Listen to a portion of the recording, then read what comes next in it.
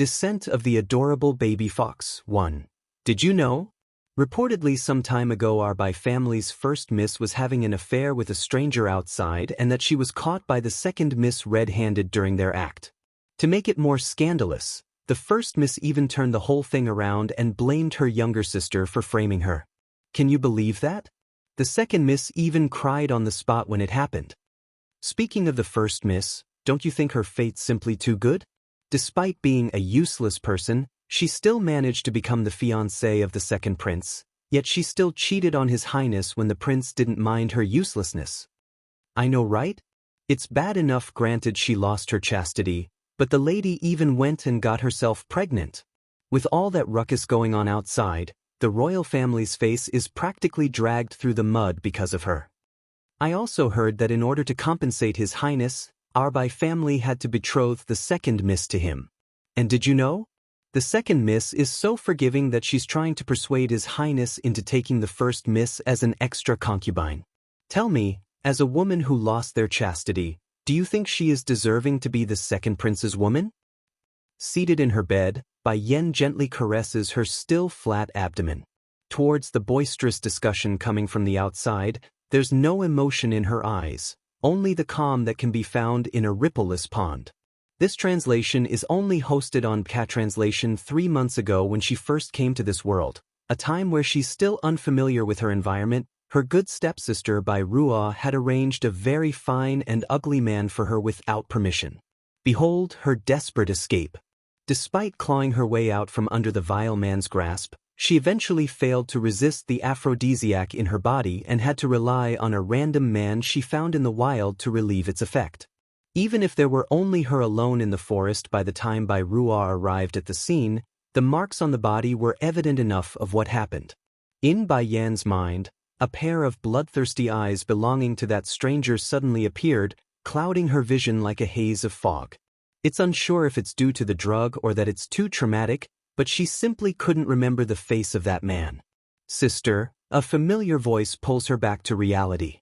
Raising her head, Bai Yan was welcomed by the figure of a handsome and elegant young man walking through the door.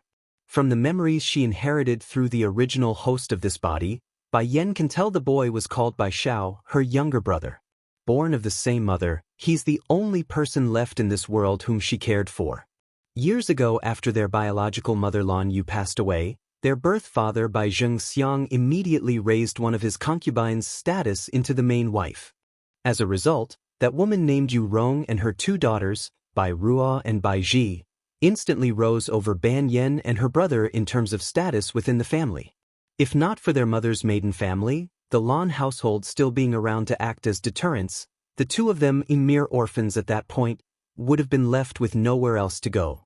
However, all things will change following the passage of time.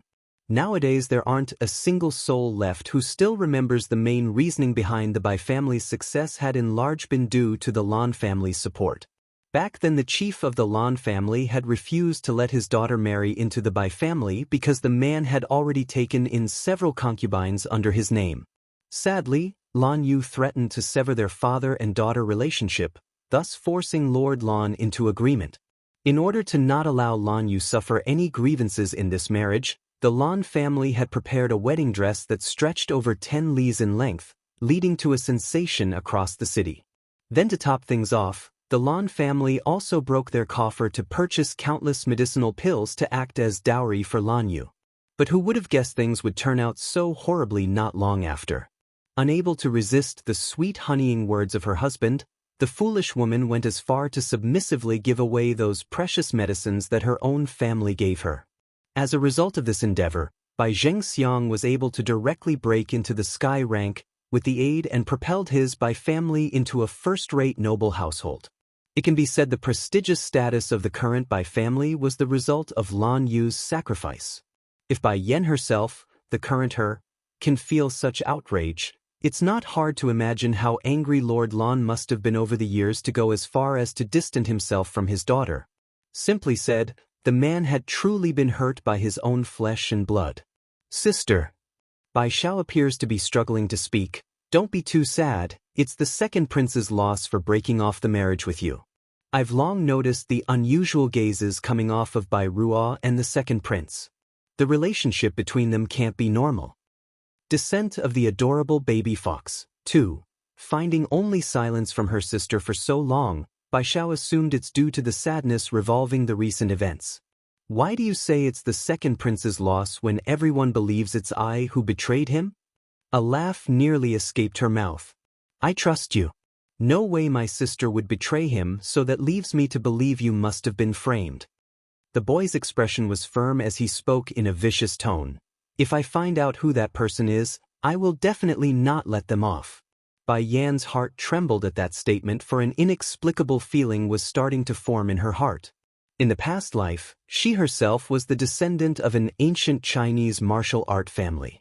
As such, she's been instilled with the concept of becoming strong since her childhood. And in order to meet that demand, she deserted her friends and family to reach that goal. In the end, she lost her life alone at the hands of a lightning strike from the heavens during her efforts to refine a 9th-rank Dan pill. Now that she's able to get a new lease on life again through great difficulty after having her soul extinguished and body destroyed, she's not going to repeat the same mistake as she did during her past life. Family and friends will supersede her pursuit for power this time. This translation is only hosted on Cat Translation. Oh yes. Rummaging through his pocket, the young boy then pulls out a small coin purse and placed it in her hands. You are now pregnant, so your body needs nourishment. These banknotes are for you. Squeezing the coin purse, Bai Yan's heart ached at the sensation in her fingers. Where did you get this money from? I pawned the jade pendant that mother left me when she was still alive. That's when Bai Yan's heart clenched even tighter. Don't be fooled by their glorious appearance on the outside. In reality, the Bai family would frequently deduct their monthly allowances, and even Lan Yu's dowry were now in stepmother Yu Rong's hand. As it so happens, these two siblings are also quite stubborn in their personalities. They knew their mother had thoroughly disappointed their maternal grandfather.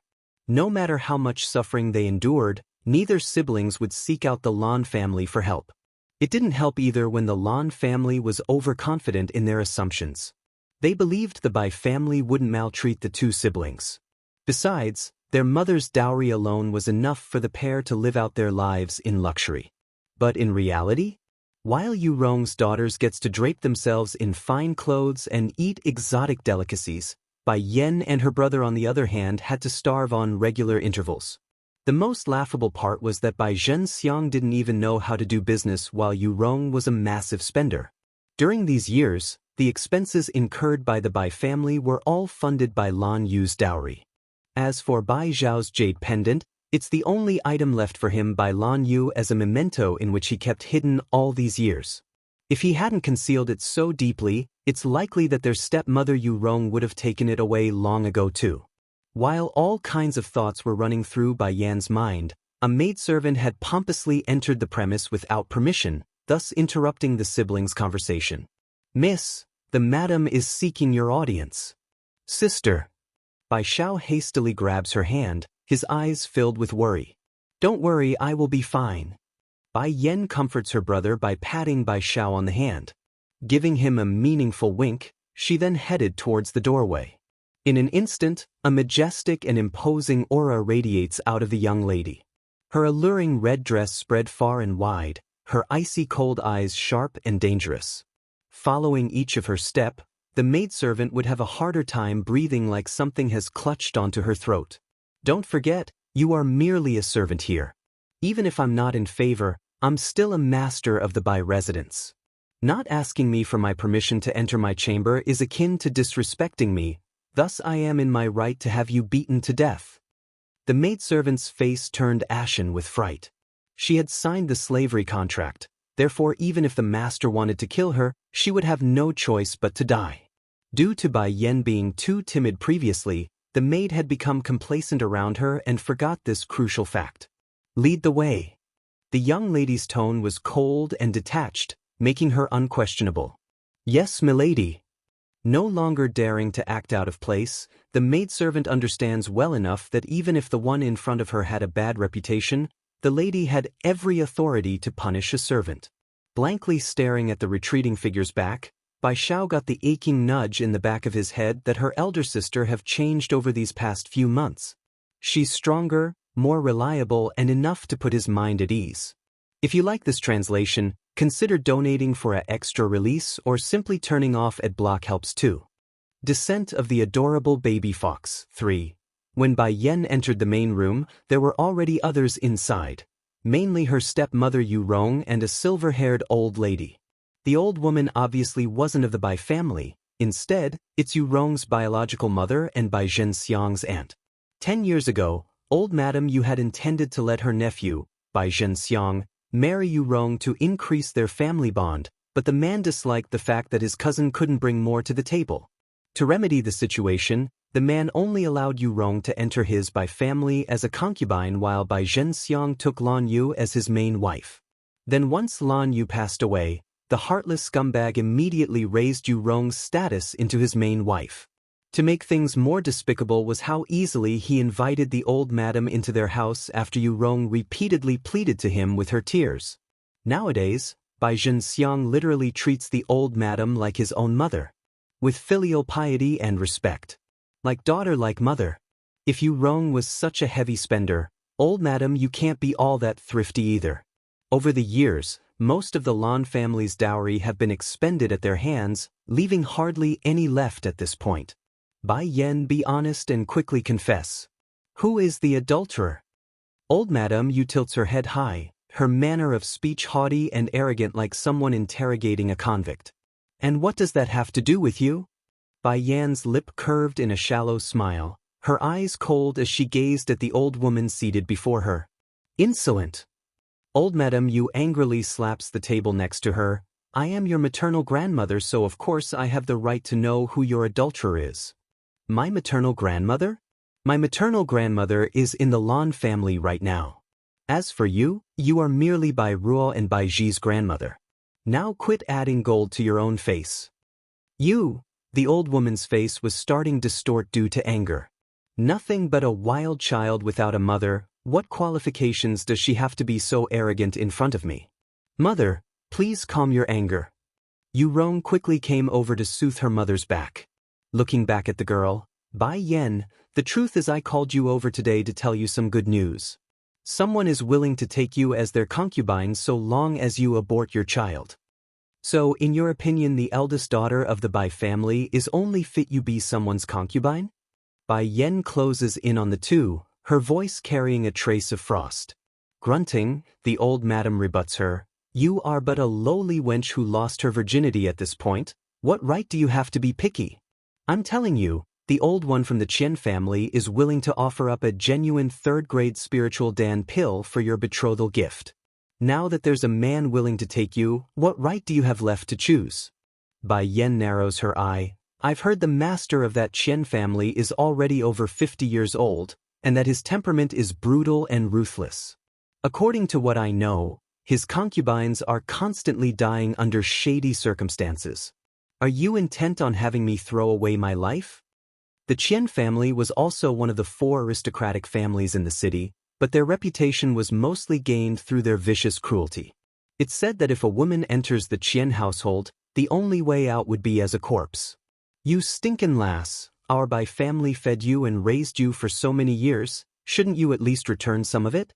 Let me tell you the truth then, my son has reached the lower level of the earth rank and requires a genuine spiritual pill to break through. So, this time you can only marry into the Qian household as a concubine. Bai Yan had long known these people are shameless, but she never expected them to be of this extent. Sneering, first, your surname is Yu, not Bai. If others hear you, they might presume you are the old mistress of our Bai family. Secondly, what does it have to do with me if your son needs a spiritual pill? How does it relate to me, and why should I sacrifice myself for your Yu family? Thirdly, you mentioned about the Bai family having to raise me since I was young, but this Bai household only reached its current status because of my mother. Heck, even the dress you are wearing right now comes from my mother's dowry. Livid with anger, old Madam Yu starts to tremble all over after being reprimanded so openly. Treasured fox soon to be born. 3. When Bai Yan entered into the main room, she saw that aside from Yu Rong, there is a silver-haired old lady beside her. The old lady isn't the matriarch of the Bai family, instead, it is Yu Rong's biological mother and also Bai Zhenxiang's aunt. 10 years ago, the old Madame Yu intended to let her nephew marry Yu Rong, but Bai Zhenxiang couldn't afford to give up on his home. Thus she let Yu Rong to enter the Bai household as a concubine, while Lan Yu was married as the main wife. After Lan Yu died, Yu Rong became the main wife. As Bai Zhenxiang couldn't bear seeing Yu Rong tearfully complains about the rumors concerning her, he invited old Madame Yu to reside within the Bai household, letting it known as if an act of filial pity to the mother-in-law.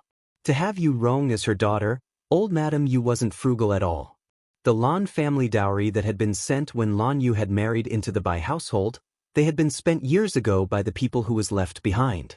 Bai Yan, be honest and quickly confess, who is the man that defiled you? The old lady snapped at her arrogantly, as if asking a prisoner. Who are you? Bai Yan lips curved in a shallow smile. Her eyes gazed coldly at old Madame Yu who was seated in front of her. Impudent. Old Madame Yu angrily snapped a hand on the top of the table. I am your grandmother. Who is the person that defiled you? What is the name of the man? My maternal grandmother? My grandmother is the Lan matriarch. You are merely the matriarch of Bai Ruo and Bai Ji and nothing more. You, the old lady's face distorted, a wild child without a mother, what qualifications did she have to be haughty in front of her? Mother, cool off your anger. Yu Rong quickly stroked the old woman's chest, then looked at Bai Yan. Bai Yan, in fact I asked for you today is to tell you about a good news. Someone didn't mind that you are with child, and he intends to marry you as a concubine. In your opinion, the eldest daughter of the Bai family could only fit to be a concubine. Bai Yan said to the two women with a voice traced with coldness. The old lady quickly rebutted with anger. You crazy lowly wench, daring to be picky? I'm telling you, in order to marry you as a concubine, the Qian family had prepared a bunch of genuine third-grade spiritual pills for your betrothal gifts. Now that there is a man who is willing to ask for your hand in marriage, you should feel grateful. What qualifications do you have to choose? Bai Yan's eyes narrowed and her pupils filled with coldness. I've heard that the master of Qian family is already over 50 years old, his temperament is ruthless, and his concubine always dies under shady circumstances. Do you intend on having me throw my life away? The Qian family is also a part of the 4 aristocratic families, however they are also known to be vicious. It is said that if a woman entered into the Qian household, she will be killed silently without any repercussion. You, loathsome girl, we the Bai household had been feeding you for so many years, shouldn't you also give in and sacrifice? To tell you the truth, my son has reached the lower ranks of the earth rank and requires genuine spiritual pills to break through. So this time, you need to marry the Qian household as a concubine. Bai Yan had known that these people are shameless, but she didn't expect that they'd be shameless to this extent. She sneered, First, your family is not the Bai household. If heard by people who don't know any better, they may presume that you are the matriarch of the Bai household. Second, your son needed a sacrifice, and how is that related to me? Why should I sacrifice myself for your Yu family? Third, you mentioned about Bai family having raised me since little, but this Bai household reached their current reputation is because of my mother. Even the dress you wore, isn't it also bought with my mother's dowry? Treasured fox soon to be born, 4. As expected of a bastard child lacking the upbringings of a mother. My son is your maternal uncle, what's wrong with sacrificing a little bit for him? For someone like you who isn't chaste nor clean, now that someone is actually willing to have you, you should be secretly happy.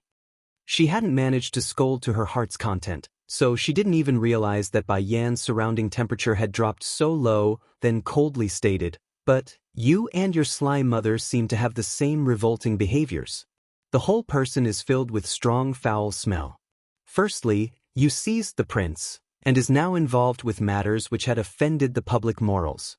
Plus, you would even be so heartless towards your own relatives. Wait till your father comes back, I'll immediately have him beat you to death. Bai Yan raised the corner of her mouth, quietly listening as the old Madame Yu continued to reprimand her, staring at her with a pair of ice-cold eyes. Those eyes contained a surging murderous intent, as if it could burst forth at any moment. Mother, don't say any more. Yu Rong feigned persuasion. She then turned towards Bai Yan again. Yener, as a relative, one ought to mutually help each other. Your uncle needs help, how could you not help? Besides, you father dislikes people who are cold and heartless. In the past, Bai Yan cares the most about Bai Zhenxiang, this father. Yu Rong would always made use of Bai Zhenxiang's name to pressure her, making her agree to anything. She would even be willing to hide the matters of her suffering, harsh treatments at the Bai house. She didn't even reveal a single word. But the current her is no longer the previous Bai Yan. As relatives, one ought to mutually help each other. These spoken words, that's right. You family is after all your Yu Rong's relatives. It has nothing to do with me. You can let Bai Ruo or Bai Ji be married off. Surely they don't wish to be a cold and ruthless person. Yu Rong's face distorted. Towards her sweet coaxing manner of talking, she actually have the cheeks to refuse? Moreover, she made use of Bai Zhenxiang's name to pressure her. It's unexpectedly not effective? Presumptuous. Old Madame Yu fiercely glared. My Jier is only 12 years old. You would actually let a 12 years old to marry off to a 60 years old man as a concubine? How could you suggest such malicious things? You're really no different from that poisonous mother of yours. In the eyes of the old madam, Lan Yu is the most malicious person. If not for that woman, her daughter wouldn't become a concubine for so many years. Bai Yan suddenly had the urge to laugh. Bai Ji is just 12 years old, but as for her, she's just 17 years old. Aren't they both young maiden all the same? Letting Bai Ji be married of as a concubine is considered malicious, so just what she ought to be? As for Ru, old lady Yu coldly snorted, which part of you could compete with Ru? In a few days, she'll soon be married to second prince as the imperial concubine. A pregnant but unmarried woman like you even dared to suggest that Bai Ruo is to be married off as a concubine to an old man? Someone as selfish as you, who would let their sisters be married off as concubines. What qualifications do you have to act like the honorable young miss of the household?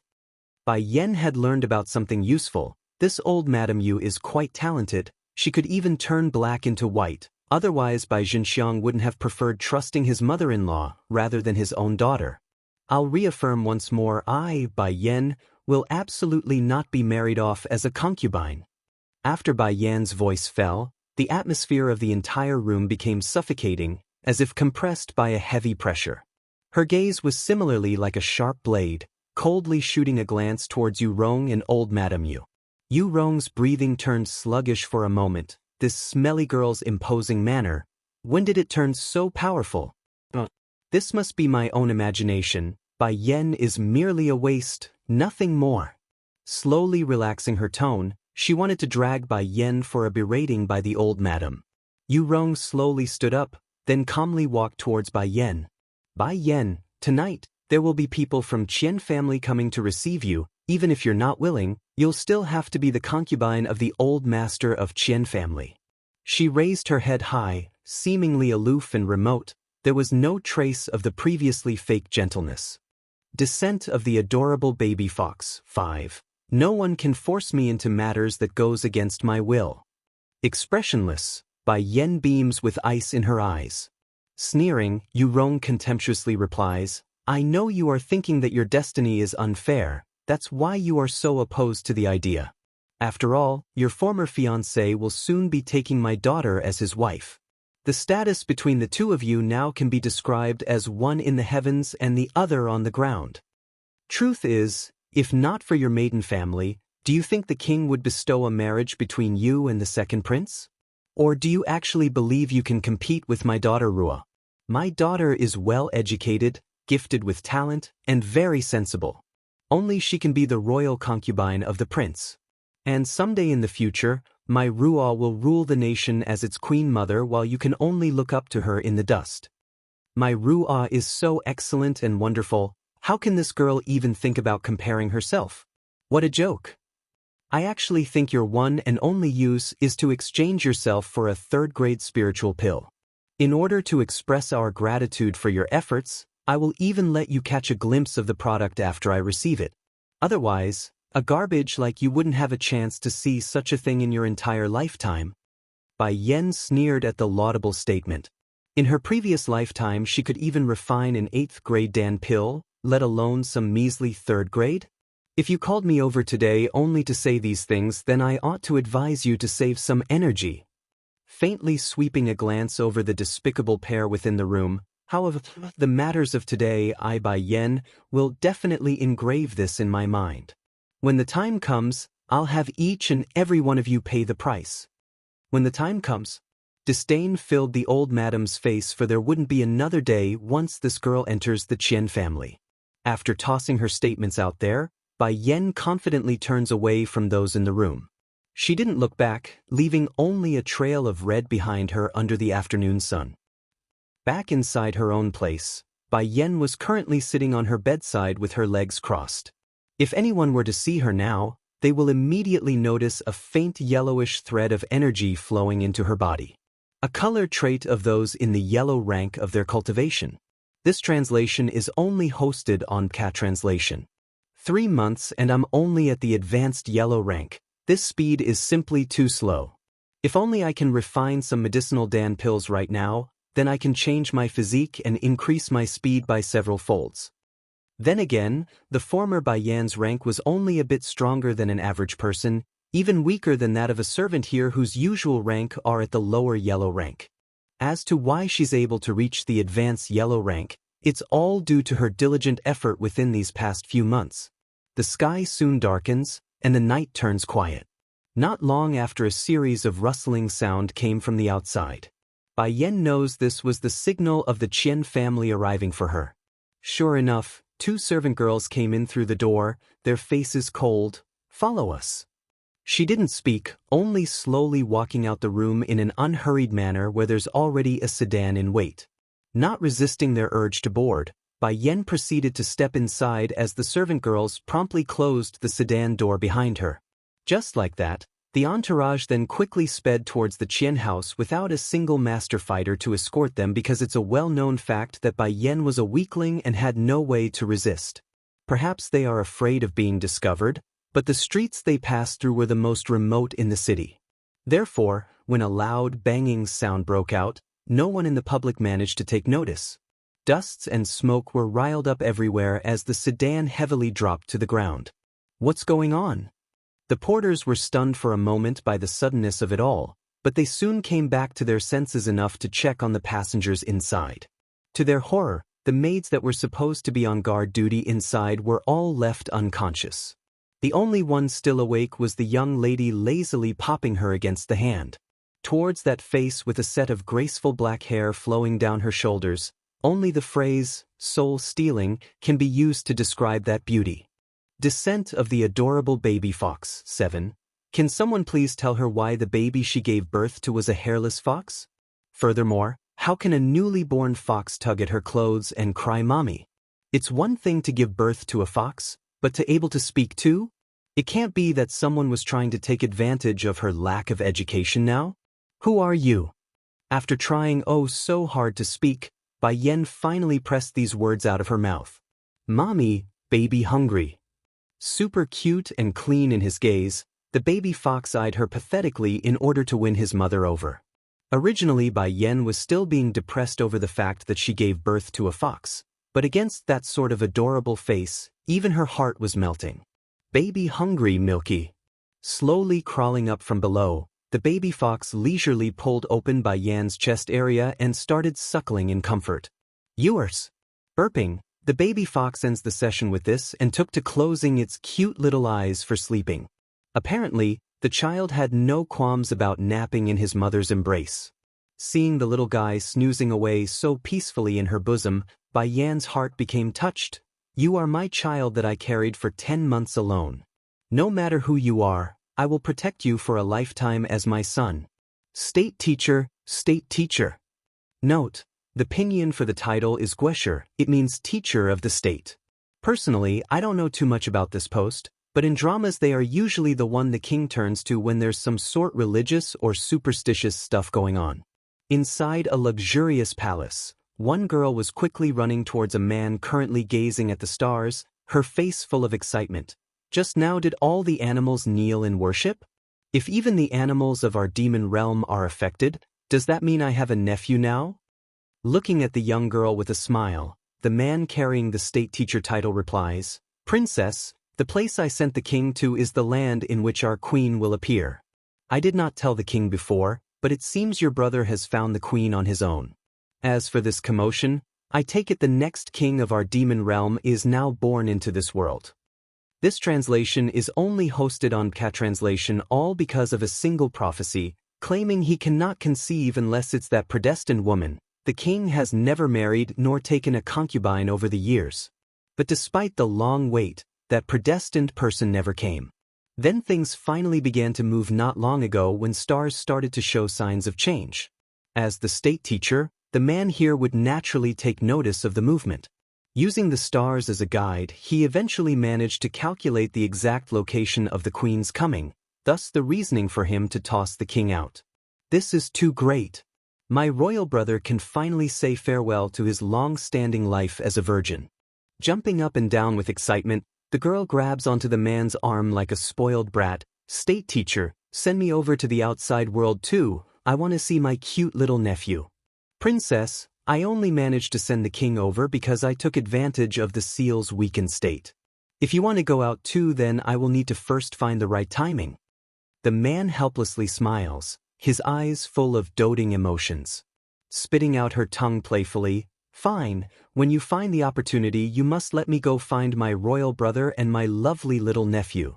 Perhaps it's due to the birth of her nephew, the little princess didn't tangle onto the man like she usually does. Instead, she turns back at the direction in which she came from. Unfortunately for the princess, she didn't get out far before her path was blocked by a winsome figure. What are you doing? She asks, unhappy at the interference. Princess, did the king really go look for that woman? The owner of that seductive voice was a gorgeous woman akin to a rose.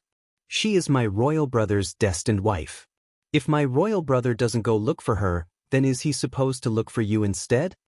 The princess angrily states this, her face grumpy and dark. Descent of the adorable baby fox. 8. The woman was rather disdainful. It's but a prophecy. I won't believe His Majesty wouldn't be able to produce a child if he marries another woman. Though her mind says that, her heart cannot help but be flustered at the huge movement from earlier. If you got nothing else, then move aside. My royal brother will never like a cheap product like you. After leaving this statement, the princess swung to one side and walked away, leaving behind only the livid-looking woman in the back. At the same time, somewhere else in the second prince's manor, Bai Ro, stepsister, was heavily panting on the bed after making a loud, painful scream. Raising a hand, she dismisses the servants and left only a single maid with her. Lure, you go spread the word that I had a premature birth, and say it's thanks to the heavens that both child and mother is safe. Prior to her marriage, Bai Ruo had already become pregnant with child. The father would of course be the second prince himself, but such things cannot be made public. Therefore, they can only claim it's a premature birth to cover up the scandal. Yes, your grace. Lua reaffirms the order by repeating it. Oh yes, your ladyship, just now a miraculous event occurred outside. Because of it, everyone is still in shock. What miraculous event? I heard all the animals in the world were kneeling in worship at our kingdom's direction. All animals prostrating on the ground? Bai Rua's eye lit up, her lips curving into a smile. Lu, go spread another rumor on top of the first. Say the reasoning for the odd behavior of the animals are due to my baby's birth. The world belongs to one when the animals are prostrating at once. Such conditions, how can I not take advantage of it? Besides, Lure already said it, the direction the animals aimed at is our kingdom. Who knows, maybe it's really meant to worship my baby. As a lowly maid, this servant known as Lure knew far too well this wasn't the time to be asking questions. Respectfully replying, yes, your grace, I will go right away. With the maid gone and only her left in the big empty room, Bai Ruo simply couldn't conceal her sinister laugh anymore. So what if you are the main daughter of the Bai family? So what if you are the granddaughter of the Lawn House? In the end, your status, your position, your all belongs to me now. Even my son is now more noble than yours. This translation is only hosted on Translation. My son is not only the royal grandson of the king, he's also now the recipient of 1,000,000 worship from the animals. As for you, your reputation is in ruins and only infamy remains for you and your bastard child. Ha ha ha. This life, you will never be able to compare with me. 5 years later, somewhere on an island in the middle of a lake, there stood a dainty-looking cabin of bamboo construction with a woman inside.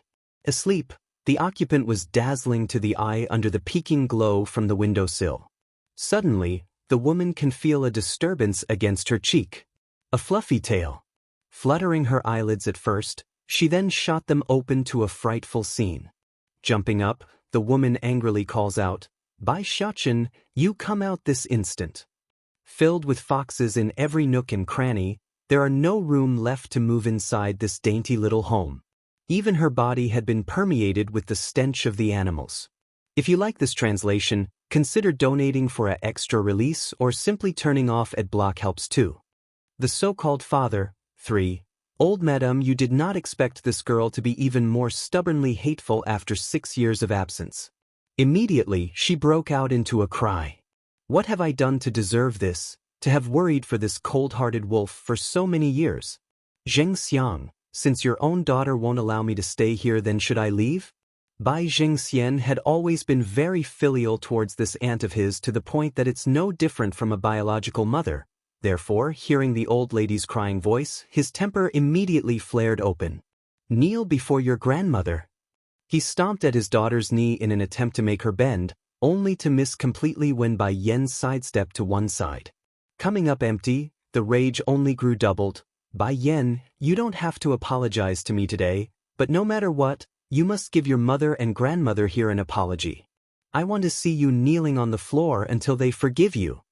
Bai Xiang, if I say 6 years ago it's they who framed me and nearly sold me to the old chief of the Qian house as a concubine, would you still force me to apologize? That's deliberate. She wanted to see how ruthlessly cold this man can be and to what extent. But the reply Bai Yan got next only realized the old cruel saying of a stepdad will come once there's a stepmom. Bai Yan, oh Bai Yan, I am too disappointed in you.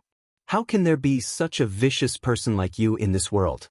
Yu Rong is so kind, yet you have the audacity to say she framed you? They loved you like their own daughter and granddaughter, but in the end you repay them with this ungrateful attitude. Bai Xiang's eyes were full of disappointment. To tell the truth, when he heard Bai Yan had returned today, his heart did have a glimmer of hope. If only she kneeled and admitted her mistake, he would have forgiven her.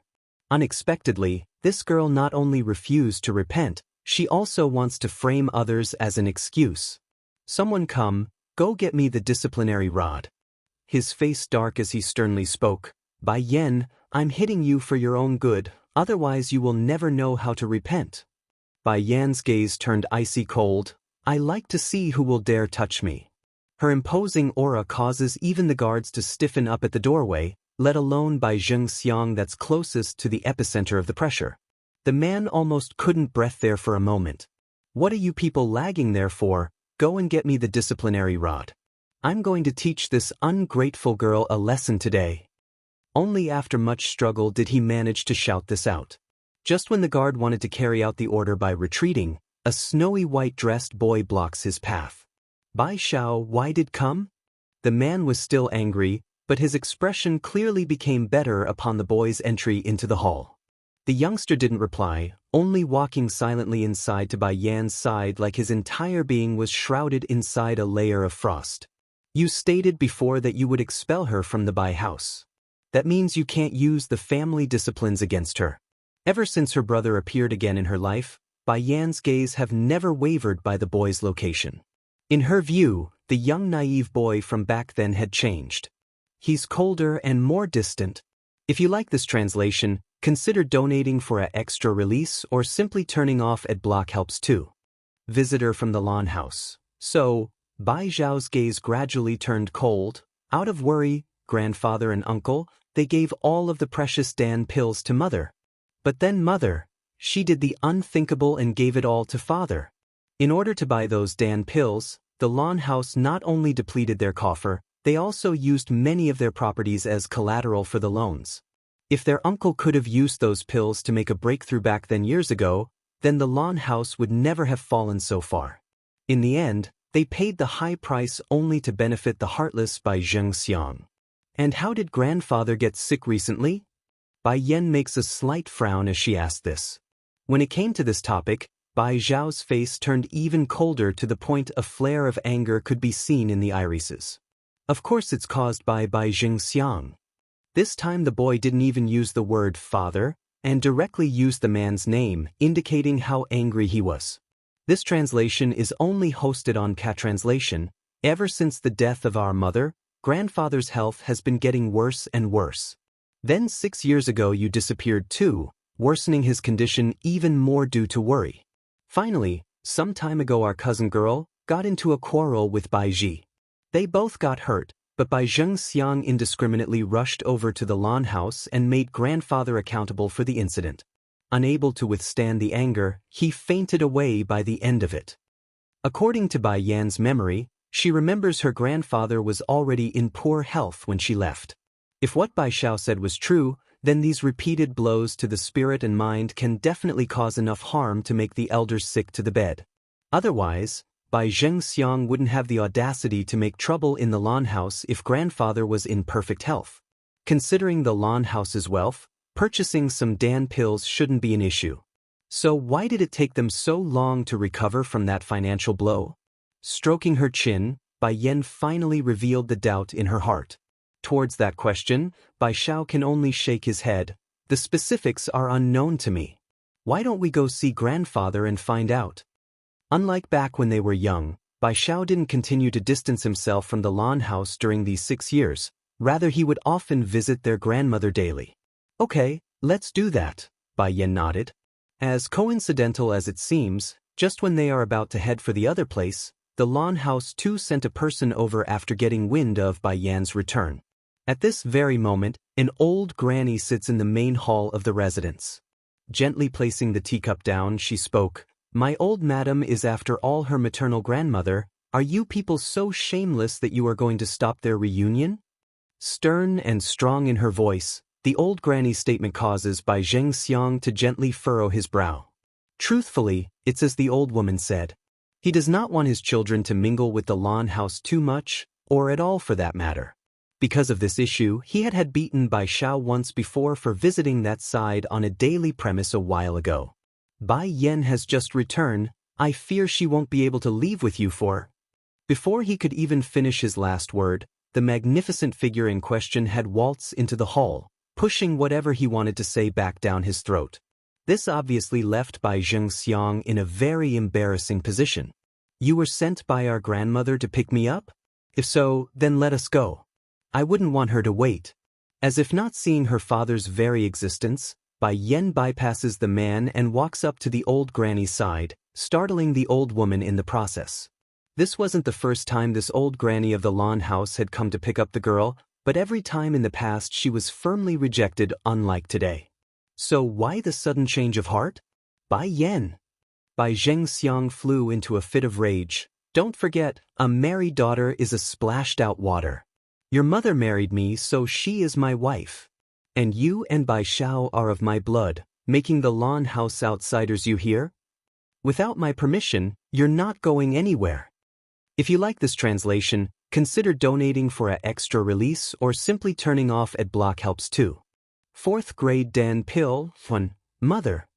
At this moment the woman standing beside the old lady's side spoke up, her smile gentle and kind. Bai Yan had just returned, so it's best I go prepare the room instead. I fear the servants won't do a very good job. Okay, Rulin, this matter will have to trouble you.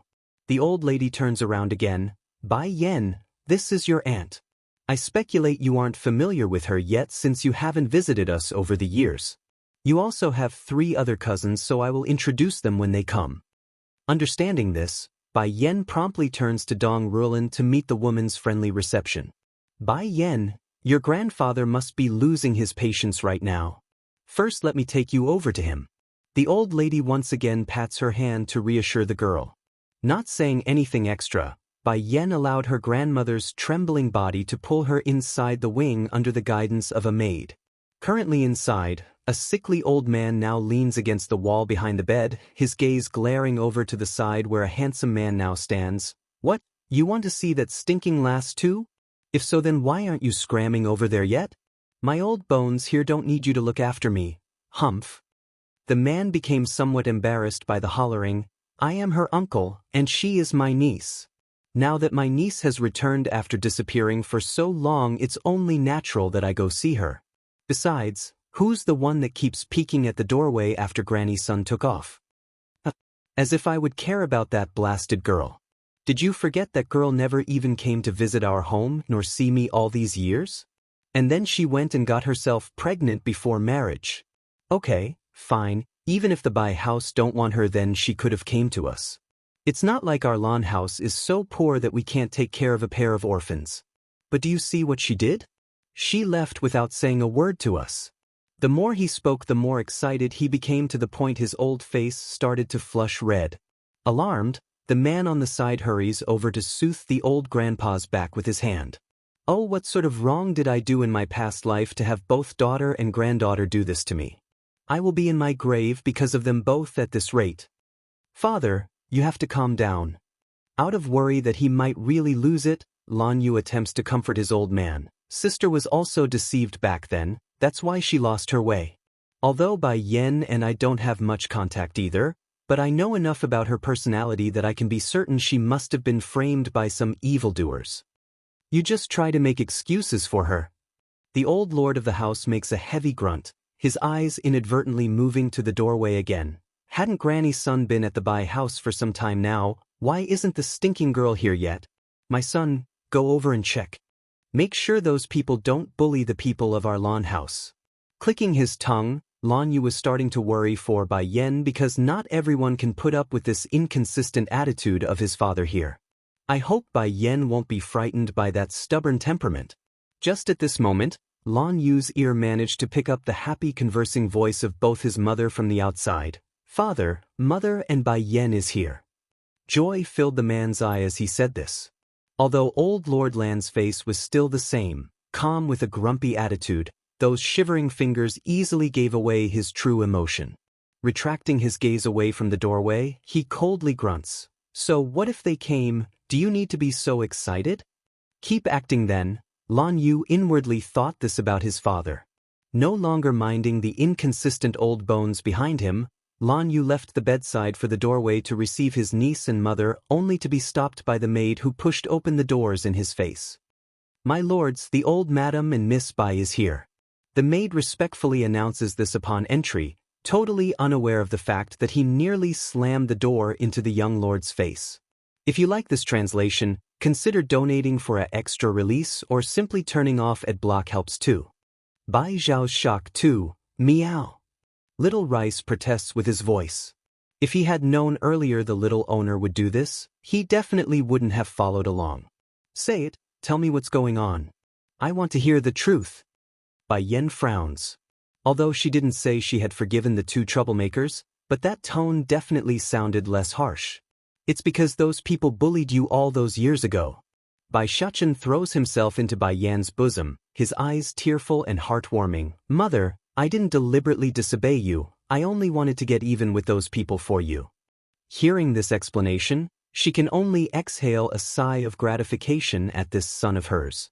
To have such a clever and sensible son, what more can a mother ask for? And, the boy lifts his head to meet hers. "That Bai Ji said she wants to strangle me." "What?" Jolting up from the stone stool, Bai Yen immediately slammed the table with her hand and destroyed it until it's nothing but rubble. This translation is only hosted on Patranslation. Watching this from the side, Bai Xiao was left completely stunned for words. First looking at the crumbling mess on the floor, then back at the enraged face of his sister's face, he couldn't resist making a heavy gulp at that moment. When did sister get so strong? A strong urge tells him Bai Ji had just made a big mistake this time. I can still slowly get even with Bai Ji for bullying me back then, but now she dares threaten to strangle my son? Her face still boiling. "Brother, Go take trip to the lawn house and tell our grandfather he must invite the Bai house to the banquet in the coming day. My son isn't someone that can easily be bullied. Nodding in confusion, Bai Xiao had obviously been overly shocked by that palm strike just now. After saying this, Bai Yan forcibly suppresses her anger and lifts the little treasure up from her arms. Did that Bai Ji hurt you anywhere? Don't worry, the boy pats his chest in assurance. I'm very capable. Even if there's 10 Bai Ji, they can't beat me. Bai Yan knows her son was spouting the truth. In fact, she can guess the instigator of today's scuffle likely fell on this little troublemaker. However, that doesn't excuse that girl from bullying her son. Mother, can go to my grandfather's place? Looking at those twinkling eyes, Bai Yan was ready to give in and agree until the dangerous and dominating face of that man reappeared in her head. Not right now. In the future, I will bring you to see your grandfather. The man had a high probability of being her son's father. As such, she can't allow her son to appear in public just yet. Oh, Bai Shuchen bites his lip and depressingly lowered that head of his.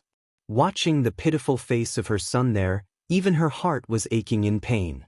However, no matter the strong imposed to say yes, she resists and continues to keep her stance. I promise you I will take you to see your grandparents very soon. But first, go wash your face for now, okay? Okay. Quickly reverting back to his cheeky little self, Bai Shuchen releases the most friendly smile a child can make. Turning to Little Rice, he makes a grab at that tail. Look at you, all dirty and stuff. A good kitty needs to be clean, otherwise mother will be angry at us. Meow. I don't want a bath, absolutely not. Little Rice. Stabbing his fists against his waist, Bai Shuchen puffs his cute little cheeks in an unhappy fashion. Not yielding, Little Rice makes a jump for the nearby tree and proudly makes a humph sound, refusing to come down again. Looking at the baby tiger there on the branch, Bai Yan suddenly got a new idea. Smiling, son, go wash your face first. I have other things I need Little Rice to do for me first. If you like this translation, consider donating for an extra release or simply turning off ad block helps too. Dinner banquet 4. Raising her head, Bai Rua's gaze looked a little tense after the statement. Your Highness wishes to see Bai Yan? I guess so. She is after all the most beautiful woman in our kingdom. If you wish to take her as your consort, then I have no objection. My love, you are too kind. Aching inside, Nangong Yi lovingly gives her a kiss on the forehead. Don't worry, a woman that has lost their chastity can never come into my eye. I only want to go check on her condition. After so many years out there alone, she must have lost her glory and is now a shadow of her former self. Bai Yan back may be thin, but not the sallow kind with a scrawny body. On the contrary, she was very beautiful with a healthy gloss to her skin. This translation is only hosted on Cat Translation, however. Over these years she had been caring for a child all alone out there. With such miserable living conditions, even a beauty will wither away normally. Comforted by that statement, Bai Ruo revealed an accepting smile. Then I will wait for your return. Giving one last peck on her cheek, Nangong Yi climbs out of their bed under the shy look of his wife. Someone come, prepare a sedan for me. I'm going to make a visit to the lawn house. The reasoning why I didn't get an invite must be because they didn't want Bai Yan to reignite her flame. If so, then all the more reason why I must go visit. I will make Bai Yan understand the price of betraying me. The Lawn Manor. Outside the main gate, countless luxurious carriages are now parked there on the road. Ever since old Lord Lan became sick, it's been a long time since the lawn house became this lively. These guests aren't really here to join in on the feast though, more like here to see a show and make fun of the host. At the moment, in the back of the main hall, 3 individuals were busy looking at the doorway with their curious eyes. Not long after, a stunning red figure stepped into their line of sight, wowing their senses with her beauty. My dear, you've come. Old Madame Lan softly pats the couch in front, indicating the girl to come sit. Not being sentimental, Bai Yan gracefully enters and sat right next to her grandmother. Come, let me introduce you. Patting her hand, this older one is your big cousin, male, Lan Shaoling, 20-something. And the younger one over there similar to your age is Lan Xiaoyan, male. The two of them were away, that's why you didn't meet them until today. As for the young one there, she's your cousin Lan Xiaoyun.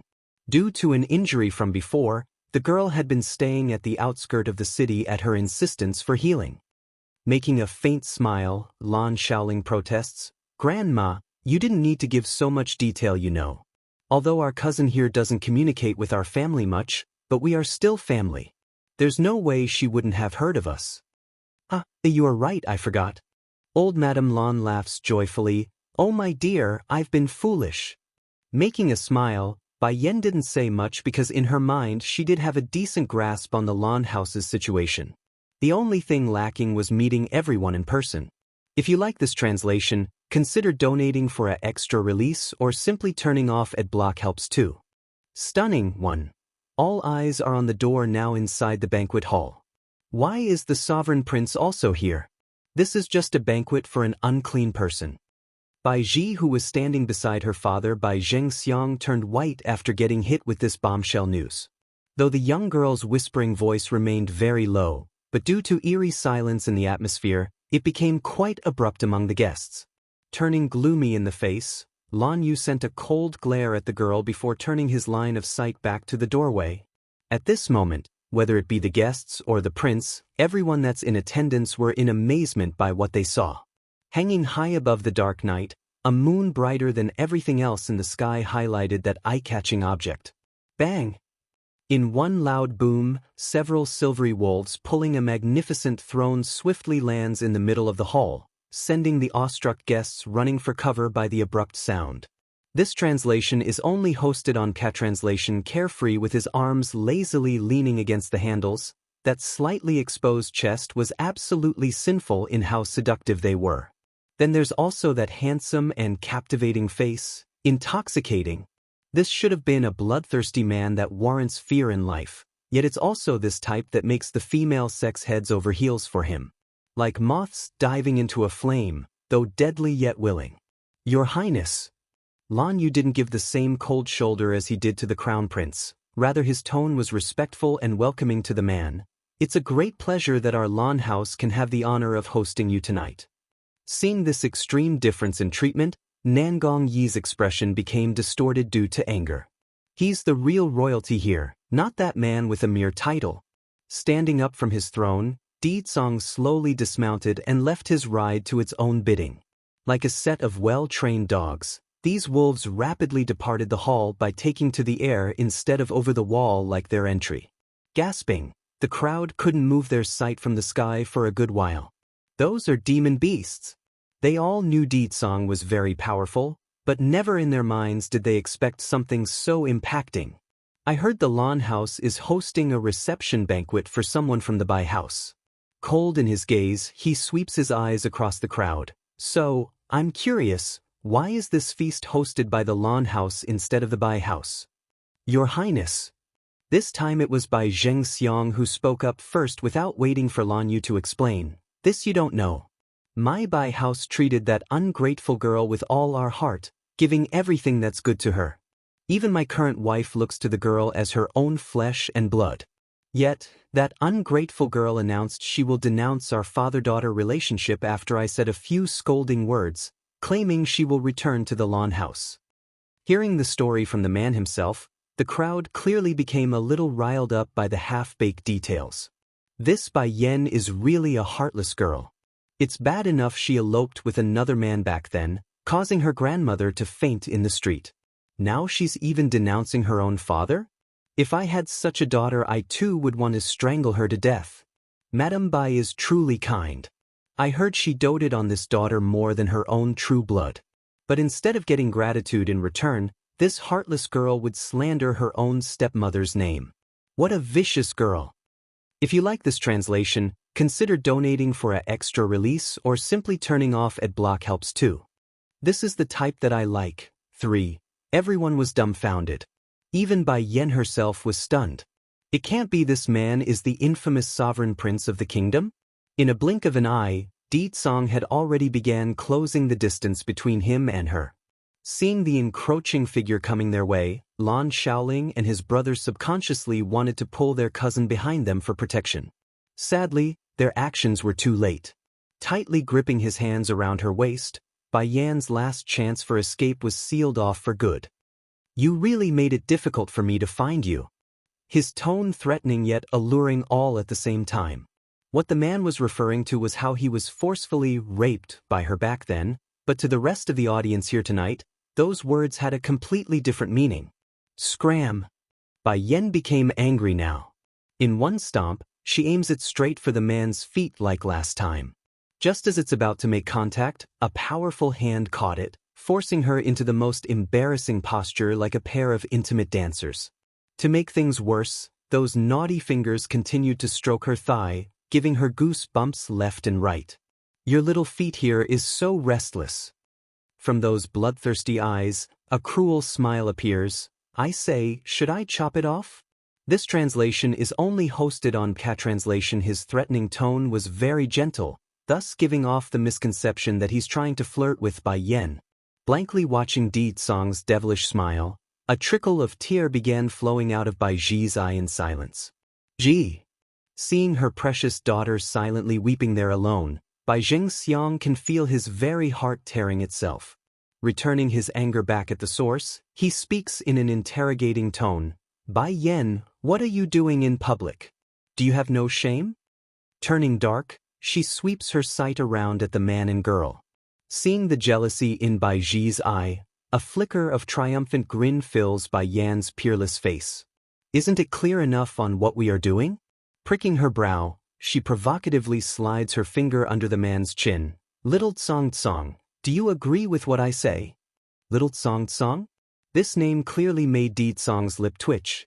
Nevertheless, the abrupt change in attitude only stirred his appetite and raised his interest. Grabbing that teasing finger, Di Tsong turns to face the distorted man in the background. It can't be Lord Bai is blind? Can't you see when it's that obvious? Father, look at her. Bai Ji's face was ghastly white now as tears flowed out of jealous eye. She's doing it on purpose. Indeed, Bai Yan was doing this on purpose. In order to frustrate the shameless girl, she's even willing to sacrifice her own skin to reach her goal. Your Highness. Suppressing his inner wrath, Bai Xiang lowers himself before the man known as the Sovereign Prince. I'm sure you also heard of my eldest daughter's character. She got herself pregnant before marriage and even eloped 6 years ago. Such a person isn't worthy to be by your side, so you mustn't be fooled. This statement thoroughly enraged the members of the Lan House. It's already bad enough he let Bai Ruo replace Bai Yan in marrying the crown prince of the kingdom, plus he even expelled her from his family. Now he's also slandering the girl? Is this the kind of stuff a father's supposed to do? Just as old Lord Lan wanted to go duke it out with the bastard, Di Tsong's aloof voice chimed in. So what? This is the type that I like. The crowd all gasped in unison, utterly shocked by the sensational statement. This is the type that he likes? In other words, Lord Song has a fetish of liking young unmarried women that's given birth before? Oh heavens! No wonder all those excellent girls cannot fall into his eye. It's because of this strange fetish. If you like this translation, consider donating for an extra release or simply turning off ad block helps too. Be good, don't move. 2. You are lying. Bai Ji's sadness quickly eased over despite her claim of loving Di Tsong. My mother wanted to give you jewelry to wear, but it's you who refused it. Now you are twisting the truth to suit yourself. Smirking at the audacity of the girl, she glares back with danger in her eye.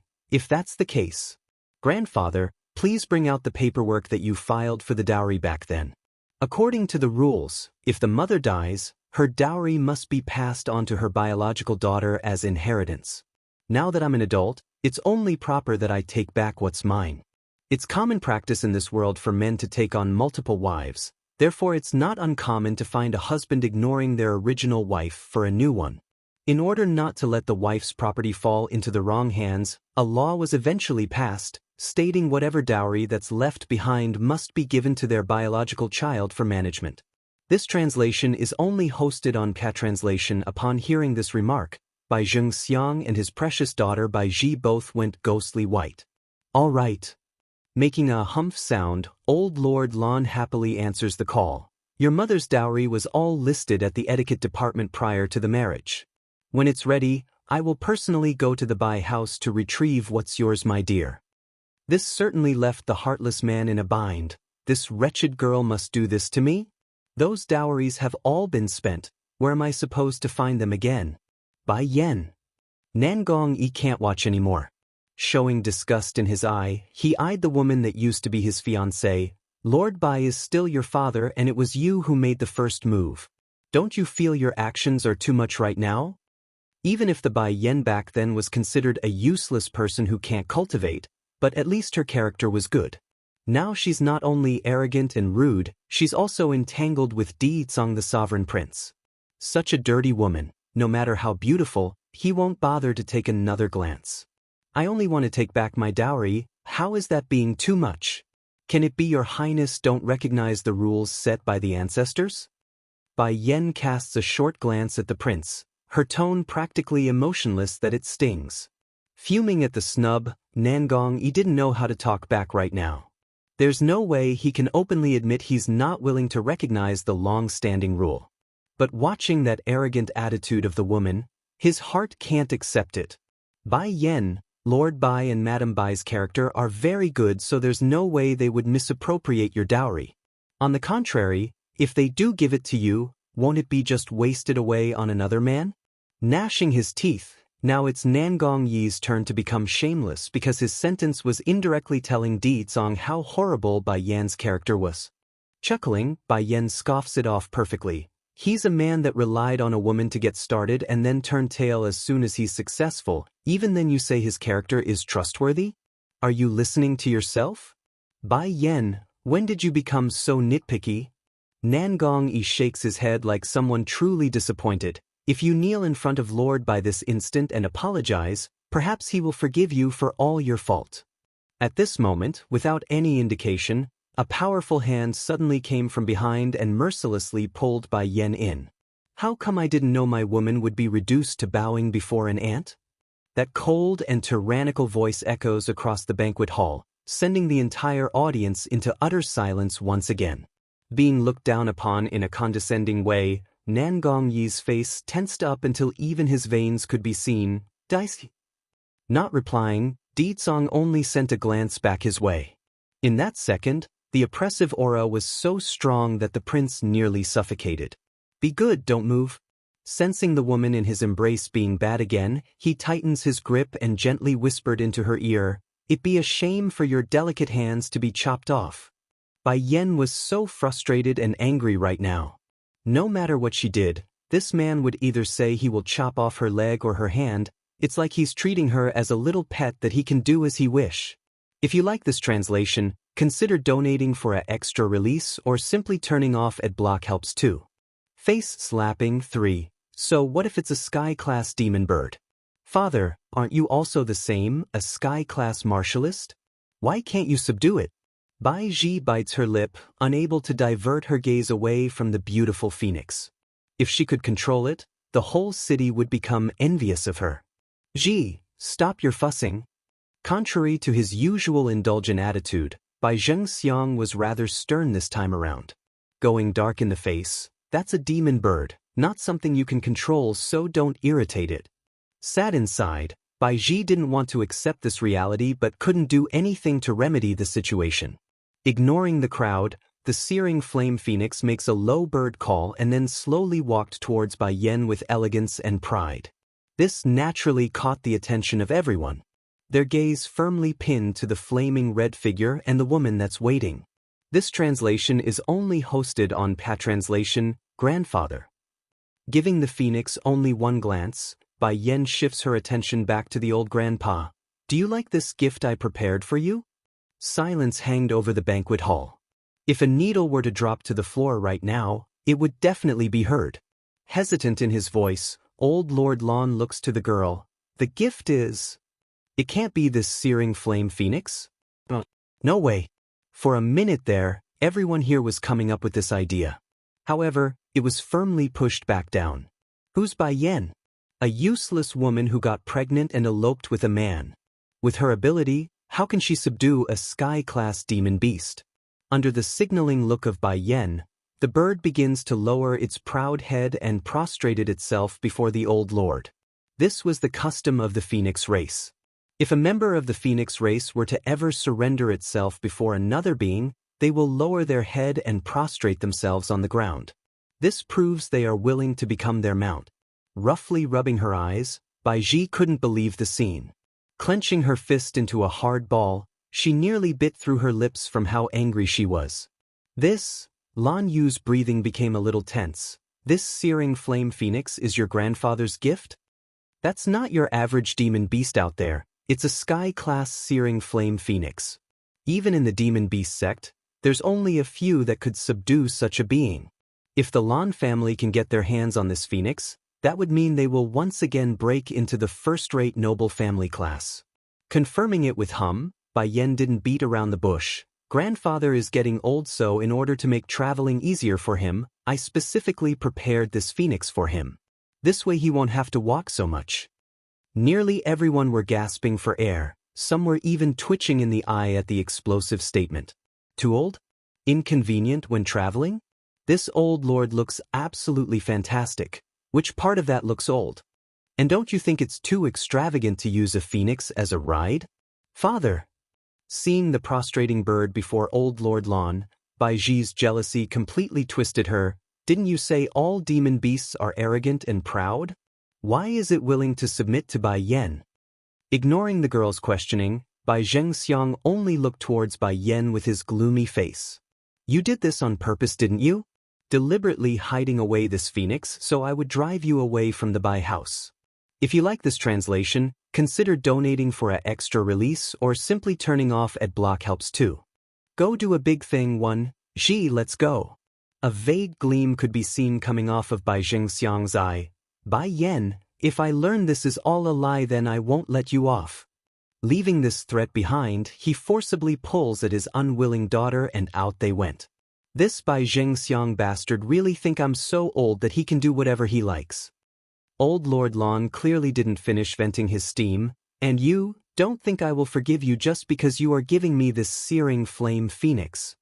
As soon as Bai Yen retracted her sight from the doorway, she immediately heard this out of the blue grumpy scolding and became stupefied. Grandfather, what have I done wrong? Glaring with one eye and squinting with the other, the old lord kept huffing and puffing like he will blow the whole place down. If you are hungry, then why didn't you come over here? Am I not your grandfather? Am I not your mother's father? How can you let those from the Bai family bully you like that? Utterly speechless, Bai Yen can only stand there and silently take it. Not like she can openly tell everyone the one from back then wasn't her? Lan Yu. Without indication, this time the roaring yell was directed at his son. Freaking out on the spot, Lan Yu himself practically crawled over to his father on the knees. Lord Father, is there something wrong? Making a flattering face, he cautiously asks with the brightest smile he can make. Not biting the bait, old Lord Lan grumpily points at the squeamish man. This is how you look after your sister's children? This is how you run the Lan house after I became sick? This translation is only hosted on Cat Translation. For a while there, old Lord Lan became so angry that he didn't know what to say to this useless son. And you can inquire about the situation some more? Ever since his sister Lan Yu, the mother, passed away, his father here had taken to the bed since. Therefore, the entire well-being of the Lan house fell onto him. Over the years he kept thinking that Bai Zhengxiang would at least be grateful for their support at the beginning. As such, he never expected the siblings to be so mistreated there. That's definitely his mistake. What are you still standing there for? In one fit, old Lord Lan sends a kick right up the son's butt. Hurry and go prepare. From today forward, as long as there's my Lan house in this Lu Hua kingdom, then there won't be a Bai house. Good timing for this declaration too. After this incident tonight, the guests here will undoubtedly start reconsidering their stance on the competition between these two families. Years ago the Lan house only fell into its current low state due to the old lord becoming sick. But now, old Lord Lan's not only safe and sound, he also got a sky-class demon bird as his mount. This instantly propelled their family back into the first-rate noble family league. However, the Bai house also has a crown princess as their daughter. That's something the Lan house can't compare with. Don't take it for face value that Di Zong would favor Bai Yen. There's no way the royal family would allow someone unclean like her to marry the sovereign prince. Furthermore, it's rumored that His Majesty intends to marry the youngest daughter of the Bai house to Ditsong. Bai Yen, where did you get this searing flame phoenix from? Old Madame Lan gently holds onto her granddaughter's hand, her mouth a heartwarming smile. I saved its life before, that's why it submitted to me. And since its grandfather's birthday, I decided to give it as a gift. That sort of story was more plausible. There's no way Bai Yen can possibly subdue a sky-class phoenix. Also, it said that demon beasts are easy to be thankful if their lives are saved, which made perfect sense here for the guests and the Lan family members. Cousin. Grinning the entire way, Lan Xiaoyun used the sweetest voice in the world. My birthday is coming soon, when will you go save some more demon beasts to give me? If you like this translation, consider donating for an extra release or simply turning off ad block helps too. Go do a big thing too. Bai Yen didn't even need to think about it. Nodding, she answered outright, all right, what sort of demon beast would you like? Fox, I like foxes. They are furry and cute. Fox? That's easy. Sweetly smiling. When it's time I will have the foxes ready and you can choose from the batch. There are too many foxes around her son, so it's good to have the girl pick one among the followers. The careless remark from her definitely made waves among her family, but Ditsong on the other hand had other ideas in mind. Tightening his lips into a bloodthirsty grin, he looks to Bai Yen like a winner inside a battle. This translation is only hosted on Ka Translation without deviating from the expected outcome. Bai Yen herself also noticed her own folly here after seeing that gaze. Shit. How did I forget he's still there? Fox. Just as Bai Yen was trying to come up with a countermeasure, the man had already come up from behind. Cold and numbing, that whispering voice in her ear instantly gave her goosebumps. I'm also looking forward to seeing those foxes. Slightly losing her composure, she wanted to say more but was interrupted by a loud bang. In the middle of the hall, the same silvery wolves as well as that throne was there again. Walking over in big strides, Ditsong ignored everyone and took his seat. Like how he came before, he disappeared into the night sky in the same manner. Cousin, how did you and Lord Song meet? Lan Xiaoyun's girl cousin became very excited, her expression a bit naughty. That Bai Ji's been dreaming of becoming the man's wife for so long. To see her eat a bad one here tonight, it's so satisfying. In particular was the picture of Ditsong embracing Bai Yen. For some unknown reason, the girl found the two very suitable for each other. Uncle, did my brother not show up for tonight's banquet? Bai Yen turns to Lan Yu and asked. A bit startled, the man nods. That's right, he didn't show up. Slightly wrinkling her brow, Bai Yen knows her brother's character enough that he won't miss this important occasion. It can't be something's happened? Uncle, can you send someone to inquire about his condition? I still have something to do. Okay, he nods. But what do you need to do? An evil smile came as a result of that question. Turning to her younger cousin Lan Xiaoyun, Bai Yen asks, do you want to come do something big with me? Exalted by the question, the girl squeals with excitement. Yes.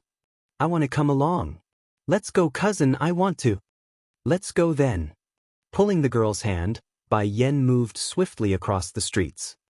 During this hour it's already considered quite late for the night. Nevertheless, there remains a certain figure out and about. This was none other than Bai Ji that's currently kicking the pebbles on the floor. Whenever she thought of the scene with Ditsong and Bai Yen tonight, her heart would be panged with jealousy. It's almost like thousands of ants were biting in her heart. Then at this moment, she suddenly saw another figure standing under the moonlight up ahead. Bai Yen.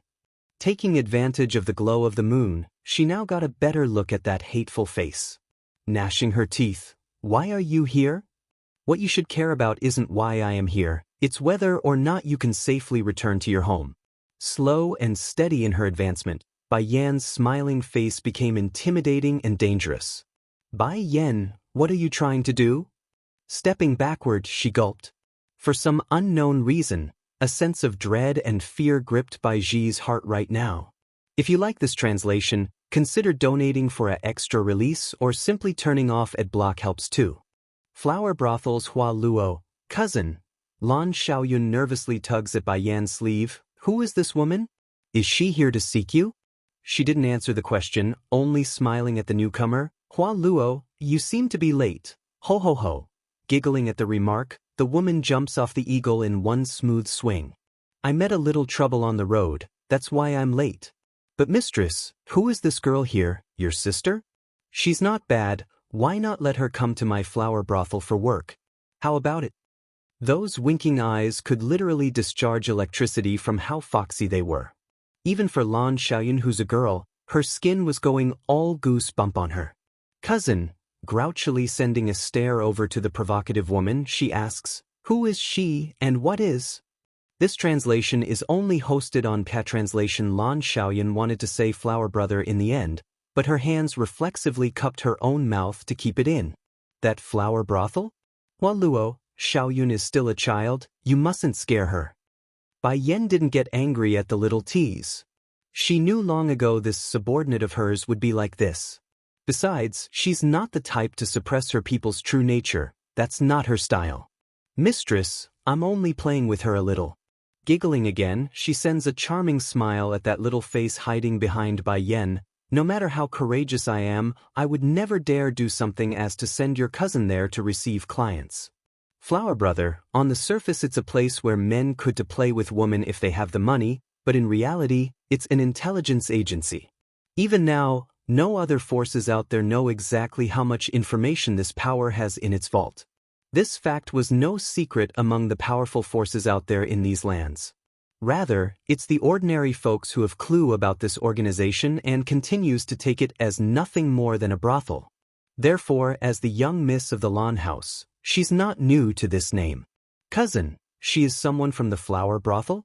Really that flower brothel?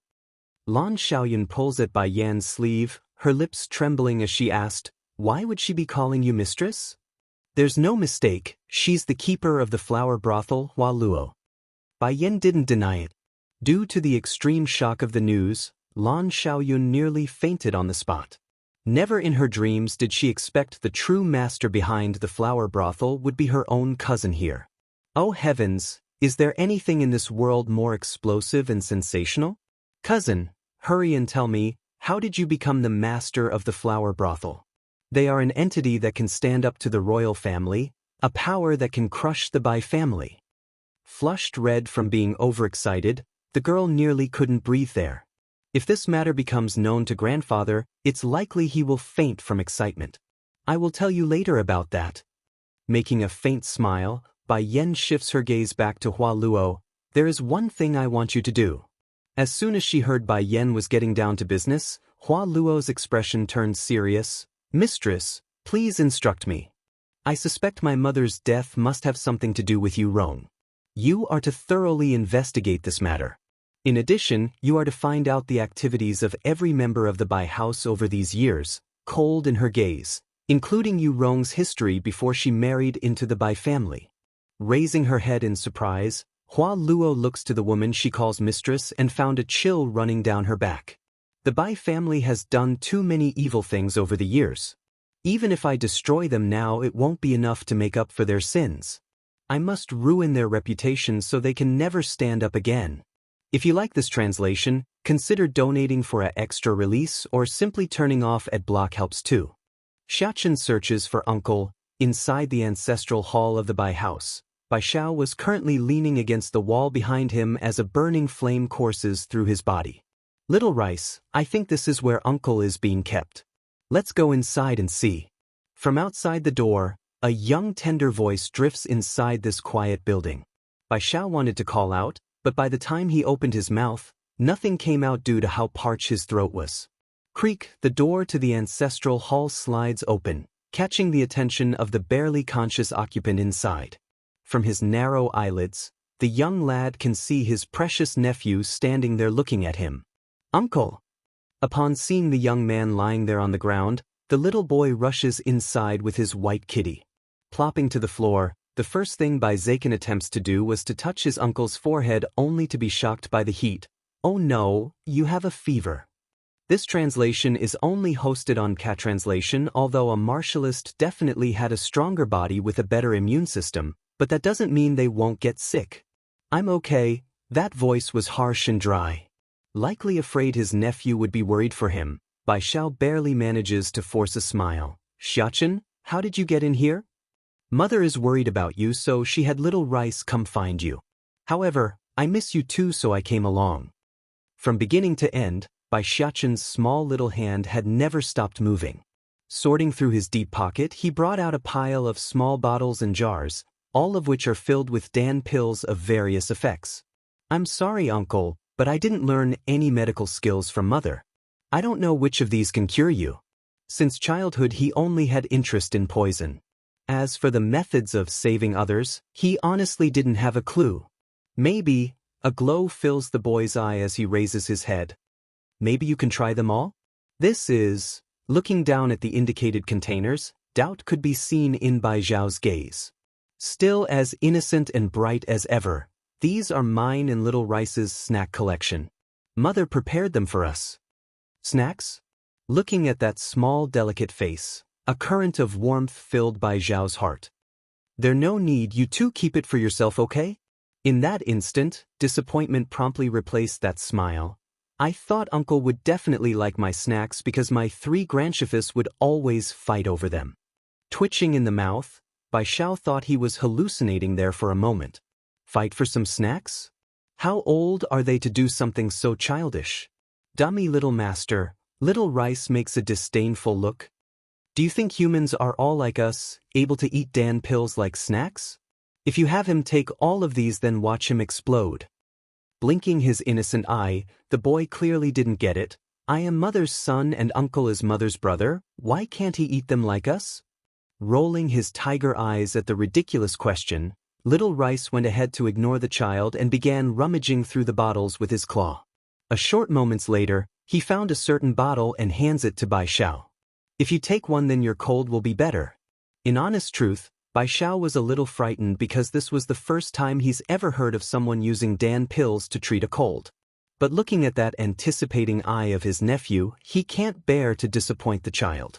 Uncorking the container, he carefully pours the content out. If you like this translation, consider donating for an extra release or simply turning off ad block helps too. Revenge for Mother, 3. Catching onto Yu Rong's hair, the fox's claw went deep, so deep that it even ripped out a portion of her scalpel skin. This instantly causes the woman to scream with pain. You little beast, how dare you hurt me? In her fit of rage, the panicking woman makes an attempt to swipe at her attacker to knock it off. Not missing the danger coming its way, the fox immediately swung to the side and escaped the hand, all the while not forgetting to make a mocking face at its victim. This of course causes Yu Rong to go green with rage. Someone come catch this stinking fox. Wiping the seeping blood from her scalp, she yelled in frustration. It didn't take long, merely seconds for a group of guards to rush inside. Swish. Knowing it's time to bolt, the fox makes an outstanding somersault into the air and attempts to make one final landing on Yu Rong's face. Thankfully for the woman herself, her reflexes are relatively fast. Otherwise, she could have expected some serious scars on this swipe. Even so, one of her hands had become a bloody mess after she used it to take the hit. This translation is only hosted on Patranslation. Kill this thing. Kill it. Became twisted in her expression. She glared daggers at the menacing fox. But it's already too late. Before the guards could even make a grab for it, the fox had jumped right out the window and disappeared into the darkness of the night. You bunch of useless things. How can you not catch a single fox? In her moment, she heavily stomps at one of the guards. It's unsure if it's her illusion or not, but right now the backside of her hand felt very itchy due to the scratch. Enough, this can't be blamed on the guards here. It's all that fox's fault, old Madame Yu frowns with a strange light in her eye. However, since it's here, it won't be able to escape so easily considering how big our estate is. Have our people fan out and search? Yes, madam. The guards lowered their heads and respectfully complied. As soon as the guards retreated, the old woman promptly shifted her gaze back at her daughter. Did you forget what I told you before? No matter how dissatisfied you are, you cannot show it in front of the public. But the fox is too vexing. Just the thought of that little thing was enough to make her veins pop. Furthermore, the itch on the back of her hand was starting to get worse. At this rate, she might even scratch the skin off. Don't worry, it won't be able to escape our grasp. Old Madame Yu smiles sinisterly because nothing has ever escaped her will when she wanted them. The Bai house was so, and so was Lan Yue's dowry. Just as old Madame Yu was scheming again by Xiachen, the little boy was already running towards the location where he hid little rice. At this moment, the baby tiger was in the middle of licking his paws on the grass in an elegant fashion. Seeing the rushing figure coming his way, he asked, "Is everything done?" That bad woman is scheming against uncle. She also called mother a bitch. Raising his silver fur, the bloodthirsty nature of his lineage could already be heard in his angry voice. Blinking at the remark, little Rice tilted his head in confusion. Since when did the little owner here get so nice to let those people off the hook? Likely becoming aware of the tiger's question. Bai Xiachen giggles with delight. Did you forget already? I only have interest in poisoning people. Just now, I used some of my stuff on her body.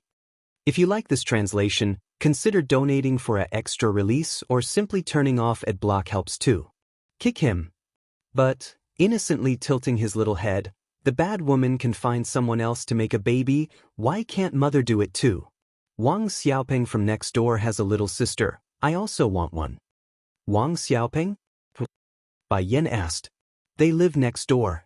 Their family has a lot of money, that's why Wang Xiaopeng can be so fat. Note, Wang is the surname and Xiaopeng little chubby in Chinese. After a brief musing, Bai Yan understood what's going on now. This neighbor the boy's referring to wasn't from the Holy Land, it's the family living next door to the manor she prepared here in the city. Don't assume just because Bai Xiachen's intelligence was higher than a normal person that he can ignore the things a child should do. He needs friends around his age to play with. Oh baby! Picking up her son, she hugs the little fella and runs her fingers around the nose as a tease. One can't just make a sister because they want to, these things need fate. You are still young so you don't know. Wait until you grow up some more, then you will get it. This translation is only hosted on Patranslation in response. Bai Xiachen nods like he understands. He may be envious of his newfound friend Wang Xiaopeng for having a lovely little sister, but in comparison he rather listened to his mother's word over having a sister. Then can we go find father? If father wants to take me away, can you also come with us? If they find father then a sister will just be a matter of time. But what if your father only wants you and not I, your mother? The arrival of little Bai Xiachen wasn't of love, it's the result of an accident when she needed a man to cure her poison. Stunned by the question, Bai Xiachen realized he never once thought of this issue. Going quiet, the little boy went into deep contemplation, as deep as a child can go anyways. Then after a good few minutes, his big eyes literally glowed with brilliance. Mother is so good so father can't possibly do that. But if he does, then I also don't want him. Squirming closer against her mother's chest, he tightly weaves his hands around her neck. In this world, he can lose everything except his mother here. Getting such affection from her son like so, Bai Yan unconsciously broke out into a gratifying smile. In this life and her previous one she has done a lot of things she regretted, but giving birth to this child was not one of them. Suddenly, the evening breeze whistled into her nose and she could smell a certain familiar scent. Going ghastly white in the face, she jolted up from the chair and quickly brought out a pill. This pill can cover your aura. Swallow it now and hide under the bed. Remember, no matter what happens you mustn't come out. Before the boy could even get a grasp on the situation, his mother had already forced the pill down his throat and stuffed him under the bed. In the next moment, a dazzling figure popped in. Dominating, enchanting, seductively evil, none of these words could properly describe this man. Bai Yan lost her breath there. She had seen him earlier tonight, but never in this fashion. That silvery hair, that purple robe, and that peerless face. It's no wonder every girl in this kingdom would fall heads over heels for this man known as the Sovereign Prince. Sadly, the more beautiful things are, the more dangerous they are. This man was like a flower hanging off of a cliff. If not careful, one will fall into the deep ravine below, meeting their end in a crushing fall like the stuff they call love. What are you thinking? Just when Bai Yen was in a daze, the man had already come face to face with her. Against that intoxicating breath, her senses were knocked right back to reality. Then when she realized how close they were again, Bai Yen didn't hesitate in the least and aimed her feet straight for that rude figure. If you like this translation, consider donating for an extra release or simply turning off ad block helps too. Baby doesn't like the father. Ditsong's gaze remains unmoved from those lips. His deep voice sounded like he's suppressing some sort of emotion. You're hurt, why didn't you say anything? The glaring blood stain only made his heart ache like it's been torn apart. Have you given me the opportunity to say? Bai Yen sneered. Her lips been blocked by him, so how was she supposed to tell him? Moreover, even if she did say it, would he have relented? Bai Yen. Ditsong approached again, his voice hoarse as he spoke. You still owe me 9 kisses. I will take them back one at a time. Immediately widening her eyes, her tone sounded angry. I only kissed you once and you want 10 in return? Aren't you being too much? As if unaware of her wrathful voice, Ditsong turns to leaves, disappearing into the night sky without leaving any traces of his presence. This translation is only hosted on Patranslation with the man gone. Bai Xiachen promptly scurried himself out of the bed. First patting away the dust, he then rushes up to his mother's side. Mother, is he my father? The little guy's milky voice pulled Bai Yen back to her sense. Oh my baby, you are wrong. That man isn't your father. Mother is lying. Bulging in his cheeks, he looks like a steaming meat bun at this moment. He's clearly my father. But I don't like him. His voice a little sulky as he said the last part. It's not easy to learn of who his father was, yet he didn't like the man at all. Why? Bai Yen asked. He is too fierce. Bai Xiachen pinches his lip to the side unhappily. In the little guy's mind, the perfect image of a father should be like his godfather Chu Feng-yi, kind and warm and not frosty and fierce like the one here. Mother, can you be godfather's wife? Swinging his arms around his mother's neck, Bai Xiachen pleads with those big innocent eyes. Godfather is kind and gentle, plus he's super rich, way better than that fierce man. If he did not know that the man was his old man, he would have long rushed out to fight when they were making that racket above his head. Recalling the kiss again, Bai Yen became a little embarrassed. He's not bullying me. Also, that kiss was started by her first. I saw everything. The boy's cheek was flushing from how steaming he was. That evil man bit you and made you bleed. No way I will like someone like that. Bai Xiachen was still young, so of course he didn't under what Ditsong really did. To him, he only knows his old man made his mother bleed on the lips there. Therefore, his first impression of Ditsong turned out very bad. Mother, I know it's because of that baddie being too strong and that you don't want him to take me away. Fear not though, I will quickly grow bigger and when I do, I will bite him instead if he dares to bully you again.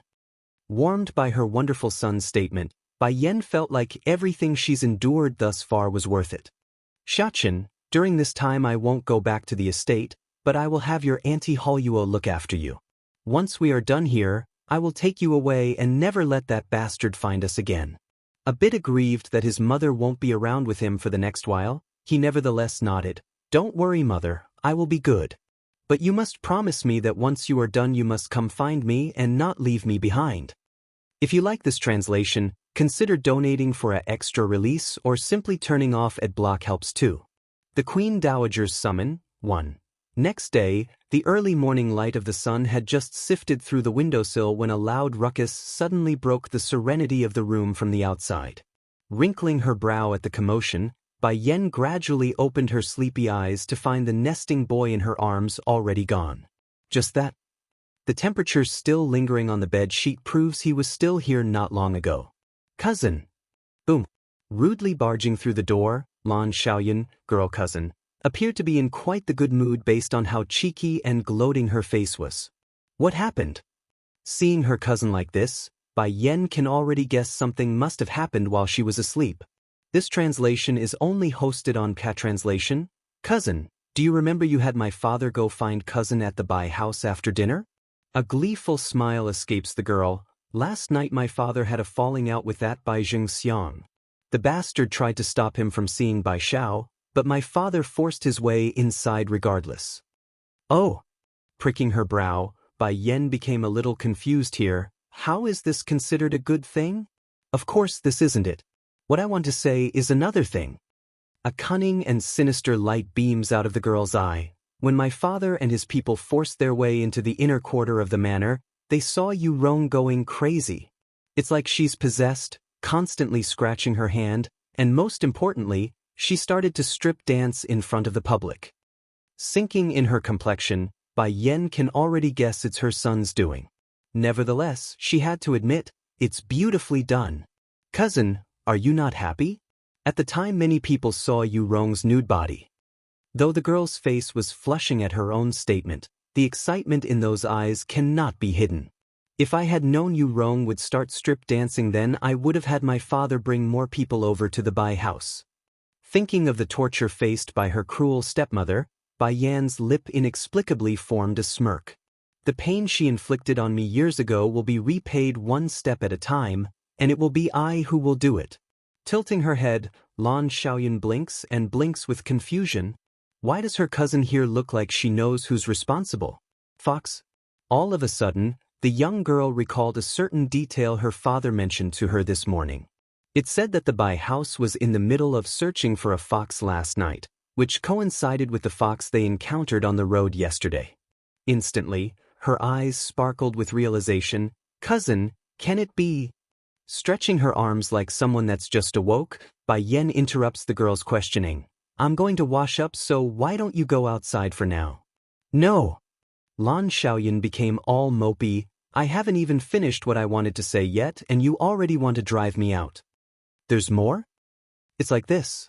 Grandfather tasked me to inform you that the palace has sent for you. Her Highness the Queen Dowager is seeking your audience today, but since you were still asleep earlier, he wouldn't let me disturb you. Dowager? Bai Yan went quiet at the information she got. Her impression of the Queen Dowager wasn't deep, but she did learn that the relationship between her mother and the old queen was so good that she wanted Lan Yue to marry into the palace. However, due to her mother rejecting the idea, the outcome was the Queen Dowager taking Lan Yue as her goddaughter instead. In fact, when the old Bai Yan was still young, she had often visited the old queen in the palace with her mother. But ever since Lan Yue passed away, the young orphan girl would seldom step out of the Bai estate, hence the reason why their former good relationship became so alienated. You go tell our grandfather that I will be entering the palace in a bit. Now that she's returned, it's unavoidable that she would make a visit to the palace. If you like this translation, consider donating for an extra release or simply turning off ad block helps too. The Crown Princess? Not interested. You, Ningdai's queen. Expression promptly changed for the worse. Bai Yan, don't even try to frame me here. Oh, if it's not your highness remarrying, then who else can it be inside the Phoenix Wing? It can't be Bai Ruo here now, is it? Then I must say give my congratulations here. Swinging herself up from the seat, Bai Yan's charming smile was so perfect that if one unsuspecting individual were to come across this, they would definitely believe it's true. Distorting in her expression, Ning Dai swears she would rush up this instant and beat this girl to death if not for the Lan House's power. This translation is only hosted on Translation Raw, you tell her instead. She can't bear to keep going, otherwise she might really go mad here. Yes, mother. Bai Ruo didn't show any signs of being affected by the remarks. Sister, the happy occasion is to do with you. I've convinced my mother the queen here to let you be my husband's concubine. Hurry and go back to the Lan house and prepare. They will be coming to pick you up today. Bai Yan literally fell into a laughing fit at this. From inside the pavilion, she advances in on Bai Ruo. Back then your Bai family wanted to sell me off to an old man as a concubine. Now, you are trying it again today. In your people's eye, do you think I'm only capable of being another's concubine? Slightly distorting in her face, not even Bai Ruo can keep up with her act when being pointed out in the open. I don't know what you are saying, my sister. When have we ever tried to sell you to an old man? Even if you don't like me, you can't frame me like this.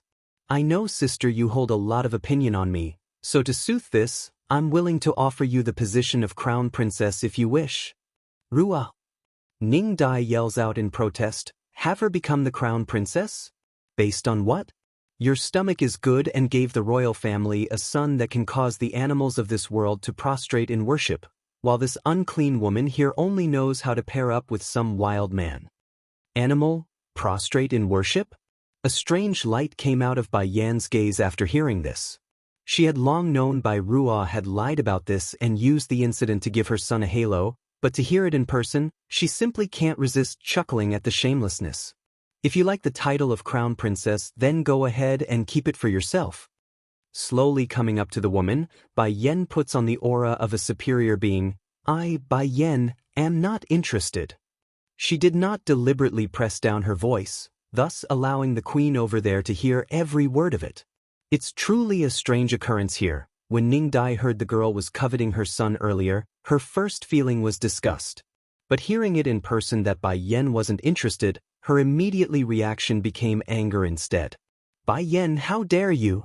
My son is so excellent that it's not even an insult to make you his bedding maid. Now you dare to resist my order? Resist royal authority. Someone come, take her away. Wait. Bai Ruo suddenly breaks in. Hurrying to run over, she was ready to pull at Bai Yan's hand when the most unexpected happened. Beaming a cold light in her iris, Bai Yan didn't give any signal and directly jerked her feet upwards to land a tremendous kick at Bai Ruo's chest. Like a doll, she shot out like a cannonball across the air. Literally, every person present was left utterly shocked here. Even the queen herself was left stunned. Bai Ruo was a recognized genius, otherwise Ning Dai never would have allowed the girl to marry her son. But now, one kick and she's sent flying? If you like this translation, consider donating for an extra release or simply turning off ad block helps too. The queen makes a fool of herself, too. Going stiff in the body, it appears Ning Dai had become overwhelmed by that frightening aura. Gritting her teeth, we're leaving Ruo, let's go. Stunned by the order, Bai Ruo could only look at the departing queen's back in shock and disbelief. As the queen of the harem, she would cower in front of Ditsong? Can this man really be that powerful? 1. The man's voice was oppressive and cold, forcing Bai Ruo to turn ashen with fear. Not wishing to face the ire of this man alone, she hurries to chase after the queen from the back. This translation is only hosted on Cat Translation. Taking this all in, Bai Yan's eye reveals a sinister light as she smiles at the departing figures. But then a deep, low growl came into her ear. Next moment, she found herself being pressed against the wall. The eyesores are gone now. Bai Yan, don't you think it's time you give me some explanation about your pre-marriage pregnancy? This man, talk about changing face faster than flipping a page. Shirking, Bai Yan faces that handsome face head-on. Why do you ask when you already know? I, Bai Yan, hooked up with another man while being unmarried. Then I got pregnant and eloped. What else is there to say? Bai Yan. Ditsong's eyes looked irritated. Are you going to confess only after I shove the evidence in front of you? In the end, he couldn't resist falling back into his same old demeanor. At the beginning, Ditsong only wanted to prove this woman to be the very same person who raped him back then so he can make some payback. But now, after listening to Bai Yan's own word that she hooked up with another man, there's suddenly a burning urge for Ditsong to take her right here and now on this spot. Ditsong. Tilting her head, she smiles knowingly. Why are you constantly hanging around me? Can it be you fell in love with me?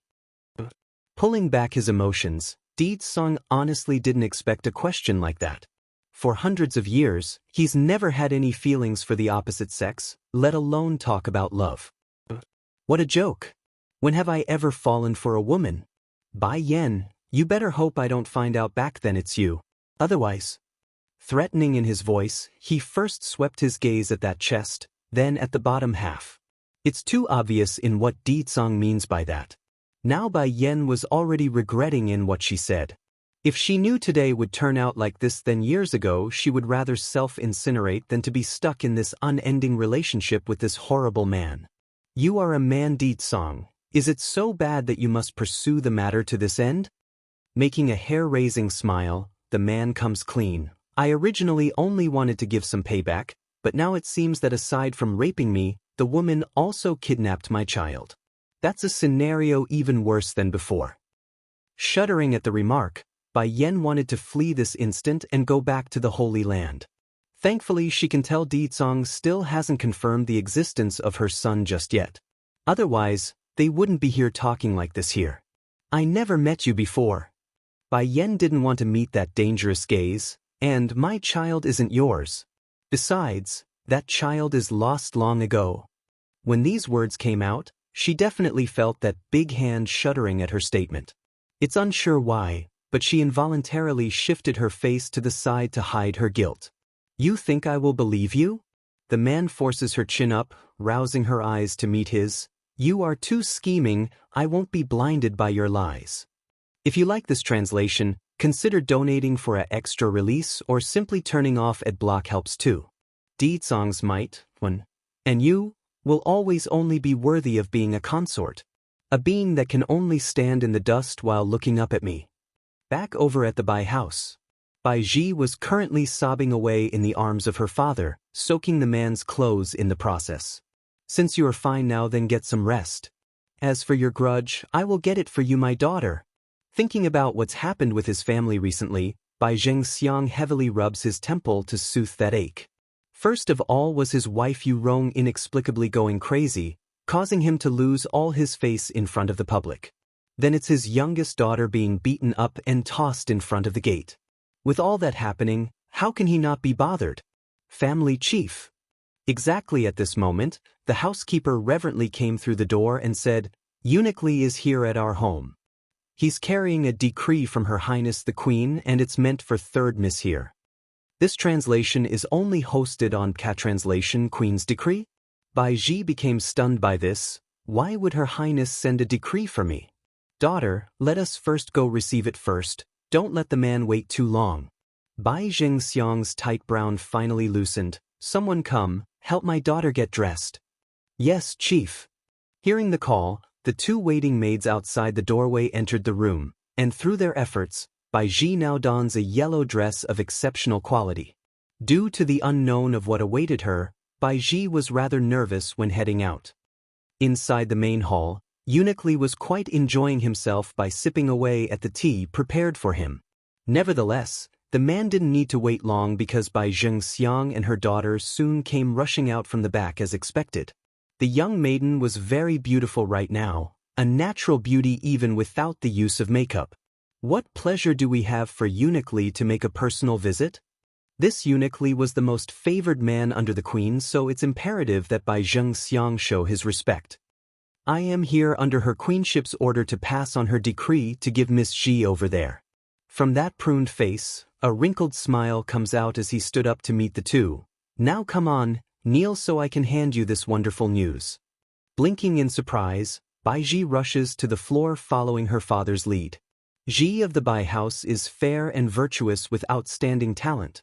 Therefore, such a rare woman deserves a man of equal talent. By order of her queenship, Bai Ji is to marry Lord Song as the main wife in the coming predetermined date. This was indeed a huge surprise. Blinking in absolute astonishment, Bai Ji didn't even know how to take it all in. Right now, the only thing her ears can pick up were the word marriage. Miss Ji, congratulations to you. Her queenship has already ordered the heavenly inspector to find a good day for you. At that time, you will officially be Lord Song's official wife. The smile on that old prune became even deeper. Don't assume just because he's the most favored eunuch under the queen that he can do whatever he likes. There's no way he would offend the Bai house in its current state. One was already the crown princess, while the other will soon be Lord Song's main wife. Who in this kingdom can still fend off that sort of connection? Daughter, what are you waiting for? Hurry and go forward to receive the decree from Eunuch Li's hand. Seeing Bai Ji still stuck in a daze like that, he sternly called out to snap the girl back to reality. Recomposing herself, the girl first stared at the royal scroll in the man's hand, then up at that wrinkly face. Next moment, an unbelievable amount of joy flowed out of those eyes. Father, Lord Song is willing to marry me, he's willing to marry me. Standing up in excitement, she firmly holds onto that royal decree like it's her dear life. From now on I will be the only main wife of Lord Song. If you like this translation, Consider donating for a extra release or simply turning off ad block helps too. Deed Song's mic, too. Hearing Baiji's excitement, uniquely didn't bother to explain in more details and continued to smile. This time, he not only needed to pass on the decree to the Bai house, he also needs to make another visit to the Lan house and the Tsong manor. It didn't matter anyways in the man's view. Now that the queen herself had made the decision, there's no way Lord Song would dare resist the order. Miss Ji, I still have other business to attend to. I shall take my leave first. This translation's in only hosted on Patranslation, someone come. Bai Jingxiang had also come back to his senses by now, help see uniquely out. Naturally, Bai Ji could care less whether or not the eunuchs existed now that she has the decree in her hands. Making a shy face, Father, I'm going to tell the world of this, that I'm going to be Lord Song's wife. This way those women out there can forget about having the idea of eyeing my fiancé. Especially Bai Yen that bitch. So what if you can get my fiancé's attention? In the end you are nothing but an unclean woman. Lord Song will never take you as his wife. Very well, go then. Sweeping away the gloominess from before, Bai Zhengxiang reveals a proud smile on that handsome face. Also, go take a trip to the Lan house and have them attend your wedding ceremony.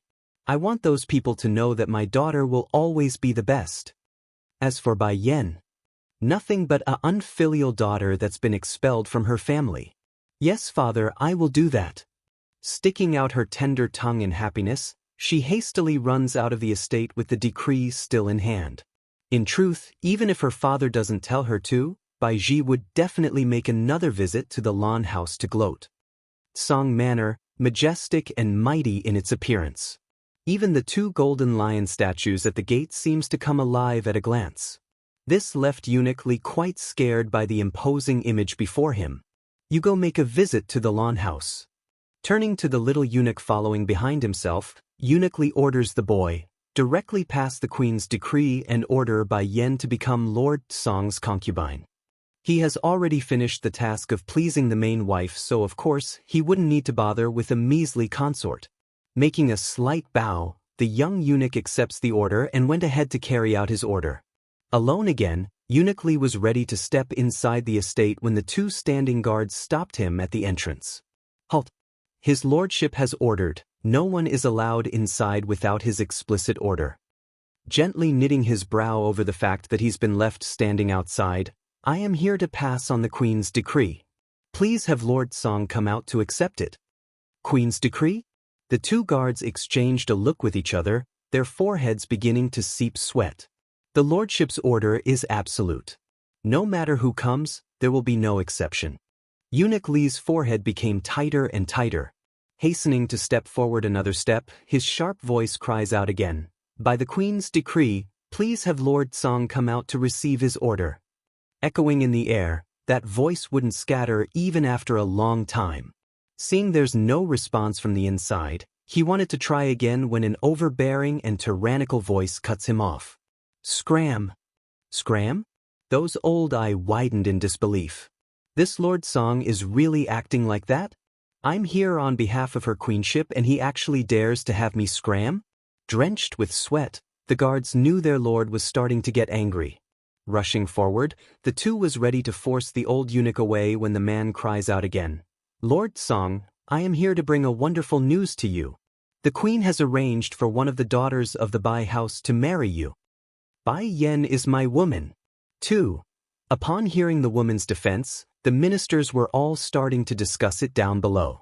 It's as she says, they had all heard or seen Bai Yen being all intimate with Lord Song at the banquet that night. But the girl's reputation was already so notorious, so how can she possibly be a match for the royal family? Lord Song this? Nangong Yuan became tied in finding a proper response. Ignoring all the rest, Deed Song raises his chin and looks down in a condescending manner at the woman. That Bai Ji is nothing more than a daughter of a woman who lusted after an orphan girl's dowry inheritance. How can she be called gracious and virtuous? The man's voice was gloomy and cold, forcing Ning Dai to shudder in response. This translation is only hosted on Patranslation. If anyone were to know the truth behind that, then Ning Dai would definitely be the first on the list. Over the years, Bai Ruo had on many occasions offered her a variety of jewelries and gifts, many of which are part of that batch of dowry, thus making her a partial accomplice in the whole theft. But then what does that have to do with Bai Ji anyways? This was the one part that perplexed Ning Dai. There must be some misunderstanding here.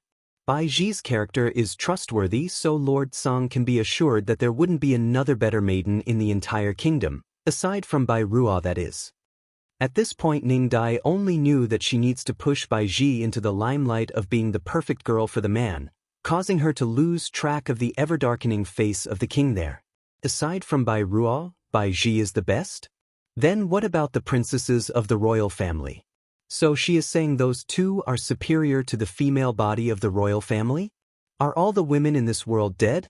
I'm quite surprised you can even say those two are the best when their misdeeds are so lengthy. Making a snickering sneer. In my eyes, even a female dog is far superior than those two. Ning Dai's face promptly went green because she never expected the man to be so presumptuous in front of the entire court.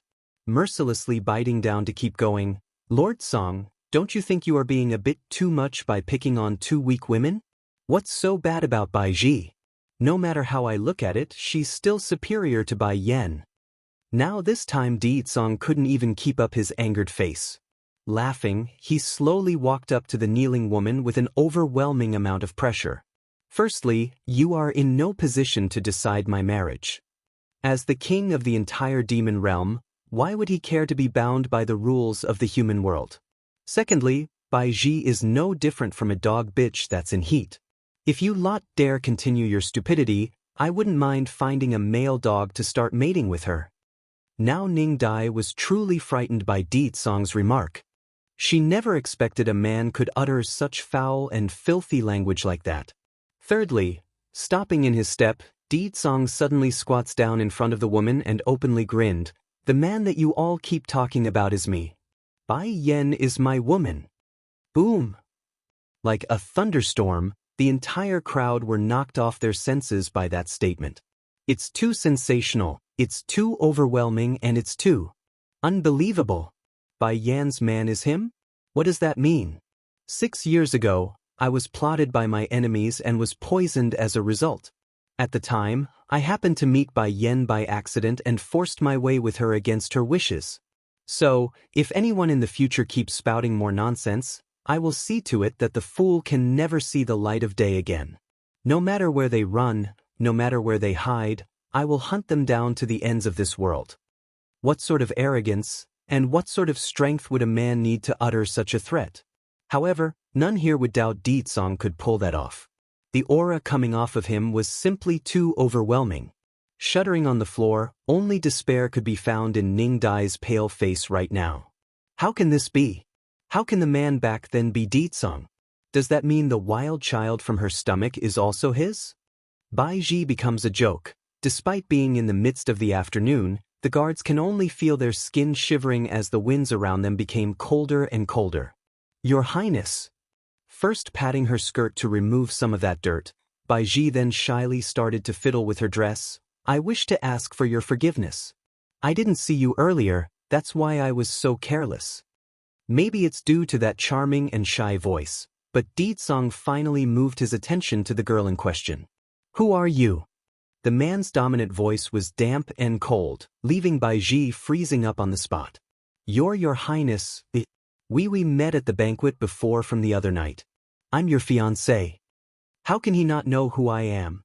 What used to be indifference in the man's face was now that of surprise after hearing her statement. This translation is only hosted on Patranslation. Little Yen Yen, did you put on a disguise? Di Song's lip curved into a smirk. Unfortunately, I still prefer your original look better. With this new face, I fear I might become impotent due to fright. The guards that came with him nearly couldn't keep their composure up and literally had to choke on their own urge to laugh. If they didn't know Di Song's personality so well, they will no doubt be fooled into believing that superb acting skill portrayed by their lord today. Piff, seriously, at the very least this young girl is good enough to be called a fresh flower, but to be insulted like that, talk about cruel. Your Highness, pinching her lips together, a layer of water was starting to form on those eyes. You've confused me with someone else. I am Bai Ji from the Bai family. It's Bai Yan again, that bitch. What's so good about her to warrant such obsession from Lord Song? But it matters not anymore. With Her Highness the Queen backing me, there's no way Lord Song would dare refuse the arrangement. Di Song's face promptly turned dark. From those seductive eyes, a spark of cruel and savageness starts to emulate out of those irises. You are not little Yen Yen? You got some nerve to be impersonating my fiancé. You there, guard, what's the punishment for someone pretending to be a member of the royal family? To answer your highness's question, the heaviest penalty is the death sentence for the entire family clan, the lightest being imprisonment inside the prison. Impersonating a royal family member? Bai Ji widened her eyes in disbelief, her lips trembling from fright. No, I'm not pretending. I have here the Queen's decree. You cannot disobey her order. Queen. Di Song's smile was cold and cruel. The Queen herself is already banished to the cold palace, so how can her decree still hold weight? Boom. Like an explosion inside her head, Bai Ji's complexion instantly went white without an ounce of blood left in there. Losing her balance due to her legs giving way, she was ready to fall again when her hands managed to catch onto the closest tree. Only like that does she manage to stay upright. No, I don't believe you. How can Her Highness suddenly be banished to the cold palace? All of you must be lying to me. When it came to the last part of her sentence, that piercing cry was borderline crazy. Beads of tear came pouring out like raindrops. There's no way I'm going to believe this. If it's true, then what's going to happen to my marriage? Immediately send her to the prison. Di Song's smile had turned outright evil at this point. Also, inform the world that Bai Ji is impersonating herself as my fiancé to spread lies as well as having ill intentions for me. The crime is enough to warrant the death sentence to her entire clan, but thanks to Bai Yan's leniency, I will let this incident slide for now. If there's a second time, none of the Bai house family members will live to see another day. In the end, all strength had left Bai Ji's body after hearing that statement. Squatting down to the ground after losing her bearing, she bit her lips and erupted an intense hatred in her eyes. Little Bai Xiaoqin's been exposed? Looking aggrieved in her face, Lan Xiaoyan had no choice but to follow behind her grandfather in this case. However, with every 3 steps she took, she made sure to look back once. Then in her final moment, the troublemaker pumps a fist as a gesture of encouragement. You! Bai Yan had just turned around when a cold hard lip pressed in against hers. Together at last, their intimate figure was so beautiful that it's no understatement to call this a masterpiece. You still owe me 7 kisses. After a long and intoxicating kiss, he finally relented. Di Tsang. Bai Yan was a little angry now. What the hell are you doing here? To kiss you, the reply was smooth and shameless. If I ever find out you've been secretly keeping my son from me, I will have you pay me back with a total of 10 sons. 10 sons? Does this guy take me for a breeding mare or something? This translation is only hosted on Patranslation, sneering in her voice. Considering your status and identity, there should be plenty of women who's willing you give you a son. Why are you so insistent on haunting me? So far, only you do not disgust me. Also, only this woman can make his manhood get a reaction. A beam of frost flickered across Bai Yan's eye. This man, only because I don't disgust him? There are so many women in this world, how can you claim I'm the only one who wouldn't disgust you? What if you encounter another in the future? Making a sarcastic snicker, Bai Yan continued, Then what, have me share a husband with another woman? Unfortunately for you, I will never share my man with anyone. After leaving behind this sentence, she no longer bothered to look at the man behind herself. Instead, she turns to walk for the inner part of the courtyard. Watching the departing figure, Di Tsong's forehead inexplicably turned into a knot like a confused husband. What did I say that's wrong here? This woman has quite the temper. Seriously, when did I say she will share a husband? While still standing on the side, the guards that came with him only had their heads lowered, too afraid to speak. However, they definitely had a lot to say right now. Oh Lord, that's not how you pursue a woman.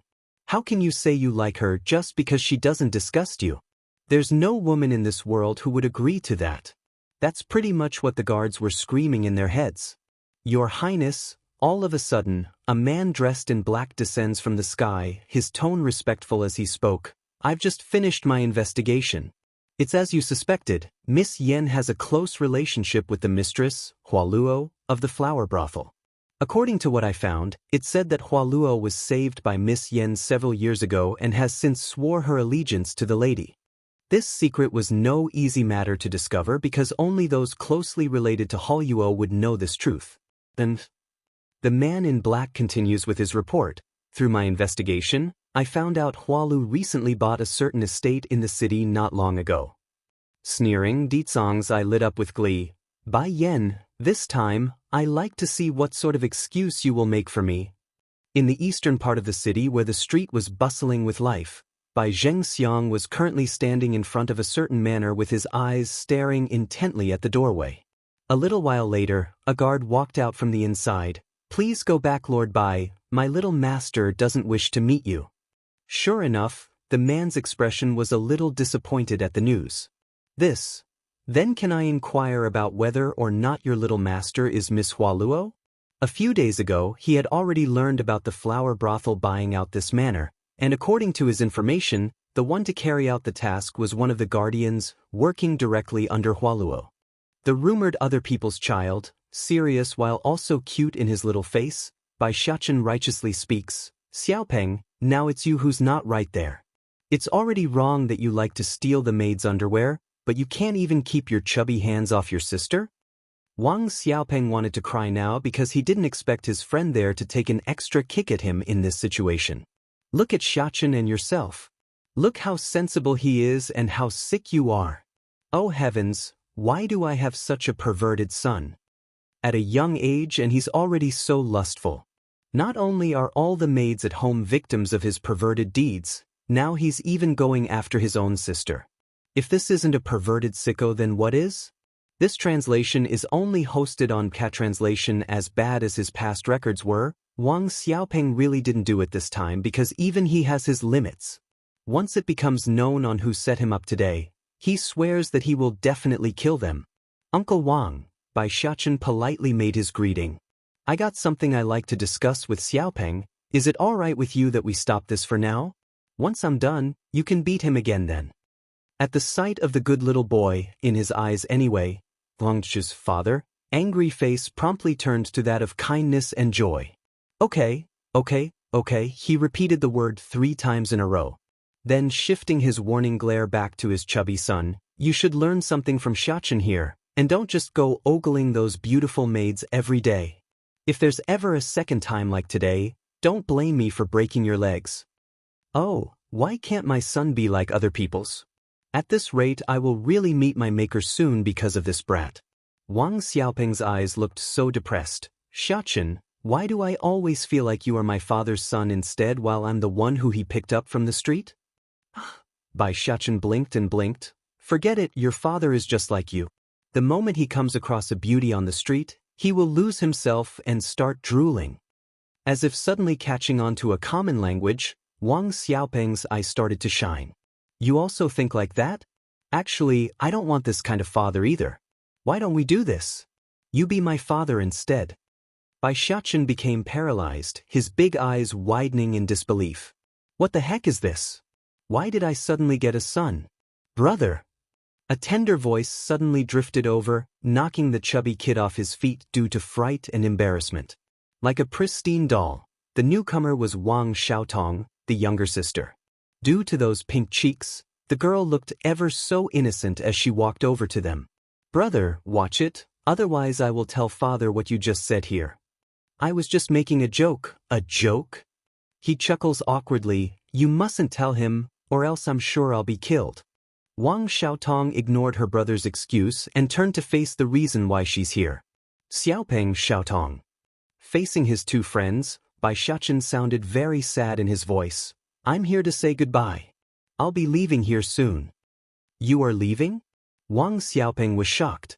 Grabbing onto his friend's hand, that chubby face became a sad one. We only just met and you are already leaving? Giving a very difficult nod, The big baddie is about to find me, so mother is having me go back. But don't worry, once I grow up and is strong enough, I will definitely return to see you too. Make sure you don't forget me by then. Wah! Unlike her brother that's less emotional, Wang Xiaotong straight up burst out in tears. I can't bear to see you leave. Little Bai Xiachen is discovered. Bai Yen became furious because no one knows a child better than their mother. What she didn't expect though was Di Song resorting to such low means to force Xiachen, baby, out. Just as Bai Yen was busy praying for her son to not come out, a tender voice broke all of that. From behind the man, big baddie, let go of my mother. By now Di Song's fingers had already loosened their grip, thus allowing the woman to scramble over to embrace her son like a mother guarding their treasure. Mother, you don't need to be afraid, I will protect you. No one can separate us.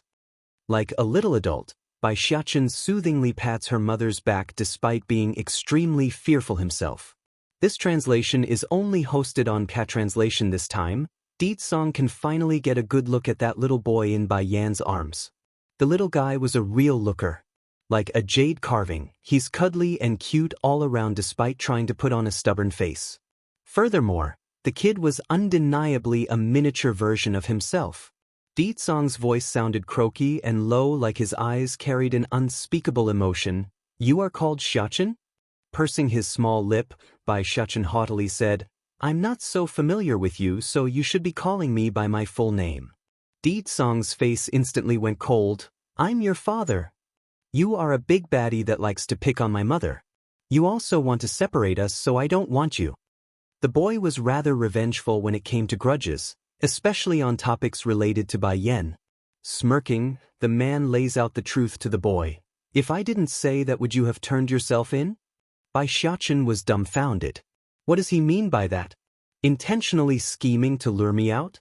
He immediately broke out into tears. Mother, I don't like him, he's actually sneakier than you. I like Godfather more. Godfather? Di Song gnashed his teeth as he spoke. You still have a godfather? My godfather is gentle and rich, enough to fend off any country. The boy said it in such a proud way that he completely forgot to take notice of Di Song's surging level of anger. I can lack anything in this world, just not money. Say it, how much do you want? I will give you whatever amount you ask for. Rich enough to fend off a country? So what? I'm the king of the entire demon realm. That's way better than some measly human kid. Bai Xiachen's expression was a bit tied there. However, he eventually made up his mind. Those who pick on mother are bad people, I don't want your money. Comparing money to his mother, of course he would choose his mother. When did I pick on her? From Di Song's view, it had always been this woman leading him on to hurt other people. You can't lie to me, I saw everything while under the bed.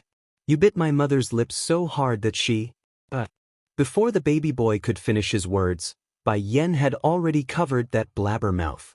Giving a guilty glance at the man, she can see Di Song's face clearly went darker there. So the one hiding under the bed from back then is this kid. His voice was swinging with anger because he's very upset with himself. How could he have missed the boy when he was so close? Yes, Di Song, I admit it, it was I back then who wronged you 6 years ago. Pulling the boy into her arms, Bai Yen braces herself and admitted to the truth. It's just that Xiachen is raised by me, I can't give him to you.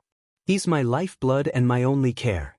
If you try to take him away from me, then I will make you suffer at all cost. Do you love me? Di Song's eyes slightly narrowed in as he encroached onto Bai Yen.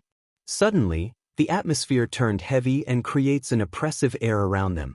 He is my son, so of course he has to follow me. The man looked proud as he said this. And you, after what you've done to me, you still think you can leave on your own? Not for this lifetime. Bai Yan's gaze gradually turned sharp. Then are you trying to push us to the end? If so, I, Bai Yen, would rather self-incinerate than to yield to you. Those words were like a fist, smashing heavily into Di Song's heart. This translation is only hosted on Catranslation. What's wrong with me? Why would you refuse me on every step?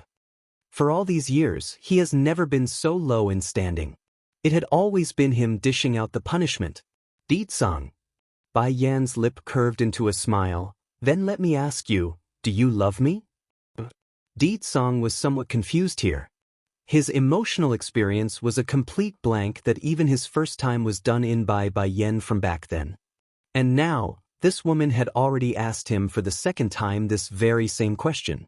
Your heart doesn't have me, nor do I have you. Why do you insist on forcing me to go with you? Is it because I gave you a son? A smirk escaped that fine red lip. But there are so many women out there more than willing to conceive a child for you, so I won't hand myself over to a man that doesn't love me. No, in this world, there is only one person who can give me a child. This was the destined prophecy inside the demon realm, also the main reason why he's here in the human world. It's to meet her, which did happen on the first day. Bai Yan! Di Tsong loudly cries this out, forcing the woman to a halt. In response to this, Bai Yan could only tightly hold onto her son, afraid the man might snatch him away when she's not noticing. I will give you some time and not take him away, but the man suddenly reappeared in front of her, blocking the path with his imposing body. That aside, how are you going to explain the part about raping me and kidnapping my child? When it came to the ending part of that sentence, it was both oppressive yet also a bit sad. Then what do you want? Bai Yan subconsciously stepped backwards to gain some space. The man's eye narrowed down, his mouth a malicious grin. Of course, to rape you back. This was honestly the first time Bai Yan had ever heard someone say something so outlandish and with such confidence. As displeased as she was, she didn't dare raise an objection in these circumstances. Before she knew it, a powerful hand had grabbed her by the waist and off they went. With the adults gone, only Bai Xiachen now remains in the yard. A long while later, only then did the baby boy come back to his senses to know he's about to cry. What happened to coming to steal me away? And why did the one to get stolen in the end is mommy instead of me? Little master. The baby tiger's weak voice drifted over from the side at this moment. Little Rice, where did you go just now? The boy grumpily asked. For a second there, Little Rice didn't know how to reply. Not like he can say he's been thrown away for crawling into Bai Yan's arm, can he? That's too shameful. I went to find reinforcement. He randomly made up an excuse. Then where's the reinforcement? I became worried halfway out, so I came back. Where's Mistress and that scary-looking man? When it came to this topic again, Bai Xiachen's expression instantly turned sad again. That bad man snatched mother away and left me behind. Only she can plot against Di Tsong. Little Rice was speechless here. For some reason, he feels like the situation had exceeded his imagination. Inside an antiquely ordained bedroom, a man punishingly tosses his prize onto the bed and then firmly pressed down with his body. That voice low and fierce. You going to keep lying to me? Now that the evidence is conclusive, I like to see how this woman will keep justifying herself. That's when Bai Yan broke out into a laughing fit after hearing that remark. Then all of a sudden, she hooked her arms around the man's neck and smothered her lips against his. As the heat between their skin and flesh intermingled together, something else occurred on the male end, and it's not the good kind. This translation is only hosted on Patranslation. It's boiling, it's erupting, it's absolutely screaming for release. Unable to resist the urge anymore, Di Tsong moved in, pulling that waist ever so close so that he can deepen that kiss and the impending act of their merger. Yen. The man's voice was dry and husky here, while those affectionate eyes were so full of desire that no woman can possibly mistake them for anything else. You're asking for it. At this moment, there's only one thought running through his mind, and that was to devour this woman before him. Unfortunately for him, due to his urgency for relief, Di Tsong had lost track of his usual keenness and didn't notice that sharp gaze from the woman. Those lips are simply too intoxicating. No matter how much he pressed in against them, it's never enough. Just that. When he's at the peak of his enjoyment, Di Tsong suddenly noticed something from that smiling face.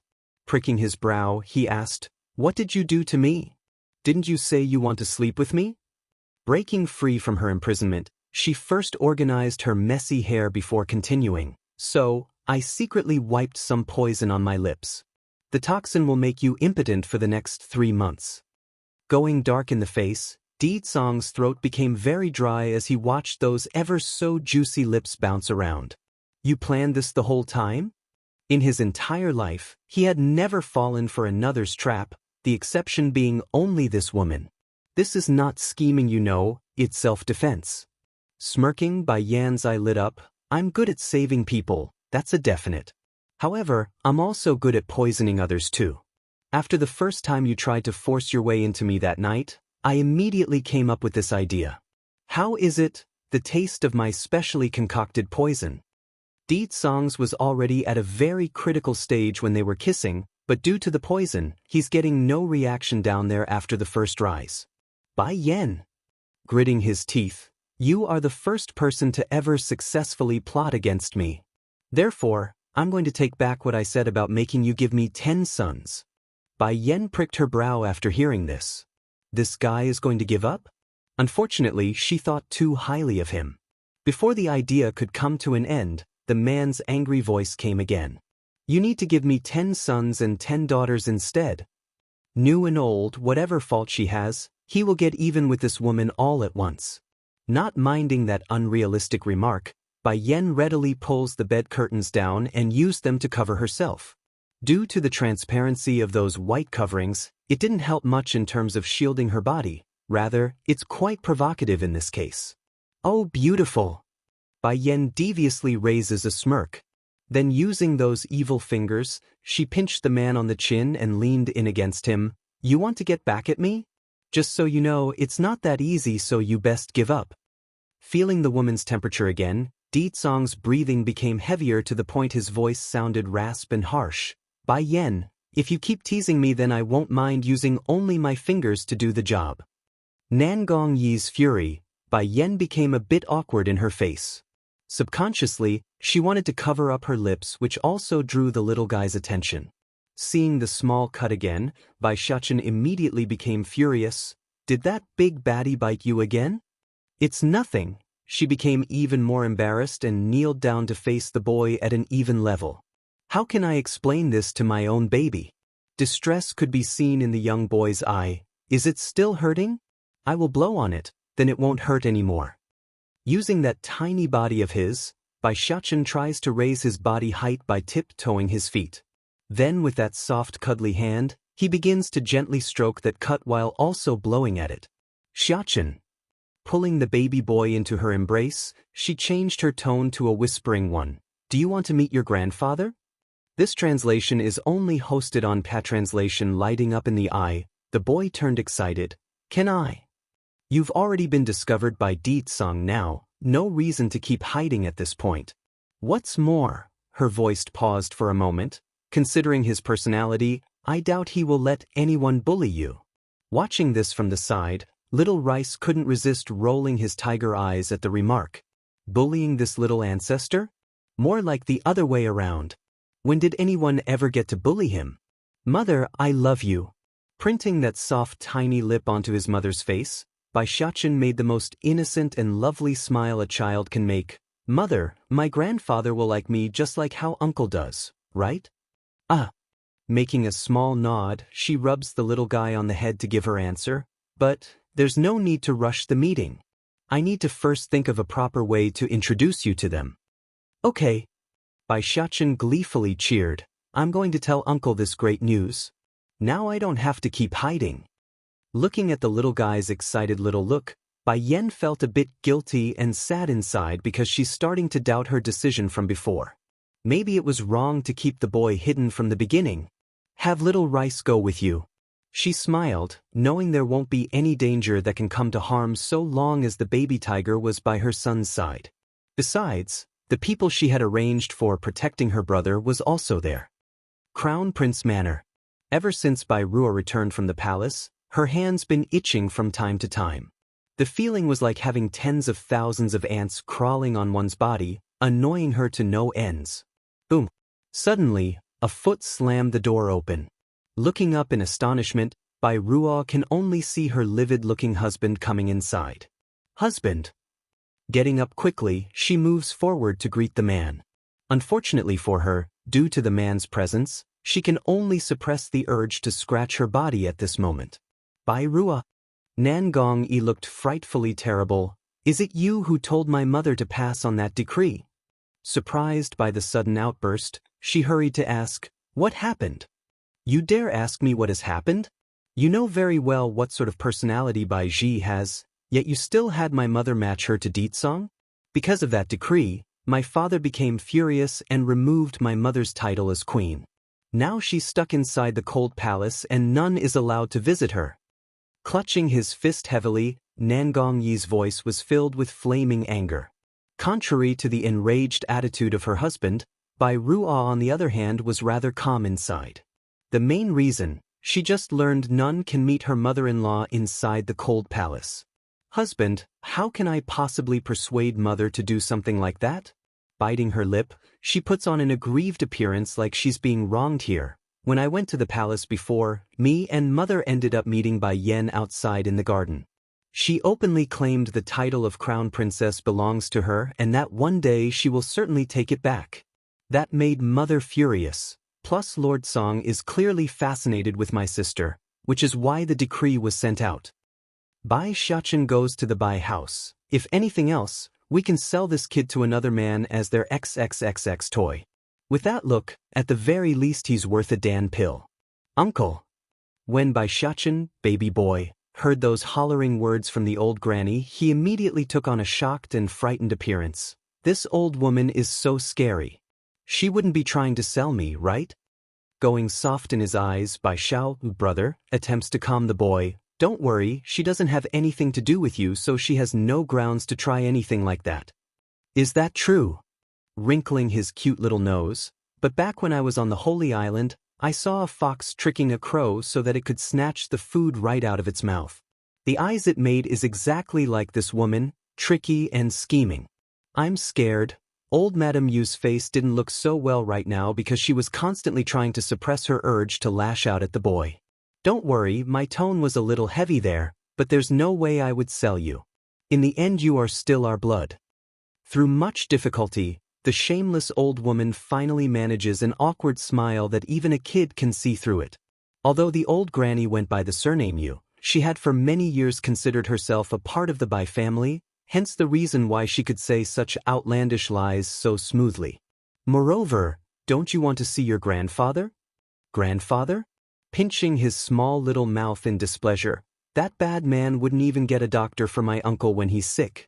Now this old woman actually wants me to go see him instead?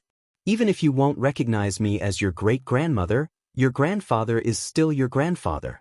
That won't change no matter what. Now that you are here in the city, you must go meet him. If not, your mother's reputation will only get worse if the word spreads. The plan here was that she will first trick the foolish boy back into their home. Once that's done, they can do whatever they want afterwards. Little Xiachen. Watching the scheming old woman in front of him, Bai Zhao's expression grew even darker. Let me bring you back to your mother. Contrary to what the young man expected, his nephew didn't follow him when he tried to pull him away. Blinking those naive-looking eyes, okay, I will go see my grandfather. Pumph. That old batty bullied mother, so this time I'm going to have a whack at him. Old Madame Yu was quite complacent in her devious smile here, but before she can get cocky over her lies, a series of persuading voices broke out from the onlooking crowd. Little one, you mustn't go with her to the Bai house. She already called you a wild child earlier. If you do, you will definitely suffer at their hands. 6 years ago the world had assumed old Madame Yu fainted on the street because of her good relationship with Bai Yan after she eloped with another man. But now, after witnessing the insulting words from this old woman here, the crowd can see that's clearly not the case. Furthermore, there's been word coming out from the palace since this morning that the sovereign prince was the one who forced his way onto Bai Yan back then. If that's the truth, then the story preached around by the Bai house wouldn't stand anymore. Clearly there are many details missing from the original story. Dear uncles and aunties, Bai Xiachen politely made a bow to greet the good people. Back when my mother held the banquet at the lawn house, she had already dissolved any relationship she had with the Bai house.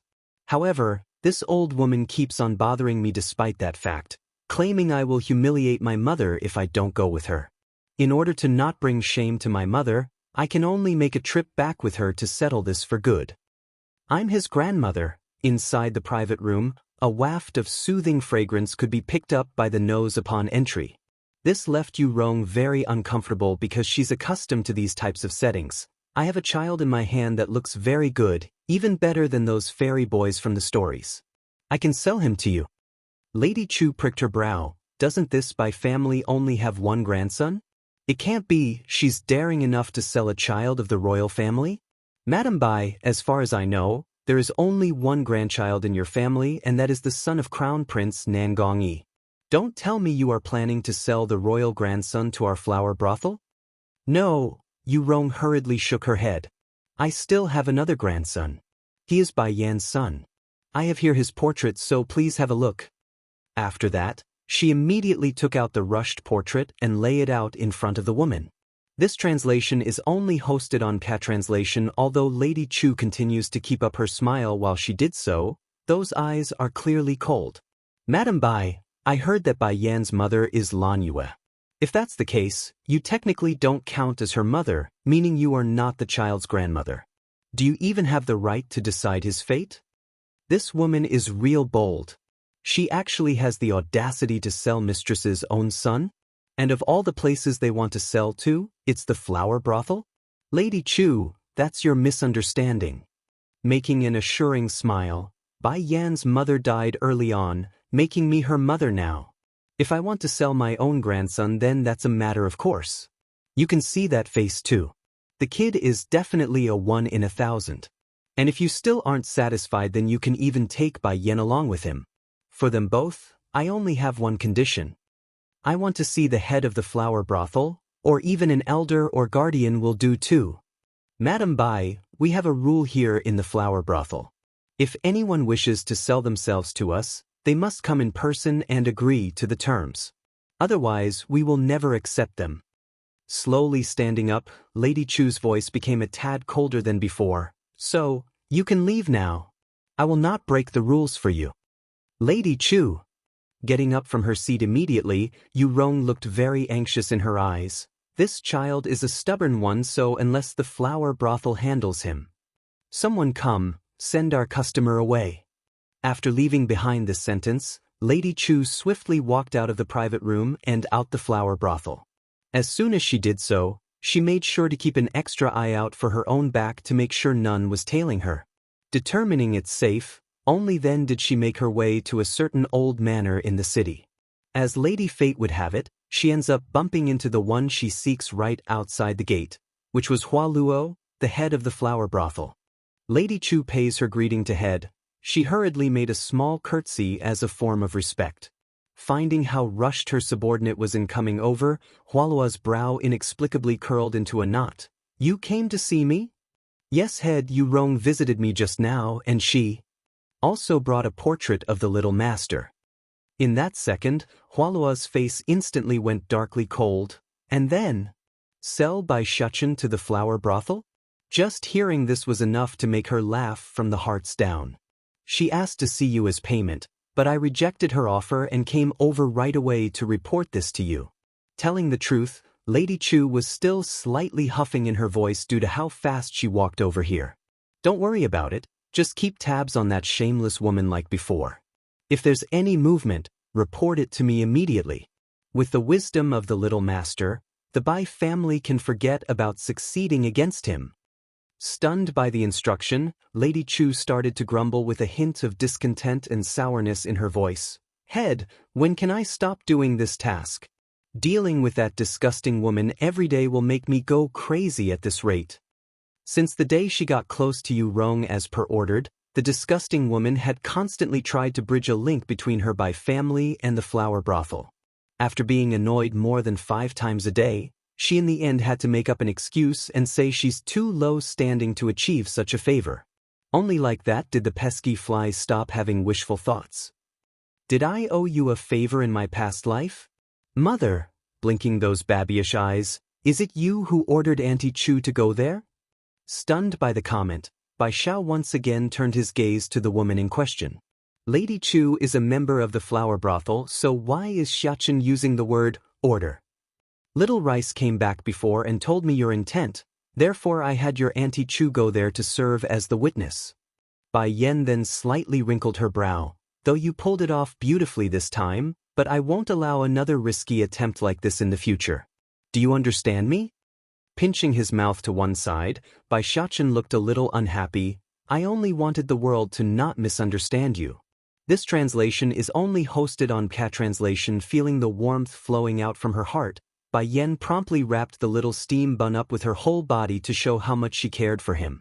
But, tilting her small little head, Bai Xiachen questioningly asked, but did you also make the Qian family go too? Qian family? Narrowing her eyes, Bai Yen once again recalled that night where she had to flee from this place. What happened? How can the Qian family appear at the critical moment? Does it? All of a sudden, a certain handsome and overbearing face appeared in her mind, leaving Bai Yen in a momentary trance. Is he responsible for that? Must be him. Aside from him, no one in the kingdom can make the Qian family do that when they are also one of the 3 major families here. Sister. Making a complicated face, Bai Xiao sounded a little worried in his voice. How did you get acquainted with the flower brothel? What's more, why is the people from that place taking her orders? Bai Yen knew her brother would surely ask this question. Not hiding it from the boy, she makes a rarely seen cheeky smile. The flower brothel had been mine since a few years ago. This woman beside me is the head of the place. Her name is called Hualuo. This was like an earth-rumbling explosion, leaving the boy speechless and lost for a proper response. Although the flower brothel can't be called a respectable organization, but its influence was on par with the royal family. Such a powerful entity now belongs to his sister? My sister? Even more importantly, Yurong actually want to sell his nephew to the flower brothel? So, Bai Yen slowly rose from her seat and gracefully walked towards her brother. Like I said before, even if you don't take the Bai house, I can still take down this country for you. Her promise will never be revoked. Bai Xiao didn't respond to her sister's comment. Looking down at the ground, that handsome face was shrouded in gloom. Then after a long while of seemingly forever, he looks up again like he's made his decision. Yours is yours. As a man, it's my duty to hold up the sky. Not to mention, he pauses, then firmly said the rest. The current Bai house only reached its current state thanks to mother. I cannot let her efforts fall into waste. Sister is already strong enough. That means I only need to become stronger to protect her in the future. Sister. Gently hugging his sister, Bai Xiao smiles at her in a reassuring manner. Don't worry about me, I will not be in danger. No matter what happens, I am still the only male in the Bai house. That man will not be too excessive with me. Seeing her brother being so insistent, Bai Yen can only relent and let the boy do as he wishes. Besides, she already stationed her people around to protect him in secret. There's nothing to worry about. If you need anything, then you must come find me. Patting the boy's shoulder, she sounded demanding. Xiao, you are my one and only brother, remember that. Happily nodding at her sister's attitude, Bai Xiao smiled back. Sister, I feel like I must have owed you a favor in my past life. That's why we are siblings in this life. It's so that I can thank you in the future and be by your side. Sister, I'm sorry I didn't believe in you back then and even blamed you for leaving.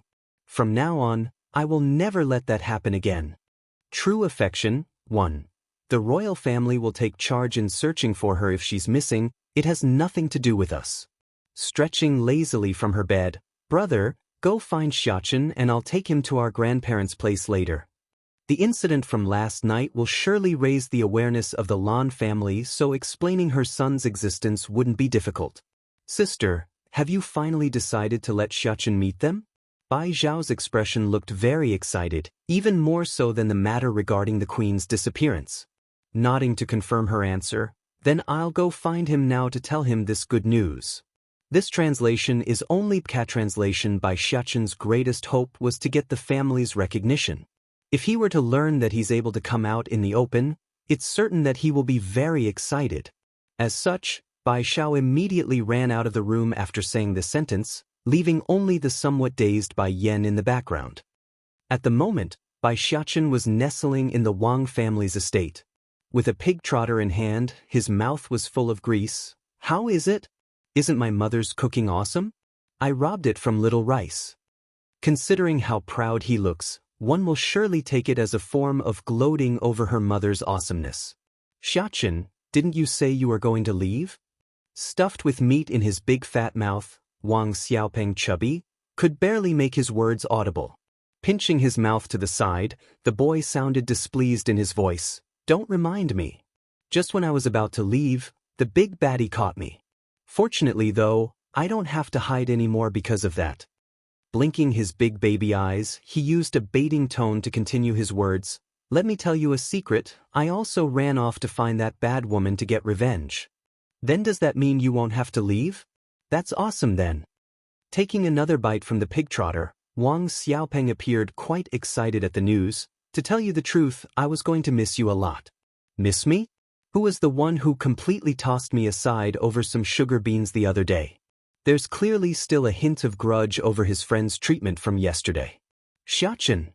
Suddenly, a call for him came from the outside. Uncle is calling for me now.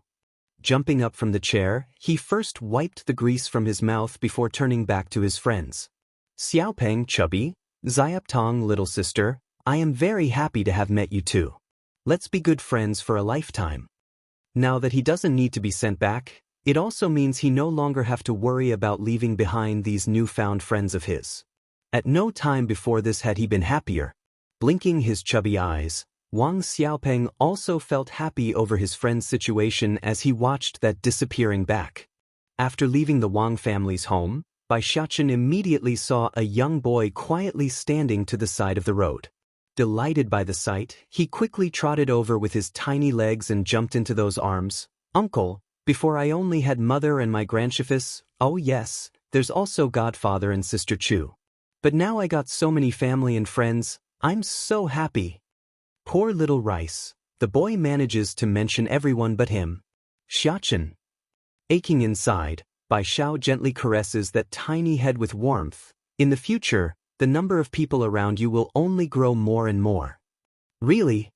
Bai Xiaochen's eyes were very bright, brighter than the very stars in the night. However, the most important person in my heart is still mother. Breaking out into a laugh, Bai Xiao was truly touched by the little guy's affection towards his mother. Dan Pill Gifting Conference. You also prepared a gift? Old Madame Lan was a little surprised there. You child, it's already good enough that you brought Xiaochen here. Why the gifts? She looks at Bai Yen in a reproaching manner. Grandmother, there's a special meaning to this gift. As it so happens, they are exactly what the family needs in these times. Making a warm smile, she continues with a hint of mystique. Son, bring out the gifts you prepared. Gleefully getting off from his great-grandfather's embrace, Bai Xiaochen then brought out several porcelain bottles to hand it over to his mother. From the batch, Bai Yen first picked out a bottle for the quiet Lan Xiaoyan, girl cousin, standing to the side. Xiaoyan, why are you so quiet today?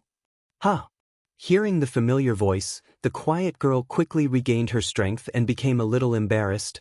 I was at the criminal division earlier because Lord Song gave me permission. That's when I saw how miserable Bai Ji was. So, I was just thinking how I should go add fuel to the fire on my second visit. This translation is only hosted on Cat Translation. It's pretty obvious at this point her hatred for the other girl had penetrated straight into her bones. In particular was after last night where she learned of Yu Rong's horrible deeds from back then. Selling her cousin? Want to burn her cute nephew? With that sort of grudge, how can she not go make trouble for her enemy in the prison cell? Only a fool wouldn't. You don't have to worry about Bai Ji for now. Bai Yen then hands the selected bottle to her younger cousin. This here is a second-grade genuine spiritual pill. I can see your cultivation is already at the peak of the yellow rank. With it, you are sure to break through your bottleneck. Troubled in the face, Lan Xiaoyun sounded hesitant in her voice. This is... Dan pill? It's for me? In recent days, the girl had indeed reached a bottleneck in her cultivation, hence the reason why old Lord Lan was planning to purchase a Dan pill for her breakthrough in the coming days. However, he didn't expect Bai Yen to deliver it in such a timely manner. Bai Yen ignored her cousin's surprised look. Instead she shifted her gaze over to her big cousins Lan Xiaoling, biggest, and Lan Xiaoyan, second cousins. I know your strength is already at the Earth class level, so a second-grade Dan pill will be useless for you too. Therefore, I prepared these third-grade Great Spirit pills instead. Though they cannot directly help you to make a breakthrough, but the effects will slowly come through. This. Now both men were stunned by this. Watching the bottles directed at themselves, neither could bring their hands to accept the gift. Each bottle has more than a dozen in there, more than enough for a good while. Uncles, Bai Xiachen innocently giggled. Hurry and take these sugar beans. If anything, I can just eat less snacks in the next while. Amused by the comment, Lan Yu makes a gentle pinch at the little guy's cheek. Your mother is trying to give us Dan pills. What does that have to do with your snacks? Tilting his head, Bai Xiachen answered honestly without thinking it through, because these are my snacks. Little Rice always tries to fight with me to eat more. Snacks? Twitching in the mouth, Lan Yu almost couldn't believe his ears. This is too extravagant. My dear, old Lord Lan frowns. I know you took on a 4th-rank alchemist as your Shifu, master, but by giving us all these stuff, wouldn't your Shifu be mad and blame you? Never in the old grandpa's mind did the idea of Bai Yan being a powerful alchemist cross his mind. It can't be helped, the former Bai Yan's talent was simply too mediocre. Though she's been gone and must have encountered something great, but the time frame was only 6 years. Then there's also the matter of childcare. The most old Lord Lan expected was Bai Yan being a second-rate alchemist at best. Cruel things, it should be you who needs to apologize to this little brother here. Based on what? I am the royal grandson of the king. Whatever I do is always right. Royal grandson? Blinking his baby eyes, now Bai Xiachen finally understood why this fat kid would be so arrogant. He's the son of Bai Ruo, that evil woman.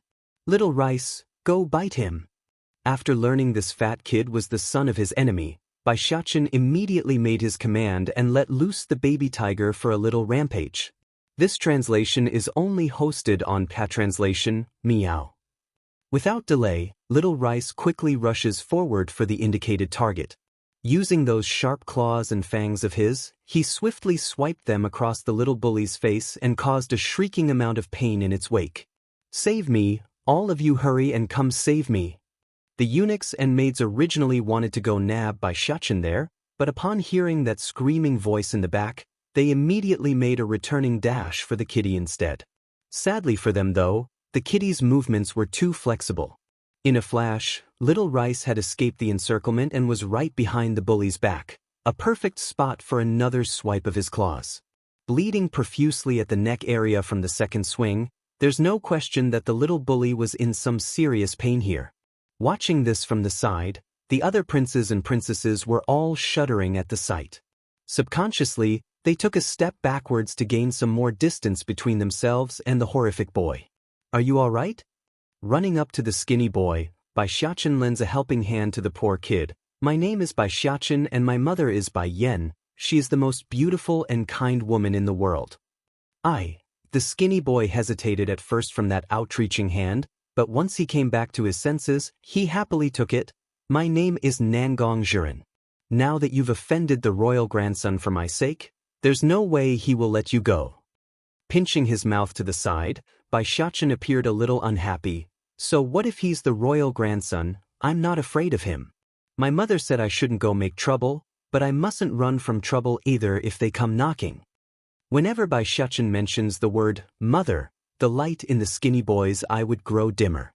You don't have to worry. If my mother knows that you've been bullied, then she will definitely not sit idle.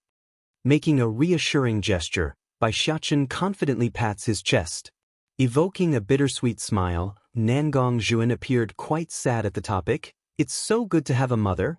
His mother was but a palace maid here and he himself a child born of mistake when the king became intoxicated one night. To make it more embarrassing, the man himself had completely forgotten about the incident after coming to. If not for his mother becoming pregnant after the case, none would have ever known. Though his mother had managed to give birth to himself through much difficulty, but in the end a place like the palace wasn't one for a person without backing. Eventually, his mother perished under the continuous grind of life here, leaving him all alone to suffer in this world. Nangong Zhuren, from now on my mother is your mother. Bai Xiachen grabs at the boy's wrist. Come with me, I will take you to see my mother. Going stiff in the body, Nangong Zhuan's brow inexplicably furrowed into a knot as his eyes looked down at the pulling hand. Finding the boy not moving, Bai Xiachen turns around to see why. That's when he noticed Nangong Zhuan trying to look away after being caught. Wrinkling his lovely face at the strange behavior, he swiftly raised the skinny boy's sleeve to investigate. Though Bai Xiachen had prepared himself for the worst here, but that sight was still shocking beyond his belief. That skinny arm from the wrist up was in complete tatters. There's not a single patch of skin still intact. Bruises of all kind, green, purple, and scars of burn and knife marks. Just watching it would make one ache in the heart. Very uncomfortable inside, Bai Xiachen was seriously wondering who could do such a cruel thing. To an 8-year-old child no less. If an arm is already like this, then what about that body? Wouldn't there be even more injuries underneath that linen robe? Innocent Ditsong, before anyone else can speak up here, the old queen had already come over under the support of a palace maid. Due to her excessive rage, that frail body was constantly shaking. "Queen Mother, what are you doing here?" asked Nangong Yuan with a tinge of surprise in that voice. Stern in her expression, the old queen lashes out. "I don't care about whatever worship of the beasts, or whatever royal grandson, you must punish this boy today. He is bold enough to beat his own uncle and scold at me with his finger pointing out. What's more, he can actually call me old hag and claim he will drive me out of the palace. And there's also your son. He ignored my orders and had the guards besieged by Yen and her son. That you must also manage." This translation is only hosted on Patranslation. Nangong Yuan's face abruptly changed. Turning to his grandson, he snapped, "Come apologize to your great-grandmother." "I will not. Apologize now." The king's voice went up a few notches, a sign that his temper was starting to flare up. As a dutiful son, he most certainly won't allow someone to openly point at his mother and start scolding her. It's just that the child in question was born under special circumstances. He can't exactly punish that one either. Beginning to give in, Nangong Lin, bully, finally submitted because he do hold some fear towards this grandfather of his. "I'm sorry." As weak as that voice was, it's still an apology. "The person you should apologize to isn't me. What's more, your mistake is so huge that mere words won't be enough." The old queen's face remains unkind as she dragged Nangong Zhuan, skinny boy, to the forefront. Like before, she pulls open that linen robe to reveal the wounds underneath. "Look at your son here. Is this how you care for your son as a father? Your son is facing such discrimination and you never once bothered to intervene? If you won't care for him, then I will. From now on this child shall be raised by me." Watching those heart-numbing wounds, the man himself only made a slight frown. Inwardly, he honestly didn't feel much because he had conceived so many children over the years. Besides, this one was an accident, a dispensable byproduct of a one-night stand. Not missing the face coming off of the king, Bai Yen couldn't resist a snickering sneer. It's as they say, kings are always the most heartless. "Queen Mother, since Lin Bully knows his wrong now, we should just let the matter slide. I will compensate the child here to make it up to him." "I don't want any compensation." Nangong Zhuan stubbornly raises his little face. He made a mistake, so he should pay the price. Not looking so well, Nangong Yuan didn't think the child would be daring enough to openly refute his suggestion. Just as he wanted to continue his persuasion, a bloodthirsty and indifferent voice chimed in, causing the man himself to go stiff in the body. "When did I ever agree to let him go?" Awkwardly twisting his head around, his smile was very stiff and weird. "Dizong, Lin is but a child. And my son is an adult then? But Miss Bai Yen over there seriously injured one of our guards. That should be enough to even the fault. That's because he deserved it." Cold and indifferent in that voice, Ditsong only had Bai Yen in his eyes as he spoke. Yen, come to my side. Today I like to see who will dare touch my wife and child." Doing as told, she slowly walked up to the man's side and whispered into that ear, "You know you didn't have to come, I could have handled it. And what does that matter to me? She can deal with it, is her business, me wanting to protect her and my child is my business." Lagging there for a second, Bai Yen found herself choking for a proper response. Why is he so frustrating every time he speaks? Even so, she understands the meaning behind that statement. Di-tsang. All of a sudden, Bai Yen made a grab for the man's collar after realizing something crucial. Didn't I tell you before not to tell anyone about Xiachen being your son? Didn't you say you understand? Punishment 2. The complexion in the crowd would darken by an ounce following each count by the skinny boy. This included Nangan Yuan King, because he never expected the perpetrator of that big fire to be Wang Lin bully. This is just too outrageous. Waiting until his friend finishes going through his pains, Bai Xiachen then blinked at his father. Did you remember them all, handsome father? I'm rather fond of paying them back one step at a time. However they are given, I like it to be returned in the same manner. This translation is only hosted on Cat Translation. Oh, yes. The little steam bun seems to have recalled something again. The little bully also said he's going to kill me and wipe my family out. Aren't you alive still? Your mother is fine too. Even if you want payback, you can't take his life. Nangong Yi blurts this out in his urgency. Oh, you are right. Nodding, but the way he threatened me is enough to make him owe me. Let's do this. Father, if he is still alive after we light his house on fire, you can bring him to me. I just so happen to lack some playmates. Of course, the play part wasn't actually play, it's without a doubt a form of torture. Alright, we can do that. Towards the boy's demand, Di-tsang was at the point where he will satisfy them all if asked. No, I don't agree. Bai Ruo had just wanted to get up when that oppressive gaze shot over again. In that instant, her knees felt like they were being crushed by a mountain. Biting her lips, Father, please, I beg you, don't send my son over to them. This boy is so vicious, he will no doubt bully my Lin bully.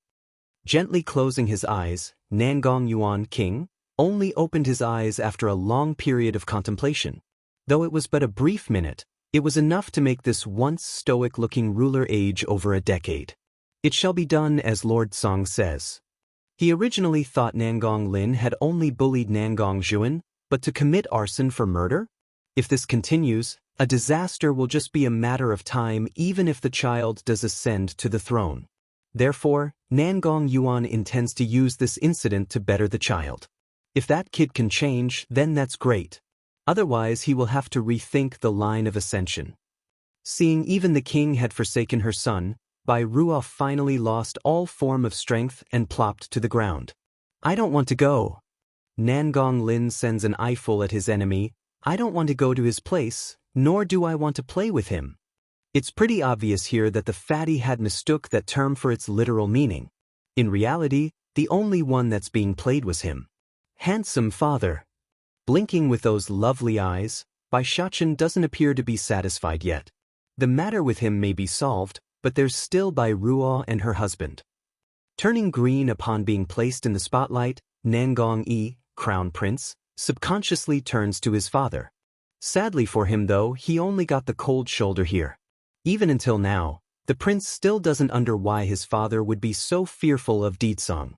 Is the man that scary that he can do whatever he pleases? You can decide their fate. Sweeping his sight across the two in question, Di-tsang then turns back to face the miniature version of himself.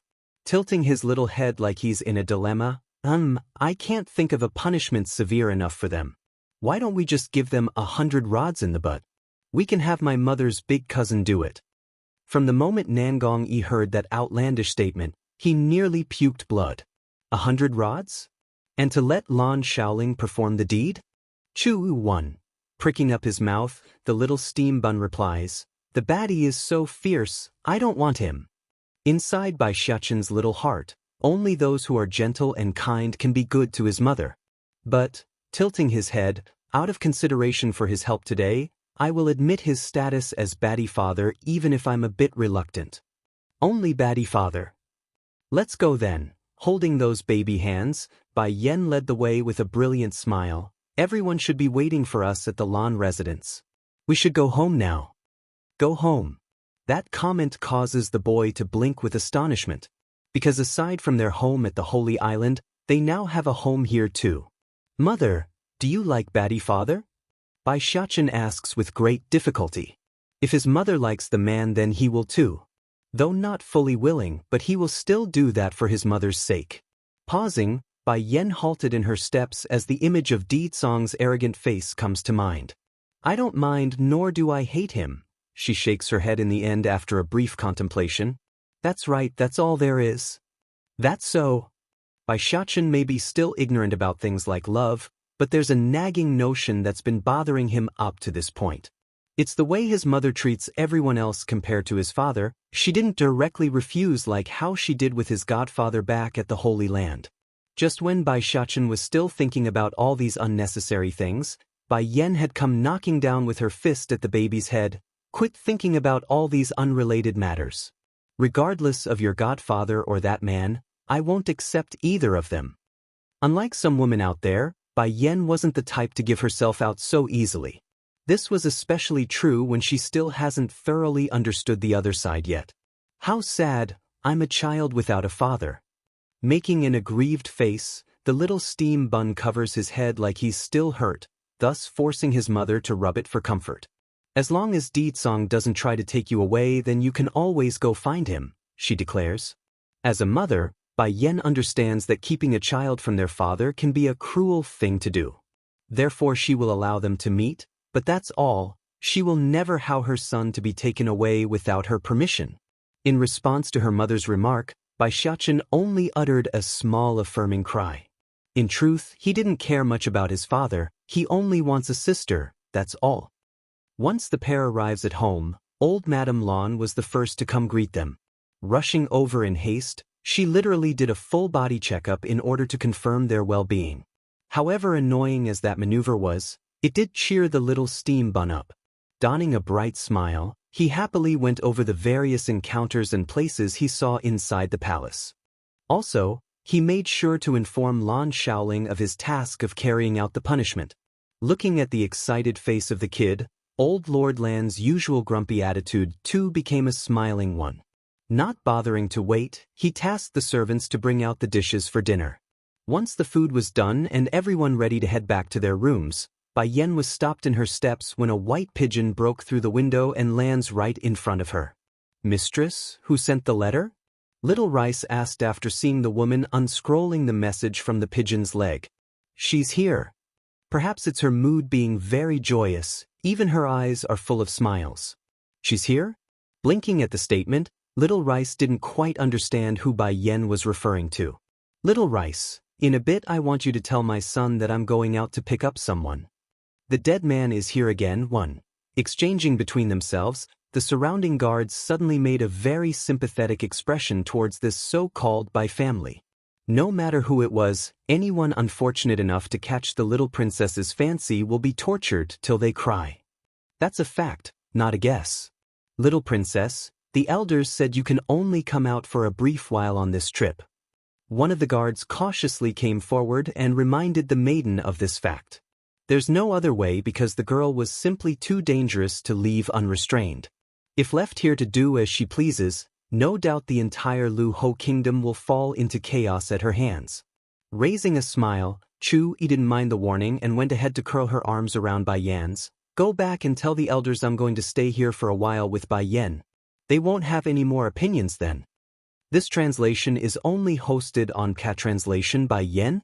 The guards were all confused by this. This name was rather foreign to them. However, through the little princess's mouth, it sounded like Bai Yen was no ordinary person. Wait a minute. All of a sudden, the guard seems to have recalled something important.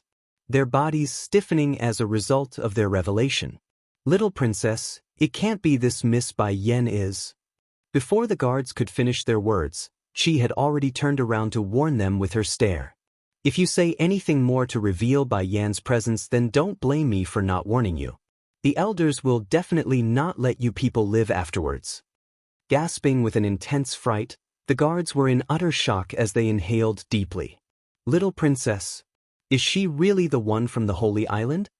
According to what they know, several years ago the elders had taken in a genius disciple. Not only was this individual gifted in alchemy at the supernatural level, even the elders could only admit defeat when placed against her.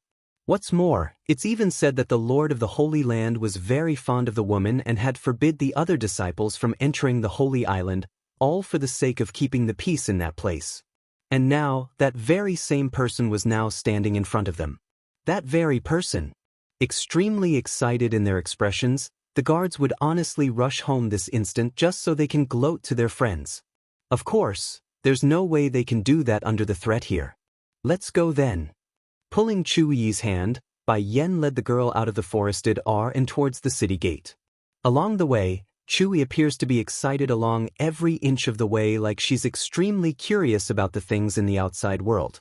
I'm going to first send you to the old manor for now. Don't make trouble while I'm not around, okay? Knowing the girl's personality, Bai Yan didn't forget to give a final warning. Unlike her son, who will mostly only retaliate when provoked first, Chu Yi was on a whole different scale in comparison. If the person so much as didn't fit her liking, the girl will seriously go pummel them just for the heck of it without reason. I know, you don't need to keep reminding me, you know. Puckering her lips in a disapproving manner, Chu Yi clearly didn't pay any heed to the warning based on how excitedly flushed her cheeks were. Knowing exactly what's going on in the girl's mind, Bai Yan was seriously doubting her decision of letting the Chu Yi stay. We're here. Once at the entrance to the old manor, a shocking cry suddenly interrupted their focus from the back. Bai Yan, why are you here? This voice clearly carried a sense of surprise in there, thus causing Bai Yan to halt in her steps. Slightly swinging her head around, she faces the middle-aged man before her with those unemotional eyes. Do you have an issue with me being here? A bit embarrassed by the question, Bai Zhengxiang awkwardly replied, I came here to meet the people from the flower brothel. Oh right, why are you able to go in? Originally the man wanted to explain himself some more, but a realization suddenly dawned on him. Can it be Bai Yan is related to the flower brothel? If so, I can use this and get a connection with those inside. The dead man is here again, too. It didn't take much for Bai Yan to see through to the man's intent. Sneering in her mouth, you want to use me to build a connection with the flower brothel, aren't you? Let me state this clearly first. I don't hold any weight with them, so lose the idea. Wait. Seeing his daughter about to leave, Bai Zhengxiang hurriedly called out, Daughter, I know I've wronged you. Can you forgive me? Unemotional in her eyes, Bai Yan's gaze was no different from someone looking at a stranger. I heard you, and I much prefer it that you don't come looking for me again. Turning anxious in his expression, I have something else I need to ask of you. Ditsong is so fond of you now, can you ask him to release your sister Ji?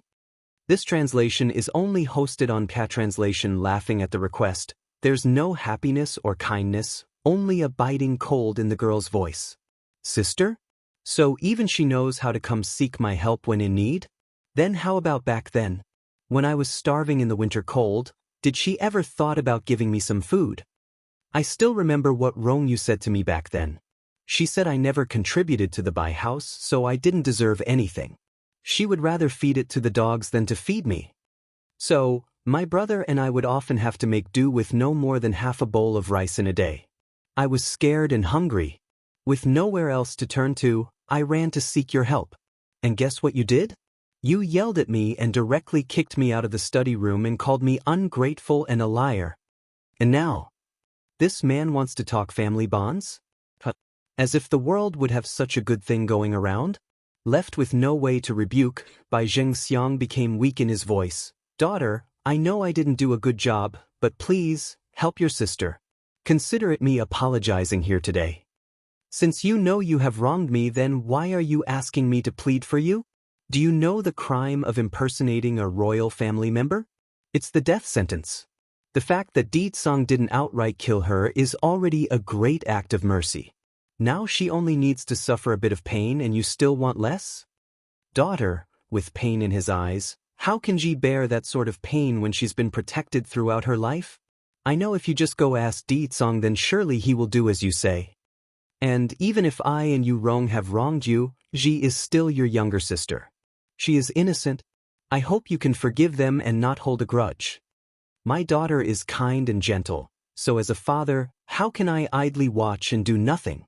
No matter what, I will rescue Ji from the prison. Sneering derisively, And what does that have to do with me? What's more, this time she's here to topple the entire Bai family. Once she's done investigating the truth, then nothing will get in her way. Bai Yan scram. Like a thundering boom, the word scram reverberated across the man's heart. With disbelief in his eyes, Bai Xiang simply couldn't believe such a thing could come out of this daughter of his. She told you to scram, did you not hear it? Looking at the man in a condescending manner, Chu Yi takes on a superior position with her pose. I have never seen such a shameless person before. Bai Yan, I say you should cut off all ties with him this instant and become my father's daughter instead. As soon as this topic came up of her own accord, Chu Yi would feel a bit wronged inside. She herself was the true daughter of her father, yet the old man would always lecture her about not being good enough. To add insult to the wound, her own father had even given away the Holy Island. Fortunately, the person was Bai Yan, so she didn't mind it. Otherwise, Bai Xiang was already quite displeased inside over Bai Yan's rude remarks, but to be openly insulted in the public by some random girl, he naturally wouldn't sit tight. And who are you? What right do you have to cut into our conversation? The dead man is here again. 3. Chu Yi's body was trembling with anger. She, the pampered princess of the Holy Land, had always been treated with the utmost respect. Never had she been exposed to such grief. This Bai Xiang. Actually say I don't have any right to cut in? Have you all left yet? If not, then I order all of you to capture this man. Exactly when Chu Yi blurts her command out, the guards that's part of her entourage immediately came out of hiding. Despite their silence, those faces clearly had an awkward expression to them. Although they knew that with Bai Yan here, the princess will surely not be in any danger. However, that doesn't excuse them from returning to the Holy Land on their own. But to be discovered by the little princess so easily. You. Bai Xiang was full of anger in his eyes.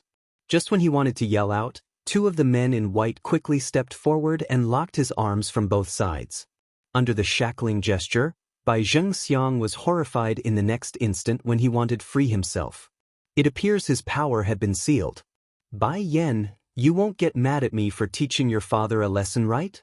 Blinking her innocent yet devilish eyes, Chu asked with worry in her tone. Pricking her brow, he has nothing to do with me. As long as you don't kill him, then it's all fine with me. If her friend here intends to use her entourage, then she might as well sit back and watch instead of making a move herself. Great!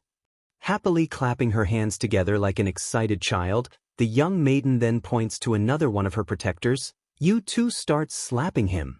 Yes, little princess. Princess? Bai Xiang widened his eyes in shock. Is this girl a princess of some kingdom? This time I really am careless, to think I would bump heads with a princess. Without hesitation, the guard sends a direct slap across the man's face. As a result of the intense force, that mouth quickly began seeping blood from the corner. Despite the anger boiling up inside, Bai Xiang didn't dare direct it at the young maiden. Instead, it was directed at Bai Yan. And here I was feeling guilty about this girl. I should have strangled her when she was born, then none of this would have ever occurred. Bai Yan, I am your father. You having other people hit me is a sin, a big sin. The heavens will punish you for this. There's a seniority to things. Regardless of the mistake the elders make, the younger generation has no right to take revenge. For people like Bai Yan who would hit their own father, only misfortune awaits. Well, that's the sort of logic running through the man's head anyways. Whether it's right or wrong, that's definitely up for debate. And so what if Ji likes Lord Song? What's wrong with that? You are the elder sister, so it's only right that you yield to your younger sister. Pa. Afraid the man might say more infuriating words, the guard responsible for the punishment hastened his slaps and attacked from both left and right. No different from a machine gun with his hands, Bai Xiang's outcome for his dirty mouth was a bruised pig face, thus forcing him to shut up completely. Step aside. Dark in her expression, Bai Yan coldly orders. Slightly stunned by the command, the white guards only took a second to do as told. With a path open now, Bai Yan slowly came up to this man that's supposedly her father. Then without indication, she suddenly lifted her foot and makes a mega stomp onto that chest, sending the bruised-faced man flying out a dozen meters as a result. When that body finally came down again, Bai Zhengxiang was already out on the main street with a bunch of bystanders pointing at him in gossip. "Close the door." While the white guards were still in shock, the woman's indifferent voice suddenly drifted into their ears. Afraid for their own life, they immediately slammed the door without a second thought. "Bai Yan, your kicking posture there is so cool. You know, I just found out that I've become obsessed with you to the point of being infatuated." Chu happily stuck her face up to tell her friend this. Sudden tenderness, too. "Little princess, I feel like they are more like flirting there." One of the girl's entourage shakily states his mind. Turning around to glare at the person, Chu grumpily rebukes the claim. "Have you ever seen someone say they will lop off your hands when flirting? Don't forget, all of you are part of the Holy Land. If you are going to support someone, it has to be my brother. I don't care, go prepare the paper and inks for me. I'm going to write a letter to my brother and warn him." Although Bai Yan had warned her not to divulge the situation to anyone, but things are getting too serious. "But the young lord is currently in closed-door training," one of the guards timidly reminded the girl. Annoyed by the constant irritation, Chu directly sends a slap onto the unlucky guy's head. "Xiachen has been discovered and my future sister-in-law is about to be stolen. What the heck is he still training for?"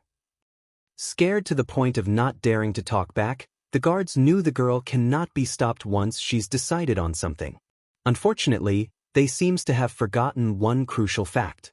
Unless the man in question decides to come out of his own volition, the letter won't be able to reach him. Considering Chu Yi's IQ, there's no way the girl would think of this flaw in her plan.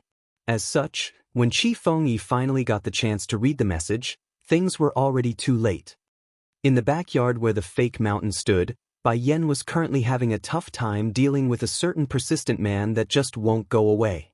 "I've already allowed Xiachen to admit your status as his father, why do you keep coming to find me?" Snickering a laugh, Di Tsong sounded very devious in the way he talked. "You raped me, for that, our relationship will forever be tied together in this life." Steaming to the point where she didn't know how to reply, Bai Yan could only take it because it's as the man said. Back then it was she who raped him. "Bai Yan, our son can only have me as his father, and you can only have me as your man." Closing in, Di Tsong overbearingly pinches that delicate chin so it can't escape. "I already promised you that I won't take our son away. For that, you must become my wife. Also, the part about having one partner for a lifetime, I can give you that too. One partner for a lifetime, I can give you that too." Despite shaking in her fingers, Bai Yan's expression didn't change in the least, like the proud statement didn't affect her.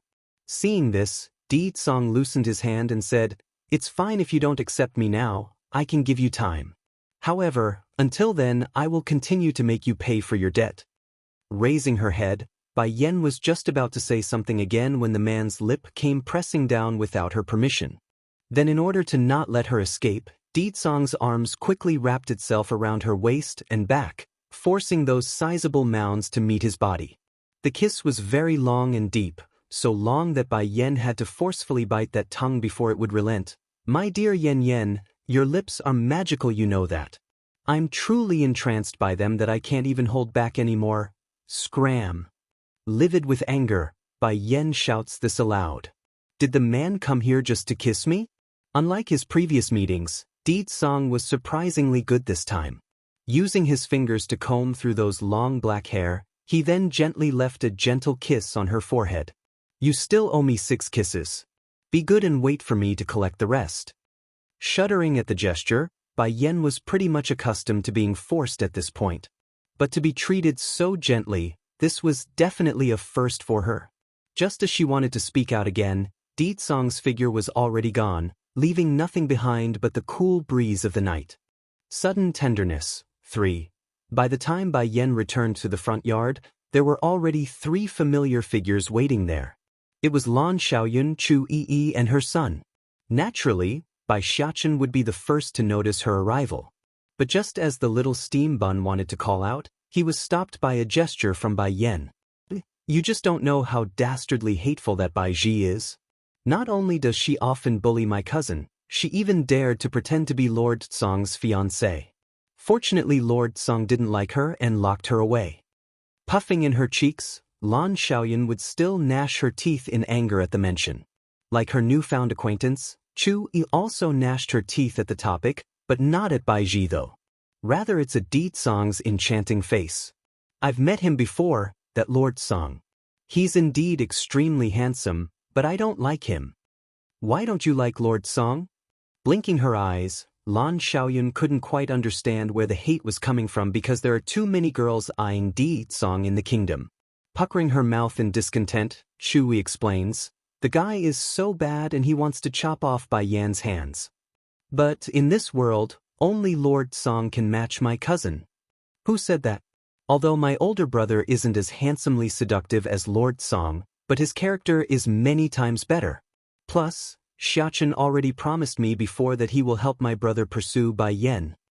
Jumping up urgently, Chu Yi turns to lift the little steam bun up in front of herself like a little puppy. Xiachen, you will help me, right? Not answering immediately, he first looked at Chu Yi, then back at the woman behind her. My mother is right behind you, I think you should ask her yourself instead. Stiffening up at the statement. I was only joking. Aye. Raising a smirk, Bai Yan somehow became frightfully intimidating despite not trying to do so. So you not going to be your brother's supporter anymore? Embarrassed by the fact that she's been pointed out, Chu Yi wittingly pulls the topic away with a puppy face and a quick embrace at Bai Yan's waist. Sister Yan, I know I'm wrong, so please don't send me away. I promise I won't try to persuade you into marrying my brother. Not getting the reception like she wanted, Chu Yi's look became increasingly miserable. You are my one and only sister, please don't be so cruel. I really don't want to go back to the Holy Land. They only know how to restrict my freedom. And why do they limit your freedom? Isn't it because if they don't, you will turn the Holy Land upside down with your plays? Still unmoved in her expression, Bai Yan only asked this. You really know you're wrong? Elated by the question, Chu Yi hurriedly nods to show her determination. There won't be a second chance. Loosening her expression, Bai Yan remains indifferent still while the other party was overjoyed. Chu Yi just knew it, only pleading would work with her sister here.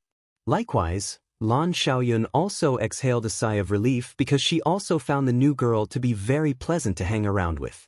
Xiaoyan, did you not say your big brother is going to the palace to carry out the punishment? Making a slightly evil chuckle, I also want to see this palace. Bring me along? Di Song's Revenge 1. No. When she heard Chu Yi wishing to tag along, Bai Yan's face instantly went dark. You stay here, you can't go anywhere. With a confused look, Lan Xiaoyan, girl cousin, turns to the source. Cousin, my big brother will also enter the palace. Besides, it's not like we're going anywhere dangerous, only to carry out the punishment per your arrangement. I'm not afraid of her being in danger, I'm afraid of others being in danger. It's impossible for Chu Yi to be in danger, only others when in her presence. That's a fact, not a guess or assumption. Sister Yan, pitiful in her eyes, I promise I won't cause any trouble, so please? This translation is only hosted on Translation. Suspicious in her look, Bai Yan carefully asked, would you light the entire palace on fire? Burn the entire palace? Twitching in the mouth, Lan Xiaoyan almost couldn't keep her laughter in. Isn't she being a bit exaggerated there? How could a single girl burn the entire palace? But unlike the young girl there, Bai Yan still hasn't forgotten about the last incident where her son and this Chu Yi teamed up together to burn her Shifa's entire treasure trove. Since then, Bai Yan had inexplicitly forbade Bai Xiachen from colluding with her ever again. I swear to the heaven that I won't burn the whole palace down. Raising 3 of her fingers, she didn't hesitate to make a vow. Good thing she did too because it worked. Xiaoyan, you take her then. Remember to watch over her though and keep her in your sight at all times. Finally loosening herself, Bai Yan relents in the end. Elated, Lan Xiaoyan confidently takes the helm. Don't worry cousin, I will definitely bring Yi back safely.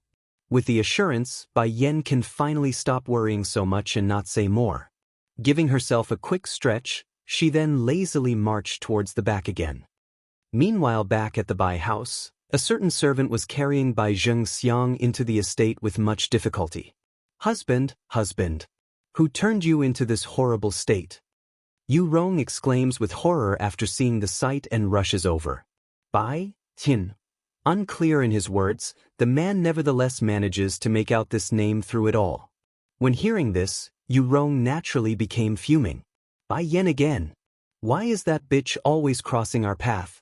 Quickly, go find an alchemist to see the housemaster. Not hesitating, Yu Rong first carried her husband into the bedroom before shouting this command out. It didn't take long after the servant left. When the old alchemist in which they called for arrives to see the terribly bruised-up man, even his already wrinkly forehead somehow manages to become even more tied up. Lord Bai's injury is very heavy. Even with a first or second-grade healing pill won't do here. Master, please cure my husband. Yu Rong painfully bites her lip. Alchemists had always been arrogant and prideful in their demeanor. Even though she herself was the mistress of the Bai house, it means nothing for her dignity while in the presence of someone like this. Combing through his long white beard, the old man confidently spoke. It's not impossible to cure your husband here, but we need a third-grade healing pill for his injury. What? Third-grade pill? Her voice nearly came out as a shriek. It's been said before many times, Bai Zhengxiang achieved his current state thanks to Lanyuez, Bai Yan's mother, dowry. Without a good business sense, plus everything has been squandered away over the years, the Bai house was pretty much an empty husk at this stage. Master Yu, the price of the medicine, a tad hesitant, Yu Rong nervously asked. Without changing, the old alchemist lays it out bluntly, 10 million gold. This? The woman almost couldn't keep her posture there. Originally she wanted to bargain over the price, but out of consideration for the Bai name, she can only suck it up and agree. If it becomes known the Bai house can't even afford a single third-grade pill, they will surely be the laughingstock of the century. I said I will wait for you, one. Yes, my lord. Pressing down his shock, the guard respectfully complied. For the Bai house to provoke the master, only death awaits. Meanwhile back at the courtyard, a certain red-blossoming figure was currently resting inside a pavilion when a heavy mass pressed in against hers. It was a little body. Soft and fragrant to her nose, Bai Yan had to open her resting eyes at the smell. Mother, Bai Xiaoqin's face burst into a bright smile with his baby hands hooked around the woman's neck. What were you thinking about? I was thinking about your grandchiefess. In this world, aside from Bai Xiao and the Lan family, her grandchiefess are the closest people she has while also being the ones she interacted with the most. This translation is only hosted on Cat Translation, but don't mother miss Godfather too? Puffing up those cheeks, Bai Xiaoqin was obviously not very happy. He misses Godfather so much, so why was his mother not missing him too? Smiling at the question, Bai Yan pulls the little steam bun into her arms and explained, I miss him too, but I owe your Godfather way too much. In this life, I can never repay him for everything that he's done for me. Chu Yifang's style was the cold and indifferent type, but it's precisely such a cold and indifferent man that gave her everything that he owns. Sadly, towards the man, Bai Yan only has family affection and not love. While Bai Xiaoqin wanted to say a few good words for Chu Yifeng, a hurried footstep came from the outside and stopped him. Turning around at the source, Bai Yan's mouth quickly turned into a smile at the sight of the person. Hua Luo, is Yi and Xiaoyun back already? Mistress, coming before Bai Yan, this head of the flower brothel replied with a smile of her own. Guess what sort of notice I saw at the city gate just now? What notice? Bai Yan pricked her brow and asked. Lord Song has ordered. If Bai Zhengxiang wants to save Bai Ji, he must return your mother Lanyue's dowry. When stating this part, the charming woman carefully observed her mistress, seemingly trying to find something in her attempt. Yet, Bai Yan's expression remains unmoved without a speck of change. I understand. Surprised in her eyes, Hua Luo couldn't understand how Bai Yan could be so unmoved. Anyone can see that Lord Song was doing this for her sake. Hua Luo, you go down first. Once he returns, come back and tell me. Yes, mistress. Getting the dismissal, the charming woman didn't try to overstay herself and left. But once she was gone, Bai Yan's hand quickly tightened its grips around her son's body. Hey son, do you know why your father is doing this much for me? A complicated light could be seen in her eyes. I don't know, mother. Obediently leaning against her mother's body, those fluttering little eyes were sparkling like the dazzling stars in the night sky. Mother, I suddenly found that Big Baddie isn't all that hateful. Towards the remark from her son, Bai Yan only faintly smiled because she knew it too inside. If Di Tsang really wanted to get revenge for 6 years ago, he would have done so already. But he didn't do that. However, the reason why the man treats herself so special was all due to his personal preference of not finding her disgusting. Then there's also their son. In the end, he doesn't love me for who I am, so how can my heart be moved? Mother, are you not happy? Likely becoming aware of Bai Yan's change in emotion, the little steam bun quickly raised his adorable little face and snugged it against her cheek. If having a father will make mother unhappy, then I don't want a father. As long as I have mother, then that's enough. Bai Zaken is too cunning. I said I will wait for you. Closing her eyes with this sentence reverberating in the mind, Bai Yan was filled with turmoil. But I don't like you. No matter, you will sooner or later fall in love with me. The man's arrogance and self-conceited voice was more than enough to make her want to punch that face. She's seen a narcissist before, but never to this degree. How can he be so certain that I will fall in love with him? At the same time, not far away from the Tsang Manor, a certain little head had just popped out of an alleyway. This translation is only hosted on PA Translation. Little Master, do you really want to do this? Little Rice's heart was trembling incessantly. This? Can I keep out of this? No. Patting the tiger cub's head, did you forget how that baddie bullied mother? Now Little Rice really wanted to cry, but that baddie is your father. What's more, you even gave him permission to make more sisters with your mother. Likely able to guess what's on his friend's mind, Bai Xiachen quickly explains himself. That's just my excuse back there, otherwise how can I leave the mansion? And, pausing for a moment, you saw it too. I couldn't beat that baddie, nor can I allow him to keep harassing my mother. That's why I'm taking this risk. I thought you don't hate him as much. Aggrieved in his face, Little Rice protests. His young master here was Di Tsang's son, so nothing will happen even if he does something wrong, but that immunity didn't apply to Little Rice himself. Tied in his response, Bai Xiachen was clearly swaying back and forth here. I don't hate him as much, that's true, but he is still bullying mother. I may want a sister, but if I had to choose between a sister or mother, I pick my mother. No matter what, anyone who bullies his mother are all baddies. But Little Rice wanted to say more but found himself unable to when Bai Xiachen suddenly covered his mouth. Don't say any more. We're starting now. In a sneaky manner, the boy slowly advanced towards the targeted estate. Unfortunately for him though, due to Bai Xiachen's constant focus on his surroundings, he seems to have forgotten to look in front. Before he knew it, he had bumped face first into a stranger. While the baby boy only stumbled backwards a few steps, the victim here was rather unfortunate and directly took to the ground after losing her balance. You. The maiden who fell wanted to yell out at the one responsible, but when she saw it was Bai Xiachen himself, that young delicate face immediately erupted with anger. It's you. Blinking in confusion, the little steam bun replied, Auntie, do you know me? Who are you calling auntie? The young girl roared as soon as she regained her composure. I'm an unmarried princess in her prime. How dare you call me auntie? Princess? She's a princess of the kingdom? Hurry and scram. The sixth princess was clearly enraged by the kid's attitude. She had never expected to encounter Bai Yan's child here today. Originally, she only intended to sneak a peek before leaving because Di Tsang's terrifying aura had completely seeped into her bones. Auntie, I don't know how to scram. Why don't you show me how to do it first? Pink in the cheek, Bai Xiachen's gaze was so innocent and true that none can find fault in them. Shut up.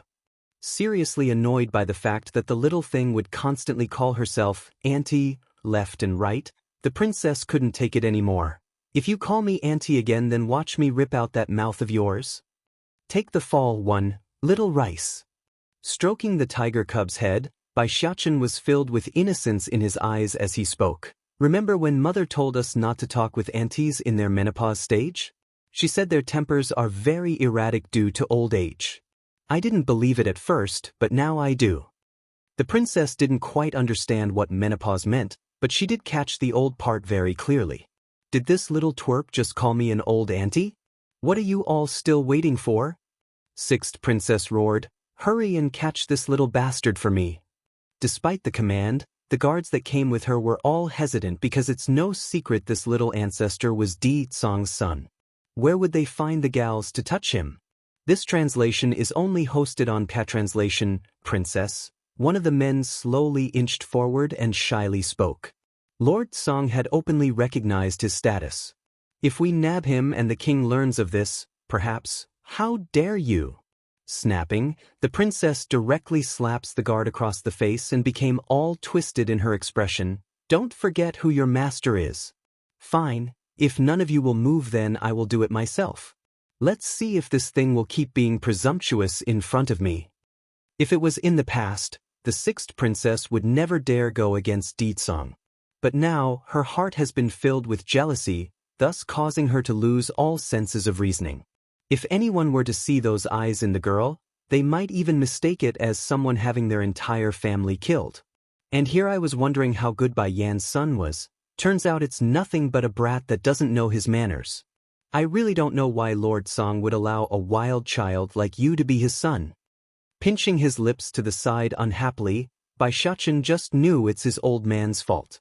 Auntie wants to marry my father? Giggling with a sinister light in his eyes, then I'm not wrong to call you auntie then. It can't be that you want me to call you sister now, do you? You. Slightly taken aback here, the princess somehow couldn't understand why the laugh from the little guy was so evil. It's almost like a little devil.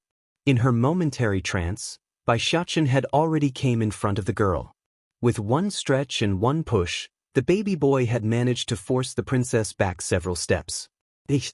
Nearly tipping over, the girl was infuriated and wanted to catch the twerp.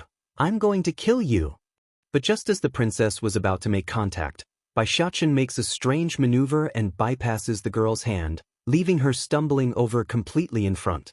With her hair a total mess, the girl was truly a crazed animal in her appearance now. Damn it. How can I, an Earth-rank martialist, lose to a brat that's barely weaned from her mother's milk? This won't do. I must teach this runt a lesson, or I can never hold up my face again. What is happening here?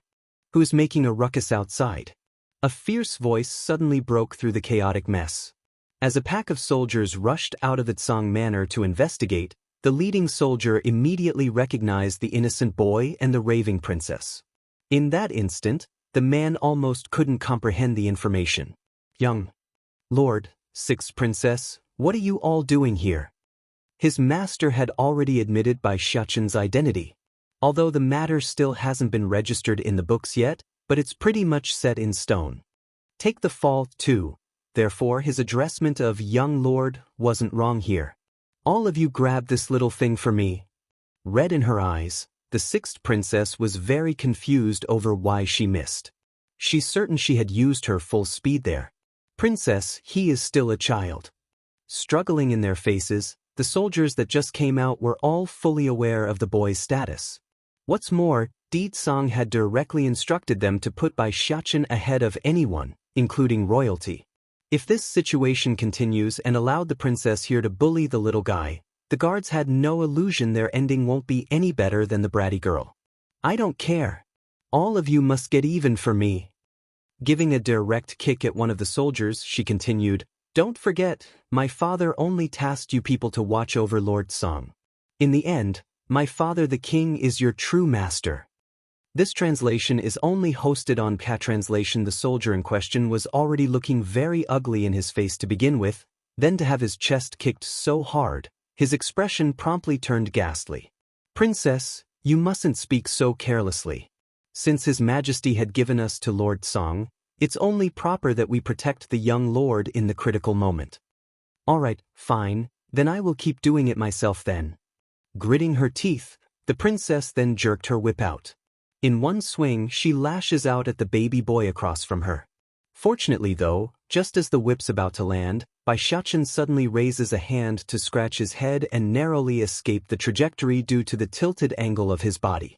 The first time can still be a coincidence, then what about this time? A coincidence still? The soldiers from the Tsang Manor were all scared silly by the princess's action. They can tell, if it had landed, the attack would have without a doubt left a scar on that cuddly face and forced the boy to become disfigured. If the Lord returns and finds out, we're finished. 6 Princess, we're sorry. Signaling his peers with a wink, the leading soldier led the way with the others quickly following suit in an encircling formation. Uncle Soldier. Just as the soldiers were about to start subduing the bratty princess, a soft and delicate voice chimed in from behind. A tad surprised, the man in question quickly turns around. Finding it was his young lord with the white kitty, he respectfully bowed and asked, "Is there something you need, young master?" This big auntie must be still young in her age, that's why she's so ignorant. I don't want to make trouble, so you can let her go. By now a crowd of onlookers had already gathered outside the Tsang Manor, wondering what the big commotion was. Therefore, when they heard Bai Xiaoqin's kind sentence, their eyes all turned into disgust and shot over to the princess. Young age? What young? This kid being bullied is but 5 years old. On the contrary, the 6th princess is already considered an adult. Yes, young master. The soldiers were honestly relieved to hear the order from the boy. They personally don't want to make a move against the princess either, but in order to keep Di Tsang from hammering down his fury, they had no choice but to go ahead.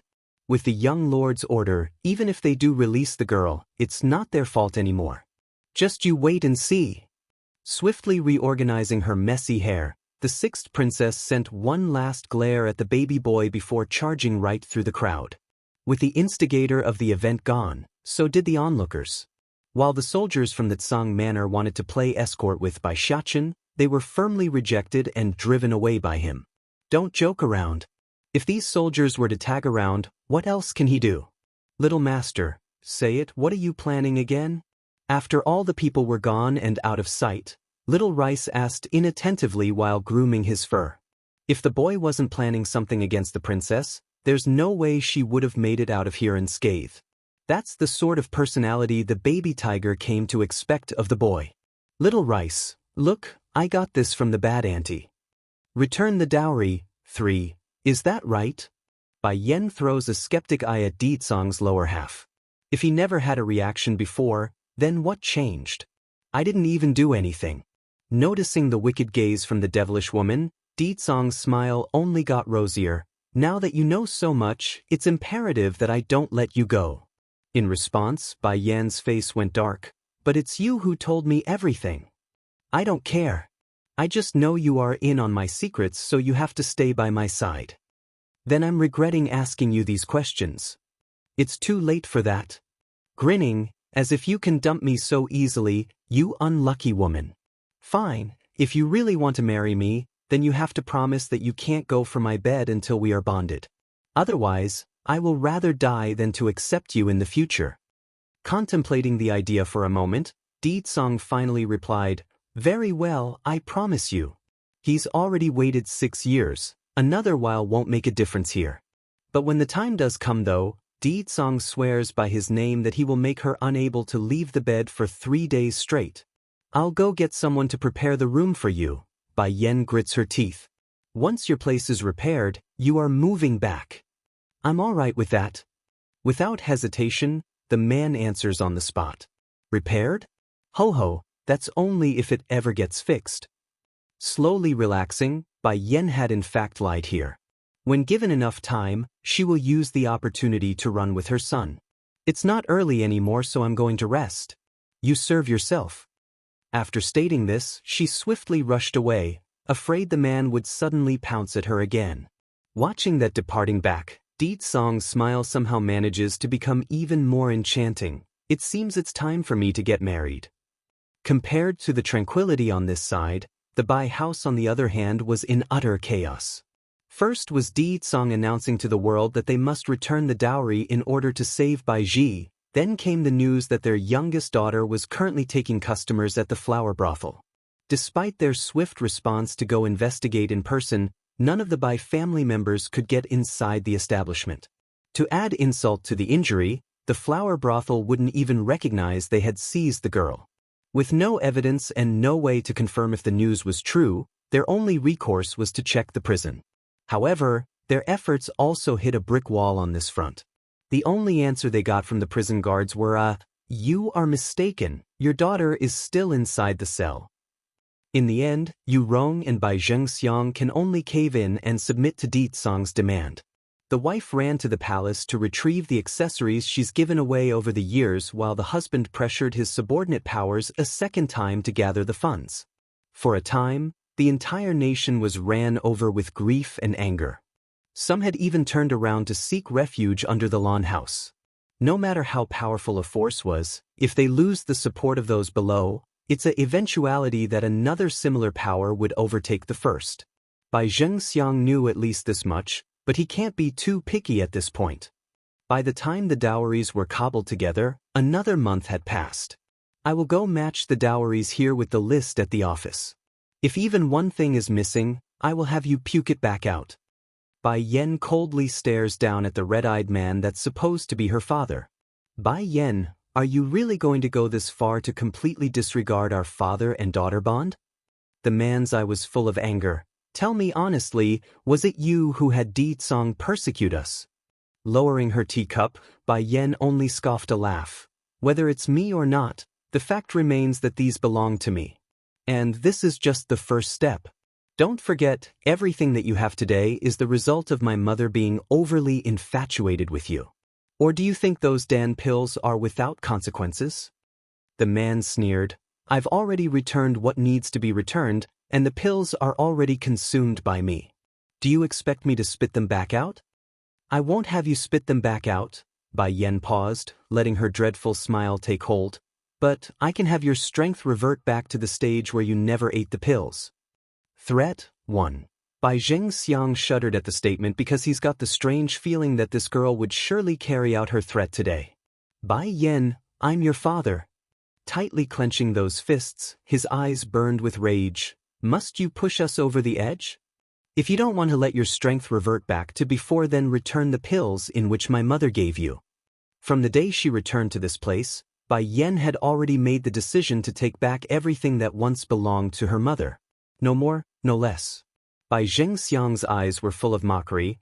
I originally didn't want to go too far based on our relationship, but now that you are willing to ignore the bond between us, then don't blame me. Pricking her brow. Can it be, this man still has something in his hands that can threaten me? I know what you've been doing recently. Bai Zhengxiang's expression turned cold. The reason why you can be so arrogant is because of the flower brothel's backing. Otherwise, where would you find the courage to make so much clamor in front of me? This translation is only hosted on Translation. Laughing hard in her stomach, Bai Yen had trouble keeping herself from breaking into tears. Oh, isn't that ironic? There's some people here who can't even get in touch with the flower brothel when they try. Leaning leisurely on the chair, a gorgeous smile arose from her face. Prior to this, Bai Zhengxiang had tried several times to make a visit to this old manor after learning it belongs to the flower brothel. Unfortunately for him, the guards would drive him away at every turn, let alone let him step inside. If not for this case, Bai Yen would never allow such an evil-hearted man to come here. Bai Zhengxiang's face sank. Bai Yen, you finally admits it. Admit what? Asked Bai Yen, her eyes confused. Admit that you are the leading prostitute of the flower brothel. Sad in his face, Bai Zhengxiang looked exactly like a father that's disappointed over his daughter's lost way. Bai Yen was dumbfounded here. Leading prostitute? And it's me who admitted it? How come I didn't know about this? Without paying heed to the strange frowning expression on his daughter's face, Bai Zhengxiang continues on with his ignorant ramble. I know back then it was Yu Rong who wronged you, but you are not a good person either. Otherwise, how can you become the leading prostitute inside the flower brothel in merely 5 years? If Lord Song were to learn of this matter, what would he think of you? Would he still marry you? Not getting angry, Bai Yen instead broke out into a fitting laugh. And who is it that told you this? You don't need to know who told me this, you just need to know I now control your deepest secret. His eyes gloomy as he states this. I originally wanted to keep this secret hidden away because of our bond, but now that you won't let the Bai house go, it's only fair I turn this around. Likewise, I won't let you or the lawn house go. Watching the beaming confidence in the man's eye, Bai Yan's interest was honestly piqued here. So what is it that you want? She's not going to waste words here. Even if she denies the accusation, it's a certainty this dumb man will keep pushing the idea. If that's the case, she might as well pry out whatever plans he has in mind. I have already brought back Lan Yue's dowry, but I will also take them back with me in a bit. When the time comes, you can just tell Lord Song that you've received them. From the very beginning, he had never intended to return these dowries. The reasoning for why he had gathered everything was mainly because of Di Song's men watching his every move. But whether or not Bai Yan really accepted these dowries were another matter. That's something out of Lord Song's control. Sneering, Bai Yan's gaze was full of ridicule. And why should I do as you wish? Because I know you are the leading prostitute of the flower brothel, that's why. Pompous in his posture, he confidently raises his chin. In addition, I also want you to tell Lord Song that the one from 6 years ago is your sister Ji and not you. Stealing the Dan pill? 3. Someone that doesn't put the interest of the Bai family ahead of everyone else doesn't deserve to be my son. Those from the Lan family aren't good people either. When Di Song came to force us to return the dowry, none of them even came forward to say a single word. If even one of them said something, would Di Song still insist on the matter? Gritting his teeth, Bai Zhengxiang's gaze turned exceptionally sharp. Raising a slight smirk, this was exactly what Yu Rong wanted to see. So long as her husband remains on her side, there's nothing to fear anymore from Bai Yan's end. This includes what happened in the past, it no longer matters anymore. Wife, you go rest first while I go pick up our daughter from the prison. Be sure to watch your body during this critical time. At the mention, the man's heart instantly started to hurt. Ji's been inside the prison for so long, I bet she must have suffered a lot. I just hope her face isn't harmed in any way, otherwise that's a big loss. This translation is only hosted on Cat Translation, first giving a couple of instructions to the servant girls to care for his wife. Bai Zhengxiang then hurriedly ran off to the prison. Unfortunately for him, due to the lack of people to receive him, he can only wait outside the main door for someone to come out. This lasted from last night's evening to the very next morning. Lord Bai, why are you waiting here? The prison guard exclaimed as soon as he saw the panda-eyed man standing there. Twitching in the corner of his mouth, Bai Zhengxiang had to try extremely hard to suppress his anger at the question. Lord Song said as soon as I return the dowries, he will release my daughter Bai Ji. I've done as he asked, so I'm here to pick up my daughter. Now the prison guard was even more astonished in his eyes. But Lord Bai Ji had already been released a while ago. Did you not know? What? Why did I not know, and why did no one from home come inform me? It can't be. I wasted the entire night waiting? Not looking good at all in his complexion, Bai Zhengxiang didn't utter another word. Instead, he promptly turned for the direction in which he came. And of course, there's no way he would be able to know that Bai Ji had in fact just been released from the flower brothel after being forced to take on the last customer. By the time he returned to his home, he just so happens to bump into the dispirited Bai Ji making her own way home from the opposite direction. Father! At the sight of her old man, Bai Ji's pent-up humiliation all came pouring out in one flow.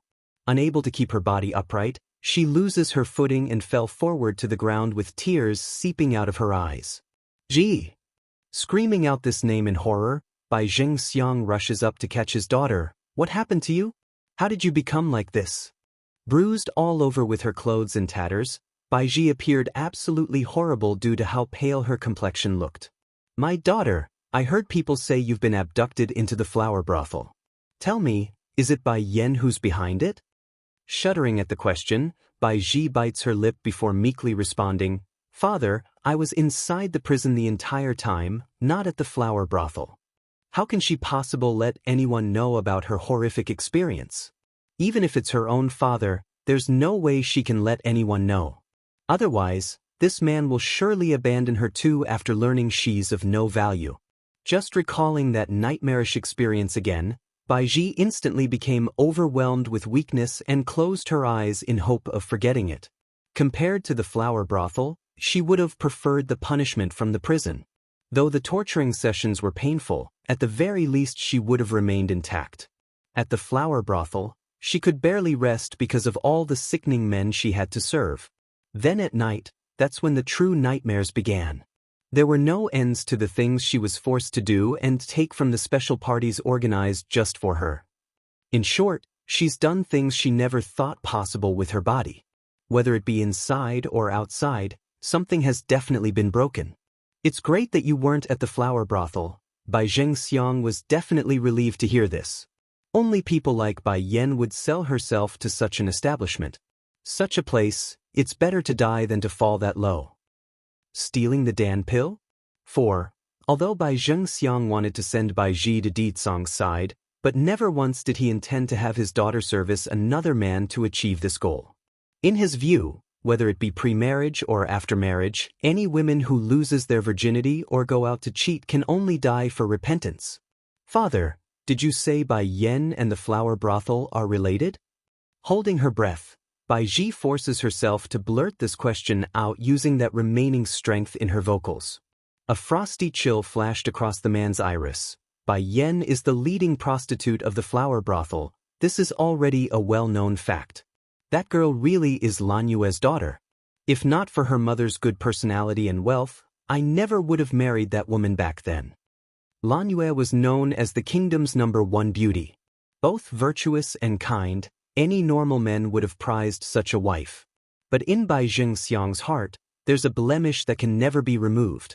This translation is only hosted on Cat Translation. Prior to their meeting, the dowager had always wanted Lan Yue to marry into the palace that even the king himself had once intended to make the woman his queen. Though Lan Yue in the end rejected the proposal, this man here still held the matter to heart and never once forgave the supposed betrayal. Due to Bai Zhengxiang's own anger, no one was able to notice the hatred spewing out of the girl's eye in this moment. Bai Yan. It is Bai Yan. It must be her, the reason why I was taken to the flower brothel and forced to go through that nightmarish hell. I will never let you go, Bai Yan. Daughter, you first rest and look after your wounds.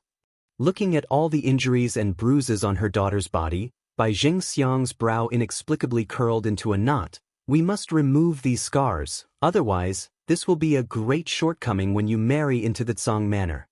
Tsang Manor? Stunned by her father's word, she depressingly lowered her head. Father, how can I enter the Tsang Manor when Lord Tsang treats me like this? You don't need to worry about this matter, I have a way. All you need to do now is to look after yourself and wait for Lord Tsang to marry you. Raising a smile of confidence, he firmly reassures his daughter. Sure enough, a flicker of hope once again ignited in the girl's eye as a result of this. In her mind, so long as she can marry that man, she's willing to do anything. Undoubtedly, whatever plan Bai Zhengxiang had in mind was perfect. Pity though, before he could enact his scheme, another problem arose out of nowhere which causes him to regret for the rest of his life. On this day, Yu Rong's elder brother, Yu Fei, and his family had just arrived at the city when they came across an incident on the street. A youth had just lost consciousness and the one tending to the patient was none other than Bai Xiao. This should have been nothing too eye-catching, but Bai Xiao just had to bring out a Dan pill to help the youth after normal means didn't work. When Yu Fei saw that round beady object in the boy's hand, his eyes nearly popped out as a result of the shock. Without thinking twice, he slashed out with his sword at the boy's hand. If it were normally, this slash wouldn't be able to harm Bai Xiao. Unfortunately in this case, due to the boy's focus being entirely on the unconscious youth, he was unable to notice the attack until it was too late. As for those tasked with protecting the young lord, these hidden guardians were literally scared out of their wits. Due to the abrupt nature, plus how close the proximity it was, the best these people could do was resolve some of the power in that slash and deflect the trajectory so slightly. In the end, blood came spewing out of Bai Zhao's hand due to the bone-piercing cut. Sir Xiao. While one of the hidden shadows swiftly lands to tend to the boy, the other shadow made a dash for Bai Yan's place to report this. Stealing the Dan pill? 5. I'm okay, wiping the blood from the corner of his mouth. Give him the Dan pill first, he's an acquaintance of mine. Yes, Sir Xiao. Following the affirmation, the man swiftly ran over to the unconscious youth's side. At the sight of his actions, Yu Fei's eye had gone red with fury. Stop! That is our Bai House's stuff, meaning it's my sister's belonging. Who gave you permission to use it on an outsider? How can Bai Xiao have a Dan pill? It must be stolen property. And even if he did obtain it with his own ability, he's a son of the Bai family, making his possession my sister's. Such good medicine, based on what can he give it to an outsider? If he's going to give it to an outsider, he might as well give it to me. Of course, this last sentence was the real reason why he wanted the pill. Father, that's a Dan pill, I want it. This translation is only hosted on Translation. The juvenile beside Yu Fei tugs at his father's sleeve, all the while staring intently at the beady object in the guard's hand. Father, Bai Xiao, this bastard must have stolen a lot of Dan pills from the Bai house. I want them, I want them. A young girl also came out from behind and started shouting this demand. Father, on what qualification does he deserves those pills? It should be us, not this bastard. Hearing the words from this pair of brother and sister, Yu Fei's face also softened. All right, I will get them for you too in a bit, don't worry. Apparently this man and his children had no qualms about taking other people's stuff. Even so, the guards simply ignored him and stuffed the pill into the youth's mouth. How dare you? Yu Fei grew furious. You are but a dog of our Bai house. How dare you take what is ours and give it to an outsider? Just wait, once I let my brother-in-law knows about this, I will have him beat you to death. Since the man was willing to take orders from Bai Xiao, he assumed it's safe to believe this guard was also working for the Bai house. Hearing Yu Fei's words, the man's face immediately turned cold. No matter what, he's still a sky-class martialist, a being that would be looked on in awe no matter where he went. To think he would be called a dog here. Even if the chief of the Bai house were to stand in front of me, he would not dare be so presumptuous in my presence. The man known as the left guardian to his peers makes an ironic sneer, holding the other side in contempt with those eyes. Hearing this, Yu Fei instantly broke out into a laughing fit. You're but a little guard, how dare you put on a face in front of me? Against an insect like you, all I need to do is flex a finger and I can easily squash you. Left guardian's expression was full of ridicule. Why is it that anyone remotely related to Bai Zhengxiang are always like this? Like to seek their own death? Sorry, but I haven't fallen so low that I need to move my own hands to deal with you. Bang. As soon as these words came out, Yu Fei's body instantly flew out into the crowd like he's been pummeled in the chest with a giant fist. Who attacked me? Crawling up with rage in his eyes, Yu Fei's expression was very ugly right now. As for the man standing in front of Bai Xiao, he didn't even have him in his eyes. In this foolish man's view, if anyone had such great strength, they would already have left the Bai house and went to work under the royal family or some other similar power. Brother! It was at this moment a hurried voice broke through the air from the back. When the crowd turned around to look for the source, what came into view was Bai Zhengxiang and Yu Rong rushing over with their people. The strong robs the weak, one. Yu Rong's face froze, her eyes widening in shock. What? It's not some spirit pill but some medicinal healing pill? This bastard set me up. In the blink of an eye, Bai Zhengxiang also understood what's going on. He turned around to face the boy, his eyes filled with anger. Oh Bai Xiao, when did you become so deceitful like your sister? I don't care whether the pill in your hand is a spirit pill or a healing pill. As long as you are my son, then you must hand over your possessions to me for safekeeping. Looking at Bai Zhengxiang's righteous appearance, Bai Xiao tightens his lip at the sight. All of a sudden, an indescribable fatigue overtook his body. For so many years, he's been patient because he didn't want to lose everything that his mother so painstakingly worked for to be destroyed. This way, he will have the necessary power to back his sister in the future. That was his plan. This translation is only hosted on Translation, but now, he understands that with the shamelessness of these people, the Bai house will be destroyed before it reaches his hand. I, Bai Xiao, am fatherless and motherless. In this world, I only have one sister and a nephew. Based on what can unrelated people like you ask me of my possession? Damn you! Bai Zhengxiang roars out, scolding his son in full force. Is it Bai Yan, that unfilial girl, who instilled these thoughts into your head? You used to be so good, but now that your sister is back, You suddenly became so disobedient. Husband, don't be angry, let me have a talk with him first. Seeing how more and more people were gathering with no end in sight, Yurong knew things cannot continue like this. Hurrying over to her husband's side, she attempts to soothe that puffing chest with her stroke. Bai Xiao, you are a son of the Bai house, that makes you forever part of the family. In order to not let others deceive you, we have the obligation to look after your possessions. If there's so much Dan pill on Bai Xiao's body, how can they let him go? If they are not careful here, it might just fall into that bitch Bai Yan's hand. That's pretty much what's going through the woman's head anyways. There is nothing wrong with Madame Bai's request. As his parent, they are in their right to look after his finances and possession. Even if they did wrong him, that doesn't change the fact. Bai Xiao isn't his sister. Bai Yan may have been driven out of the family by her father, but the boy's name is still hanging in the clan hall. He cannot swallow these valuables. Like thorns, the discussion from the crowd directly pierced into his heart, hurting him to the point where his expression had transformed into the winter storm. Right now, never had he wished so hard that he's not a part of the Bai family. If that was the case, none of these problems would occur. You people want the Dan pills? Suddenly out of nowhere, Bai Xiao started laughing hysterically. Towards this strange behavior, Yurong somehow felt a chill running down her spine that she can't explain. Even if destroy them, I will never give them to such beasts like you people. What did you say? Yurong widened her eyes. Based on what can you destroy my Bai family's stuff? Based on what? Based on the fact that these are all given to me by my sister. She's no longer part of the Bai family, making these pills unrelated to any of you. Boom. I can't do anything if you keep saying I'm a son of the Bai house. Then what about my sister? She was openly expelled by you people, now you got nothing to say, right?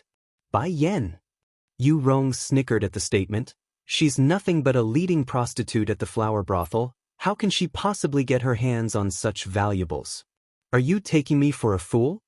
Though the name included the word leading, but in the end, such an entity was nothing more than woman that's ridden by any men who can pay the price. An existence of the lowest level. The Heavens Chapter 183 will not tolerate, 2. Today I, Bai Yan, will put my word out. The Yu family is dead, and whoever dares to get in my way will perish along with them. Bai Yan Yurong was trembling, which causes her blood to seep even faster and draining all her strength along with it. Like his wife, Bai Zhengxiang was also staring intently at her. If one didn't know better, they might mistake this man as someone who's seeing an enemy who's killed his whole family. What are you staring at? Left Guardian was so angry at the man's attitude that he didn't think twice about slapping him across the face. Despite the humiliation, Bai Zhengxiang continues to stay silent with his face twisting into an ugly scowl that's no different from someone suffering from constipation. Even if he didn't have a brain, he did have enough insight to see that the foe was also at the sky rank in terms of cultivation. What's more, it's at the peak level, one tier higher than himself who's at the mid-level. This translation is only hosted on Patranslation, husband. Are you okay? A flash of panic exploded out of Yurong's eye as she glared daggers at Bai Yan. How can you let your patron treat your father like this? Turning even colder in her expression, Bai Yan didn't even look at the idiotic woman. Gao Yi, slap her for me.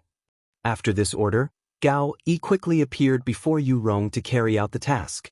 Since he was aching to do something of similar order to begin with, he didn't hold back at all. A brief while later, Yurong's mouth had swollen into a bruised lump of purplish red. Looking even worse than before, Bai Zhengxiang forcefully climbs back up and turns to his daughter. Bai Yan, no matter what, I'm still your father. Why must you be so cruel and refuse to listen? I only want you to repent and come back to the right path. Ladies and gentlemen, not giving Bai Yan a chance to speak, he continues, all of you come and see this. Look at how this good daughter of mine treat me. It's bad enough she's fallen into become a leading prostitute at the flower brothel. She's now having one of her patrons humiliate her own family. Such a daughter deserves nothing but a miserable end.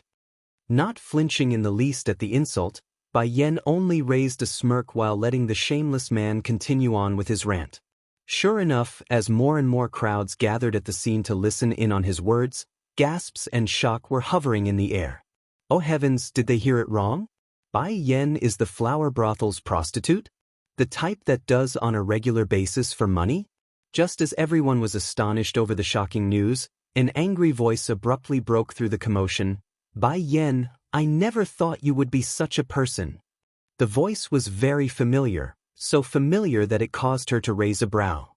Sweeping over to the source, Bai Yan can see it's the livid-looking Nangong Yi, Crown Prince.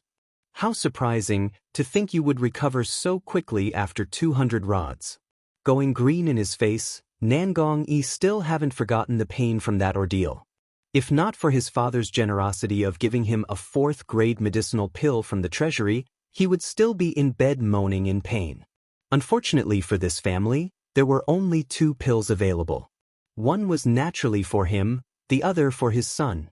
As for Bai Ruo, that woman can only remain in the bed due to her injuries.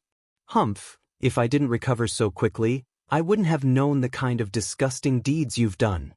Crunching his fists into a tight ball, Nangong Yi's expression was very unsightly right now due to the anger burning in his eyes. If someone didn't know better here, they might mistake Bai Yan as having an affair behind the man's back. Ignoring the unrelated person, Bai Yan shifts her gaze back to her supposed father. I don't know who told you this lie that I'm a prostitute at the flower brothel, but I don't care either way. Maybe even in death you won't change that habit of yours in believing just any random lie. However, she smirked, raising an eerie chill in the air, you should never have harmed my brother. In this world, I will not tolerate anyone from hurting him.